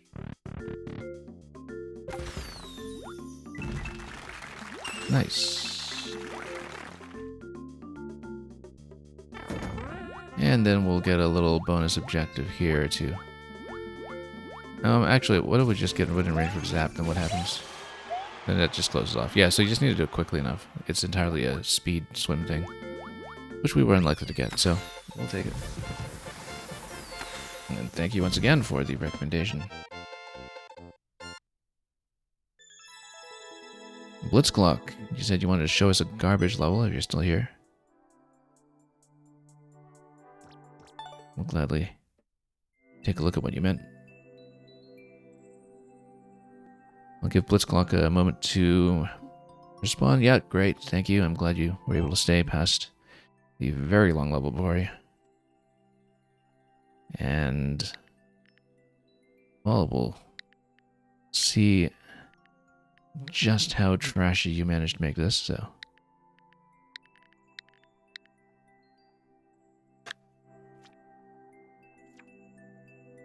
Cat Mario versus player. Endless greater than door. Only endless take the door. Okay, so you give people a free skip, basically, right? Hence the 11% rate. Yeah, you're saying there's a dev exit intended for endless players that want to skip the level. Yeah, okay. We will play it properly. Which means we can't tell anything whatsoever from the clear right. Okay, I guess that's the introductory door there. Let's just make sure we have some headroom. Anything? No. Testing there would have been something with wings, but... And then we'll need to watch out for that. Now, there's an on-off series of switches there, so we'll go around this way. That seems a lot more sensible. And we'll just watch out for pipes overhead. It's okay for that to get bounced. It's actually better for the Spinies to get bounced because they don't roll off the ceiling. Yeah, Mr. You're saying your level, which we'll see later, has an extra challenge to get on top of the flagpole. Yeah, that's...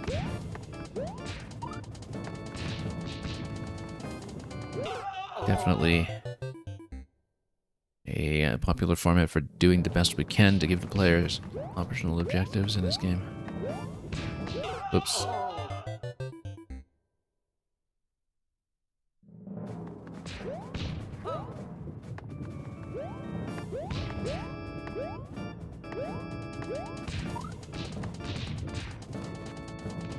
Yeah, if you stand here, then you're okay. I think we... Oh, there's Bomb here. Bomb is going to activate the on-off switch, that's the thing. And so there's a bit of a timer on that, unless, of course, we let the bomb detonate and just ground pound a second time to reactivate.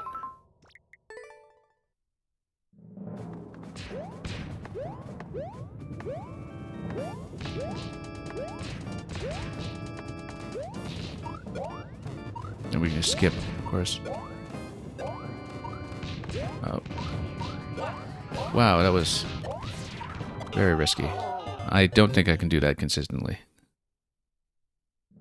That was way more successful than it should have been on a blind read. Oops.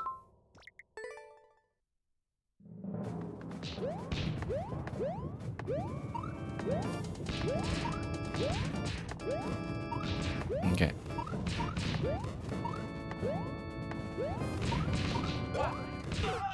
Yeah, the thing is, not much of a gap between the bonsais. We do need that short bounce there and then pull back onto the cannonballs.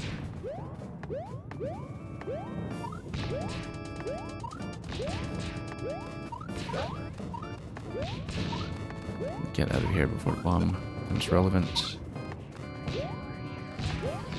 Oh. And the spring column will probably want a cannonball jump over that just to be safe. That's decently far, though.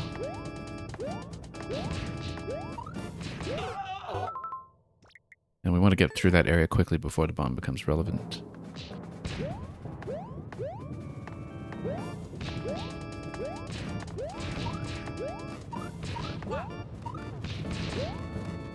Yeah, sometimes we just want to get ahead of some of the spawn timings.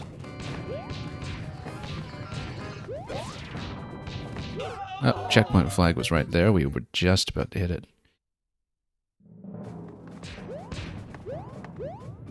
least we know where it is. We just need to enter that gracefully enough to not get bounced back by the spring column. That's not too bad a path to get to checkpoint 1.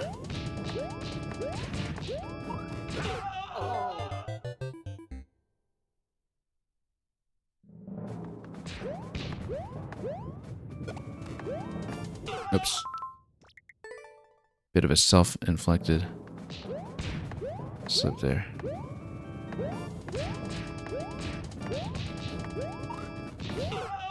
And yeah, we do see the flag. The checkpoint flag, anyway. We know it's soon from where we've progressed so far. Let's not get trapped in there. It's better to just go straight over, as we've seen in previous attempts. I actually don't want to go too cautiously in a level like this, because there are a lot of spaces where going fast gets you past some of the busier spawns. If you know what to look for. Going straight over here, where you get Angry Sun issues.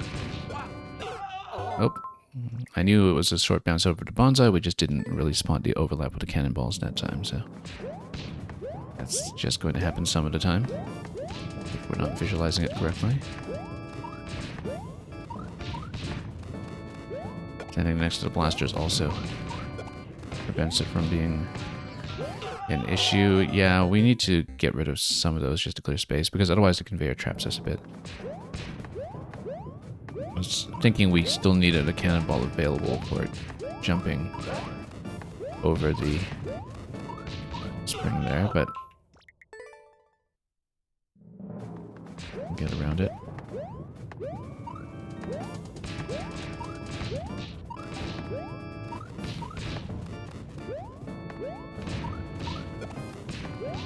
Okay, clear a little bit of space. Unfortunately, we don't want to get stuck there too long due to the Podoboo risk that is a little bit unseen.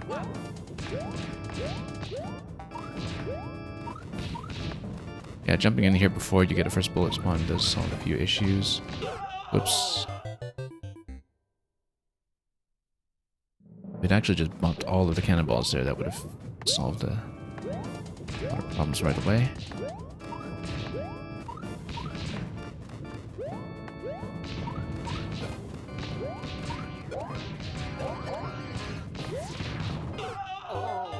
Actually caught by the Angry Sun for a change. So yeah, we shouldn't get caught on the conveyors too much, but we are pretty close to that flag, and I feel like it's very reachable. So yeah, when we go quickly enough, this shell normally doesn't matter. Spiny shell coming down.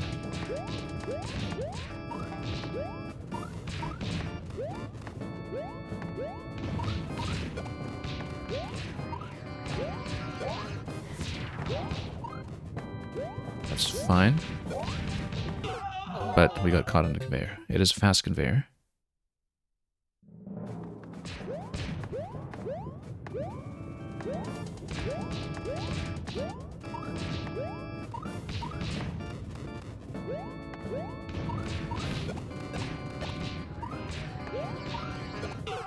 Nope, too high a bounce.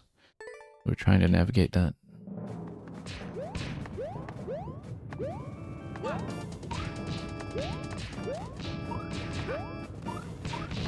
Yeah, the cat's paws sometimes can be a bit of a visual distraction, but they're a manageable one.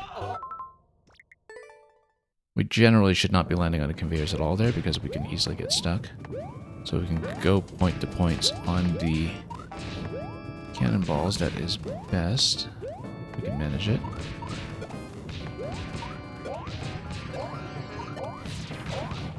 Checkpoint.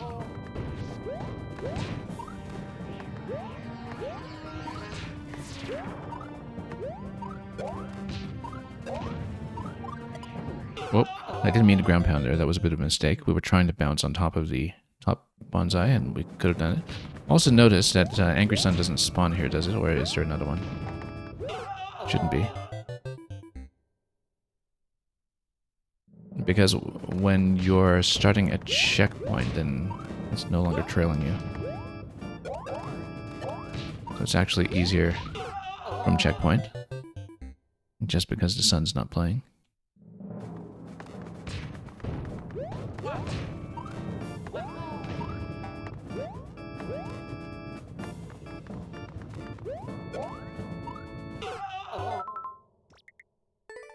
No, not start over. What do I do? We've been playing too much of that previous level where we were hitting start over constantly. Okay, I guess we're doing the first segment again. That's fine. It's fresh in memory. We can get back to checkpoint before too long.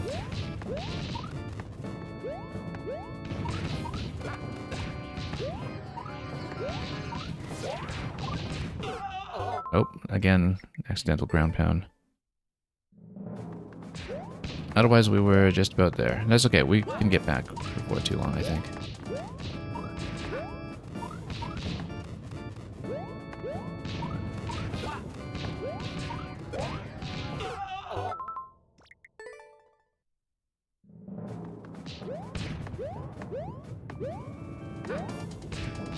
Yeah, let's maybe not do that quite so impulsively. Just lingering muscle memory from that previous level.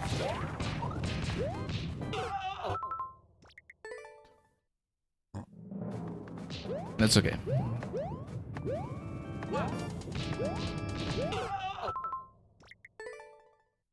Everything in the Thwomp segment is really not too bad.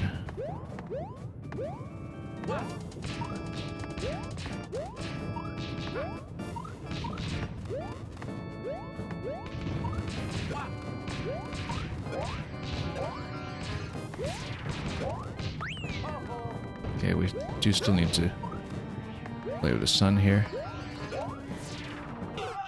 Wow. Absolutely sniped in that one. That's okay. It's not there anymore. It can't hurt us now. Too much. Whoop. I thought I was going to land on that. We just missed.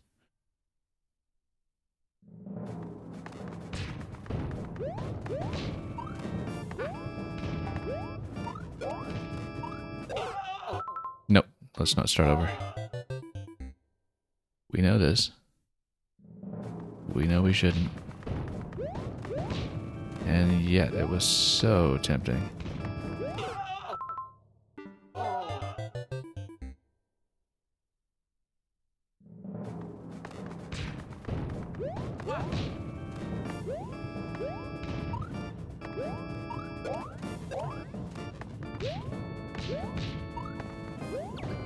Okay. Whoop, that's a little busy. Koopaling Festival over here, and there's the axe right there.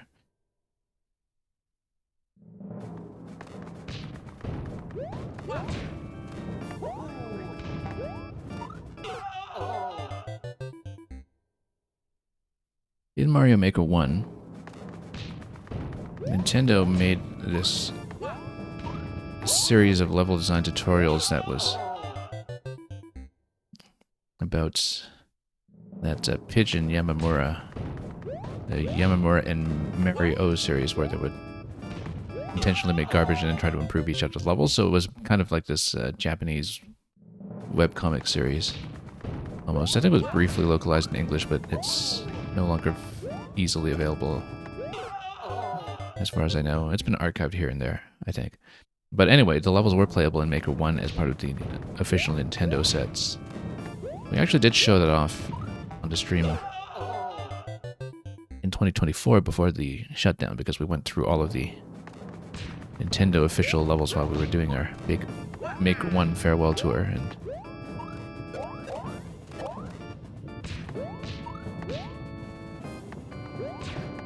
I'm thinking of that, of course, because, you know, oh, there's a star there. Star and a parachute. You just grab the star and run.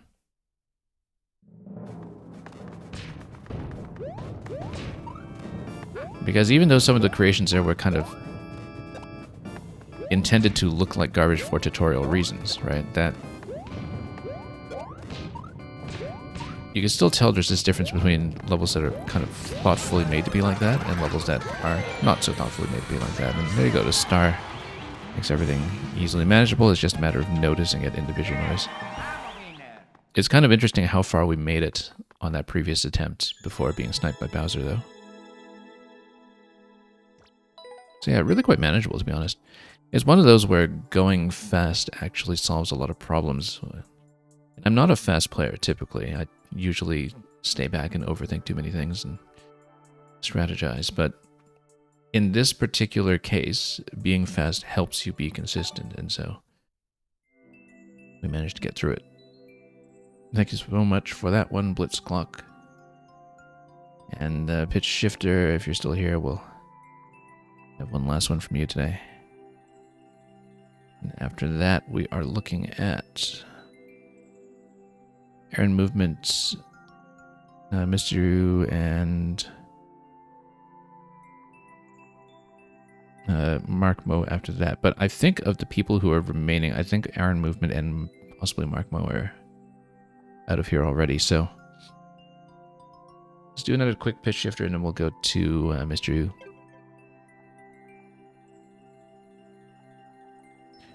If Pitch Shifter isn't checking in, though, we'll do Mr. Yu first, just to kind of rotate through the queue. I'm going to remove the people who are inactive. Oh, Pitch Shifter is here, okay. Blitzclock, you're saying, after watching people playing that level, you did get tempted to use some of the accidental stuff in there to make a real level. Yeah, that's a good way to reuse some of the material that works. And definitely the spring columns, you know, with the conveyors, you can definitely have a lot of very delicately designed challenges around that, and we've definitely seen a lot of similar things in the past. I mean, I like how that level, you know, it's not that punishing because it's very busy with projectiles, but you are given a chance to recover out of mistakes, right? Even when I was being bounced back by the spring columns, I was not dead. I was maybe in trouble, but I was not dead. And it's kind of a nice feeling to have when you've got lots of chaos going on, that you feel like you aren't just taking an instant death, but you're actually given a chance to fight.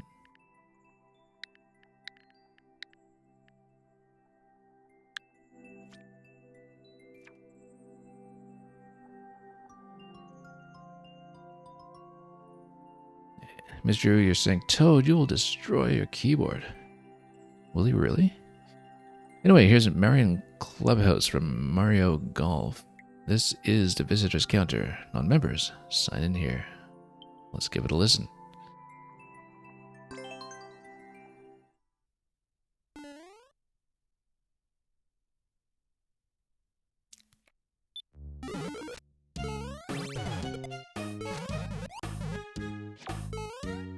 And then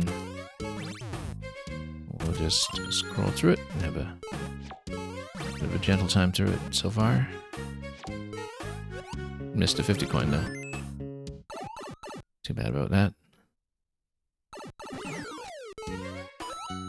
Missed a helmet, so we can't get through the Muncher if we do that.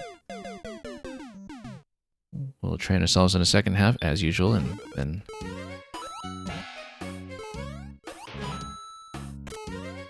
see how we do.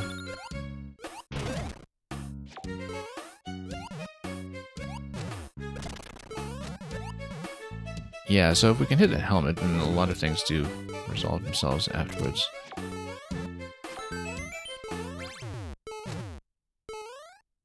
Why is there a door and a pipe? Oh, you can't actually enter the pipe, I see. The pipe gives you a nice clear landing zone, at least. It looks like an exit. And there's your throwback to 1999. Okay. That wasn't expected. Oh, because you're supposed to keep the helmet. Yeah. No, you're not. There's no way you can keep the helmet. You get blasted there. Whoops. I dodged the 50 coin. How did I dodge the 50 coin? Yeah, oh yeah, the 50 coin earlier. Well, I also dodged the exit platform by the looks of it. See, if we'd earned a key door, that wouldn't have been a problem. Whoops. We had such a smooth time through the section at that point, too. Even on the first reading. Oh, whoops.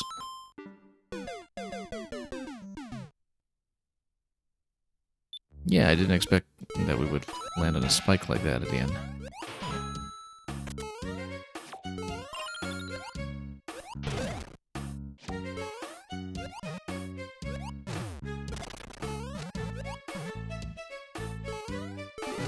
As long as we wrap back around to the POWs accurately, we're generally going to be... Oh, there's a helmet here. Okay, I see. You're supposed to grab that helmet. On the left. I see it. I didn't see what his helmet was. I think I just visually overlooked it completely.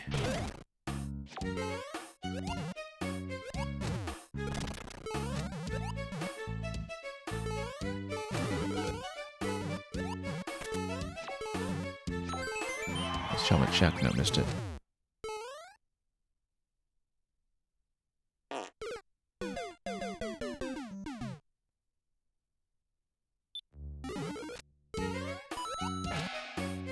Oops. Let's redo it.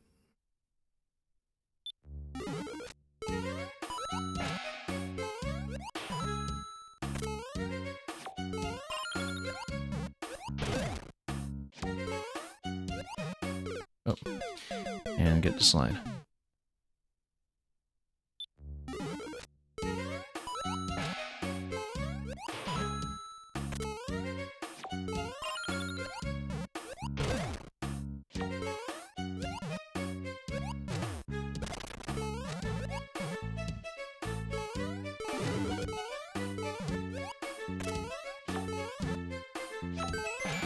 There we go. And we'll do it again for the true ending. Now, does the true ending have a helmet check? I guess we'll find out. When we get there.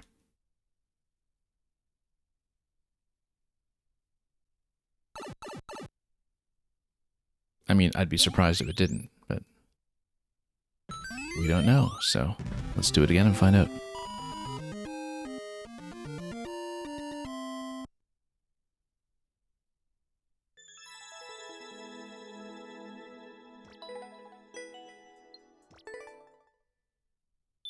Thank you for the GGs.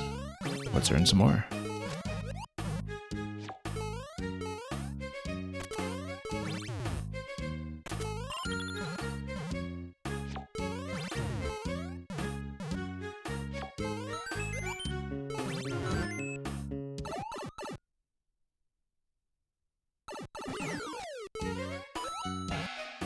Okay, was worried about that helmet at first, but got it.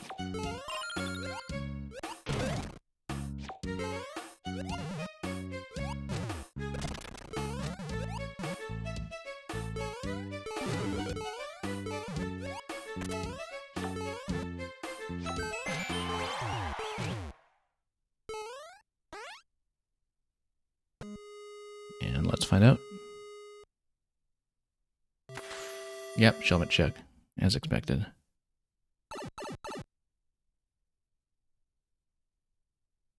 But we'll see more artwork.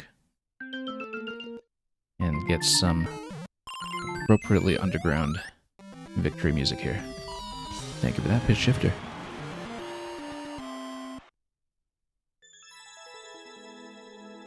Okay, like I said, I think Mr. Yu, you might be the last one who's actually still here, so we will likely get to you directly. I'll just do one initial check for Aaron Movement, who seems long gone, and I believe Mark Mo is also gone, so... I was kind of looking forward to finishing with another Mark Mo puzzle, but that's okay. We'll have lots of time for puzzle streams. Well, hopefully. We're trying to cram in what we can of Maker before other things like Donkey Kong come in next month.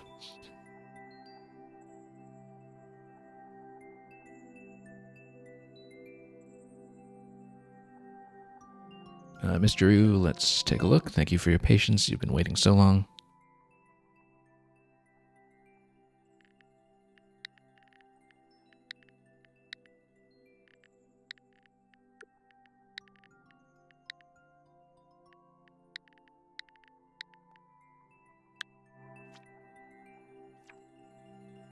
Luigi's Planted Mansion.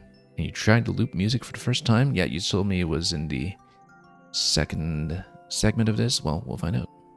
Let's give it a play and a listen.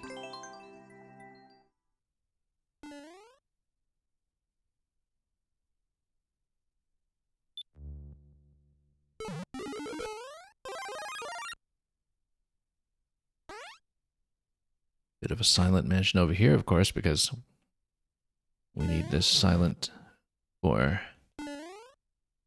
the music later. Let's lead the Boo over to grab the first of 3 coins. And yeah, hence why you also told me to be Luigi earlier. Whoops. Oh. Well, I was going to give this a ride, but the issue with that, of course, is that we got to account for the cannon. Okay, so much for the power-ups. Let's try to succeed from here, though, and we see the second coin available right down below. After one more on-off press, perhaps. Oh, whoops. I didn't expect to get on Divine. That was a bit of an accidental up input.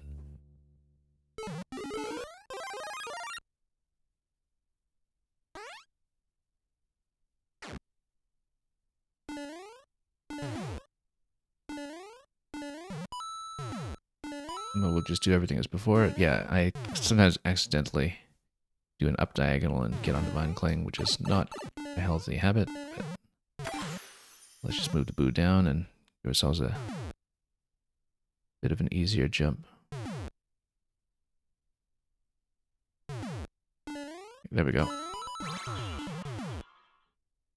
We'll have to go back up there for the key later.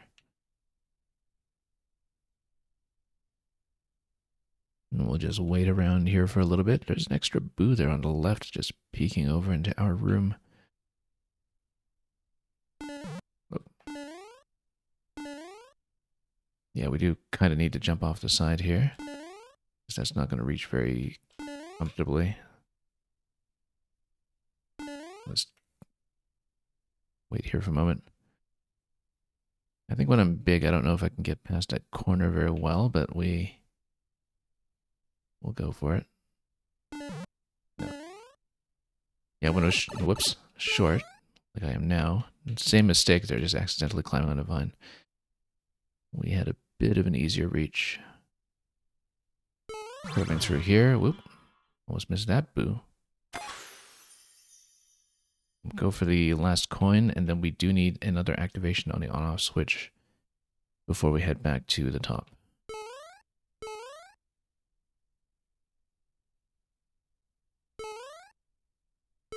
Whoop. Yeah, I get thrown off by Divines a lot sometimes. It's okay. We'll want to get a bit more of a comfortable spacing over this Boo, though, just to give ourselves some room to move. And then, oh yeah, I'm short now, so now I need some help reaching that. So let's move the Boo first of all. Let's just move it way out of the way. Get it out.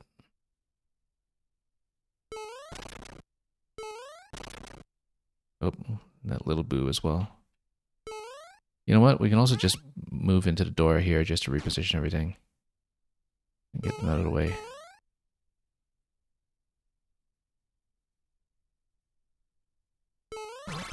Yeah, good. And again, the door actually gives me an easier continuation.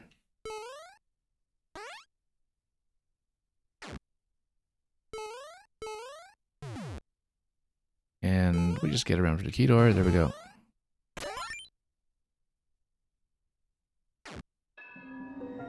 Okay, let's not cling onto every vine by mistake.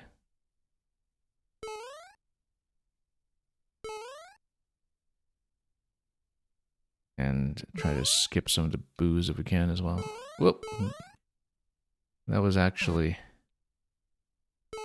a bit of a momentary emergency there as we escape the fire. And here's looping music that we were talking about. And let's see if we can see anything upstairs. No, let's just continue. And where's my scroll break? Oh, it's covering up a bomb. Well, we actually kind of need to break the right side. I think I might have got myself stuck if we don't do that, right? I guess we'll have to take damage on this. Take a self-destruct. Try again from checkpoint. Yeah, I saw that it had the bomb feet there. We do need to send a bomb over to the right.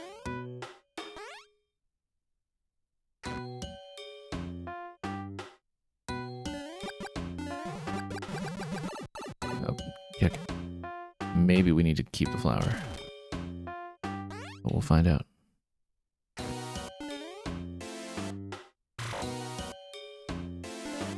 And actually, we just need him to zap. Whoops, nope. Accidentally bopped him.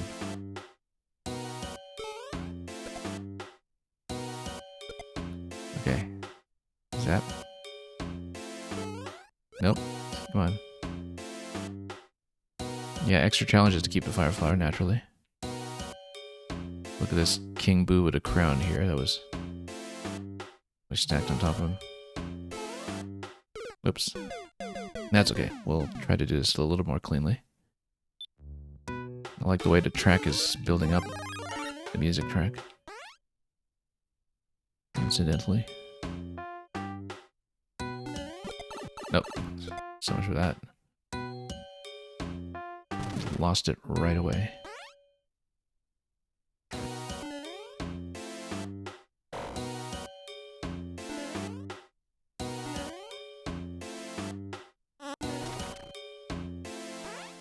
Next room. 20, probably 20-second survival, I'm guessing. Before something lands for you here, or gives you a block to work with.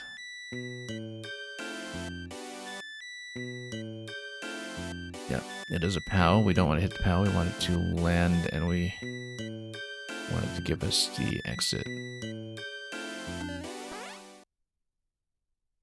It's barely stuck under there.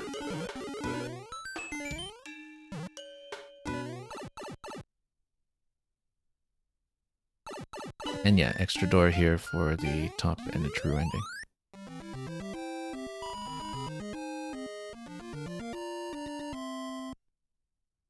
Okay, that was reasonably quick.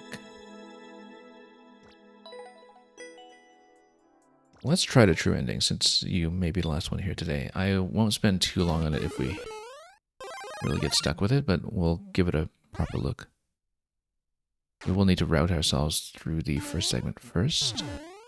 And, well, that was already a bad start. It's okay.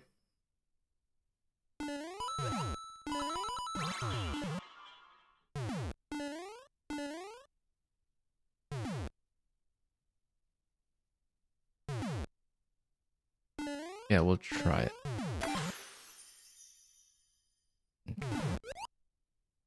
Oops.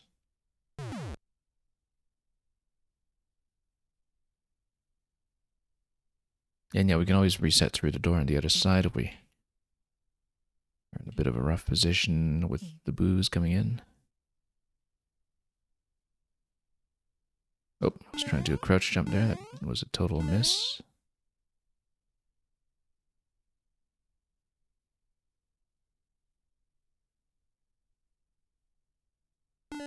Nope.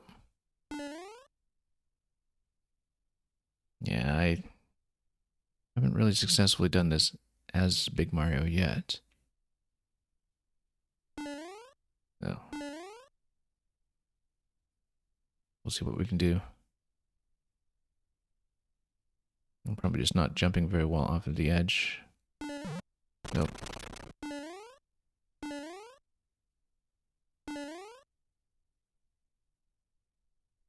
Let's reset through the door.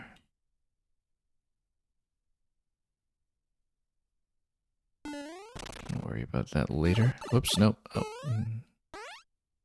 Never mind.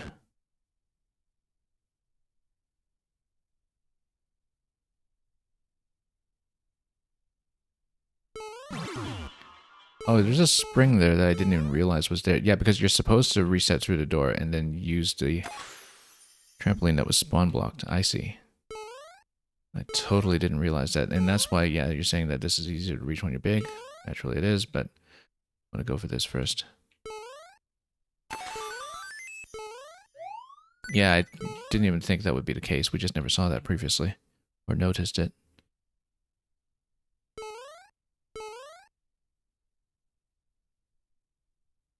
Okay, let's go for the on switch. This time, whoop. Never mind. Tripped right over the boo. Okay, well, now we know an easier path to it at least. If we don't make a disaster out of this right away. Yeah, that timing there can really be a bit of a trap.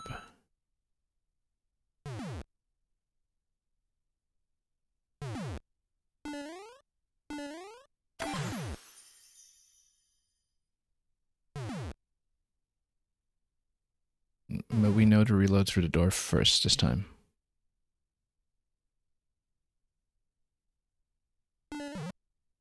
Which is a bit hidden, but now that we know it's there, we can go for it.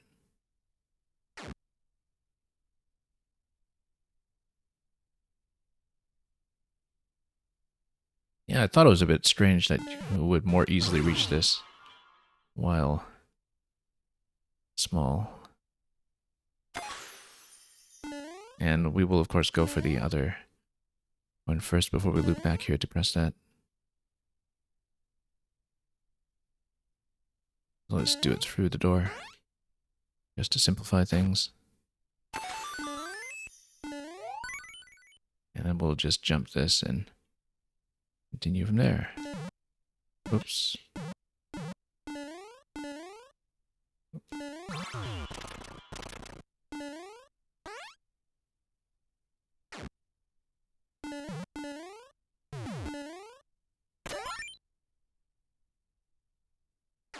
Okay, at this point, let's not take too much damage. We were at serious risk of that previously.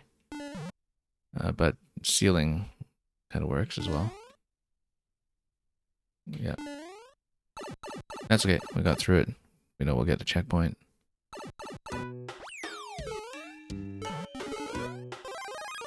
And let's see if we can get the true ending with the flower. Importantly, we need to not get hit by this right away.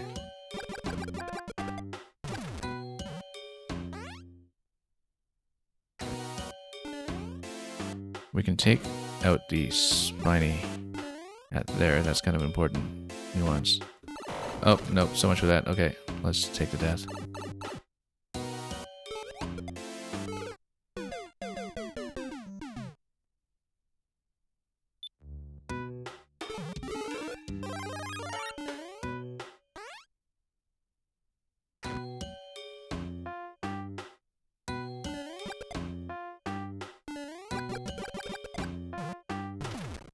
Okay, that's nice and safe. Let's try to do just as well here. No, we'll need to lead it back a few times first. Nope. I generally have a lot of timing trouble with these Zappa Mecha Koopas.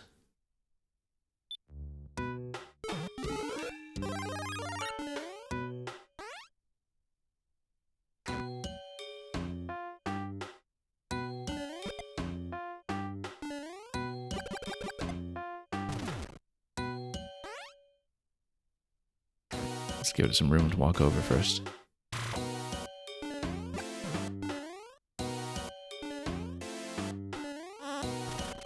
Okay, that's good.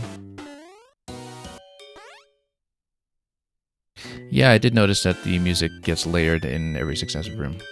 We absolutely noticed that. I want to take care of the spiny so we don't have to deal with his projectiles. There we go. We just hold position on that boo. And dodge projectiles from there. And try to sneak over when we actually have an opportunity. There we go. That's actually nice and easy. As long as we get to the door.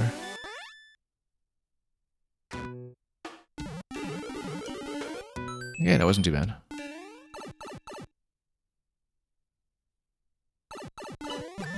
True ending. You'll have a little victory chime over here.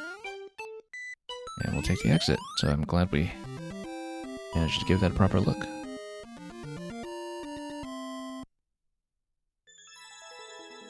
We'll do one final check for Mark Mobile, although I think they're long gone. But I think that is actually going to be the stream for today, so...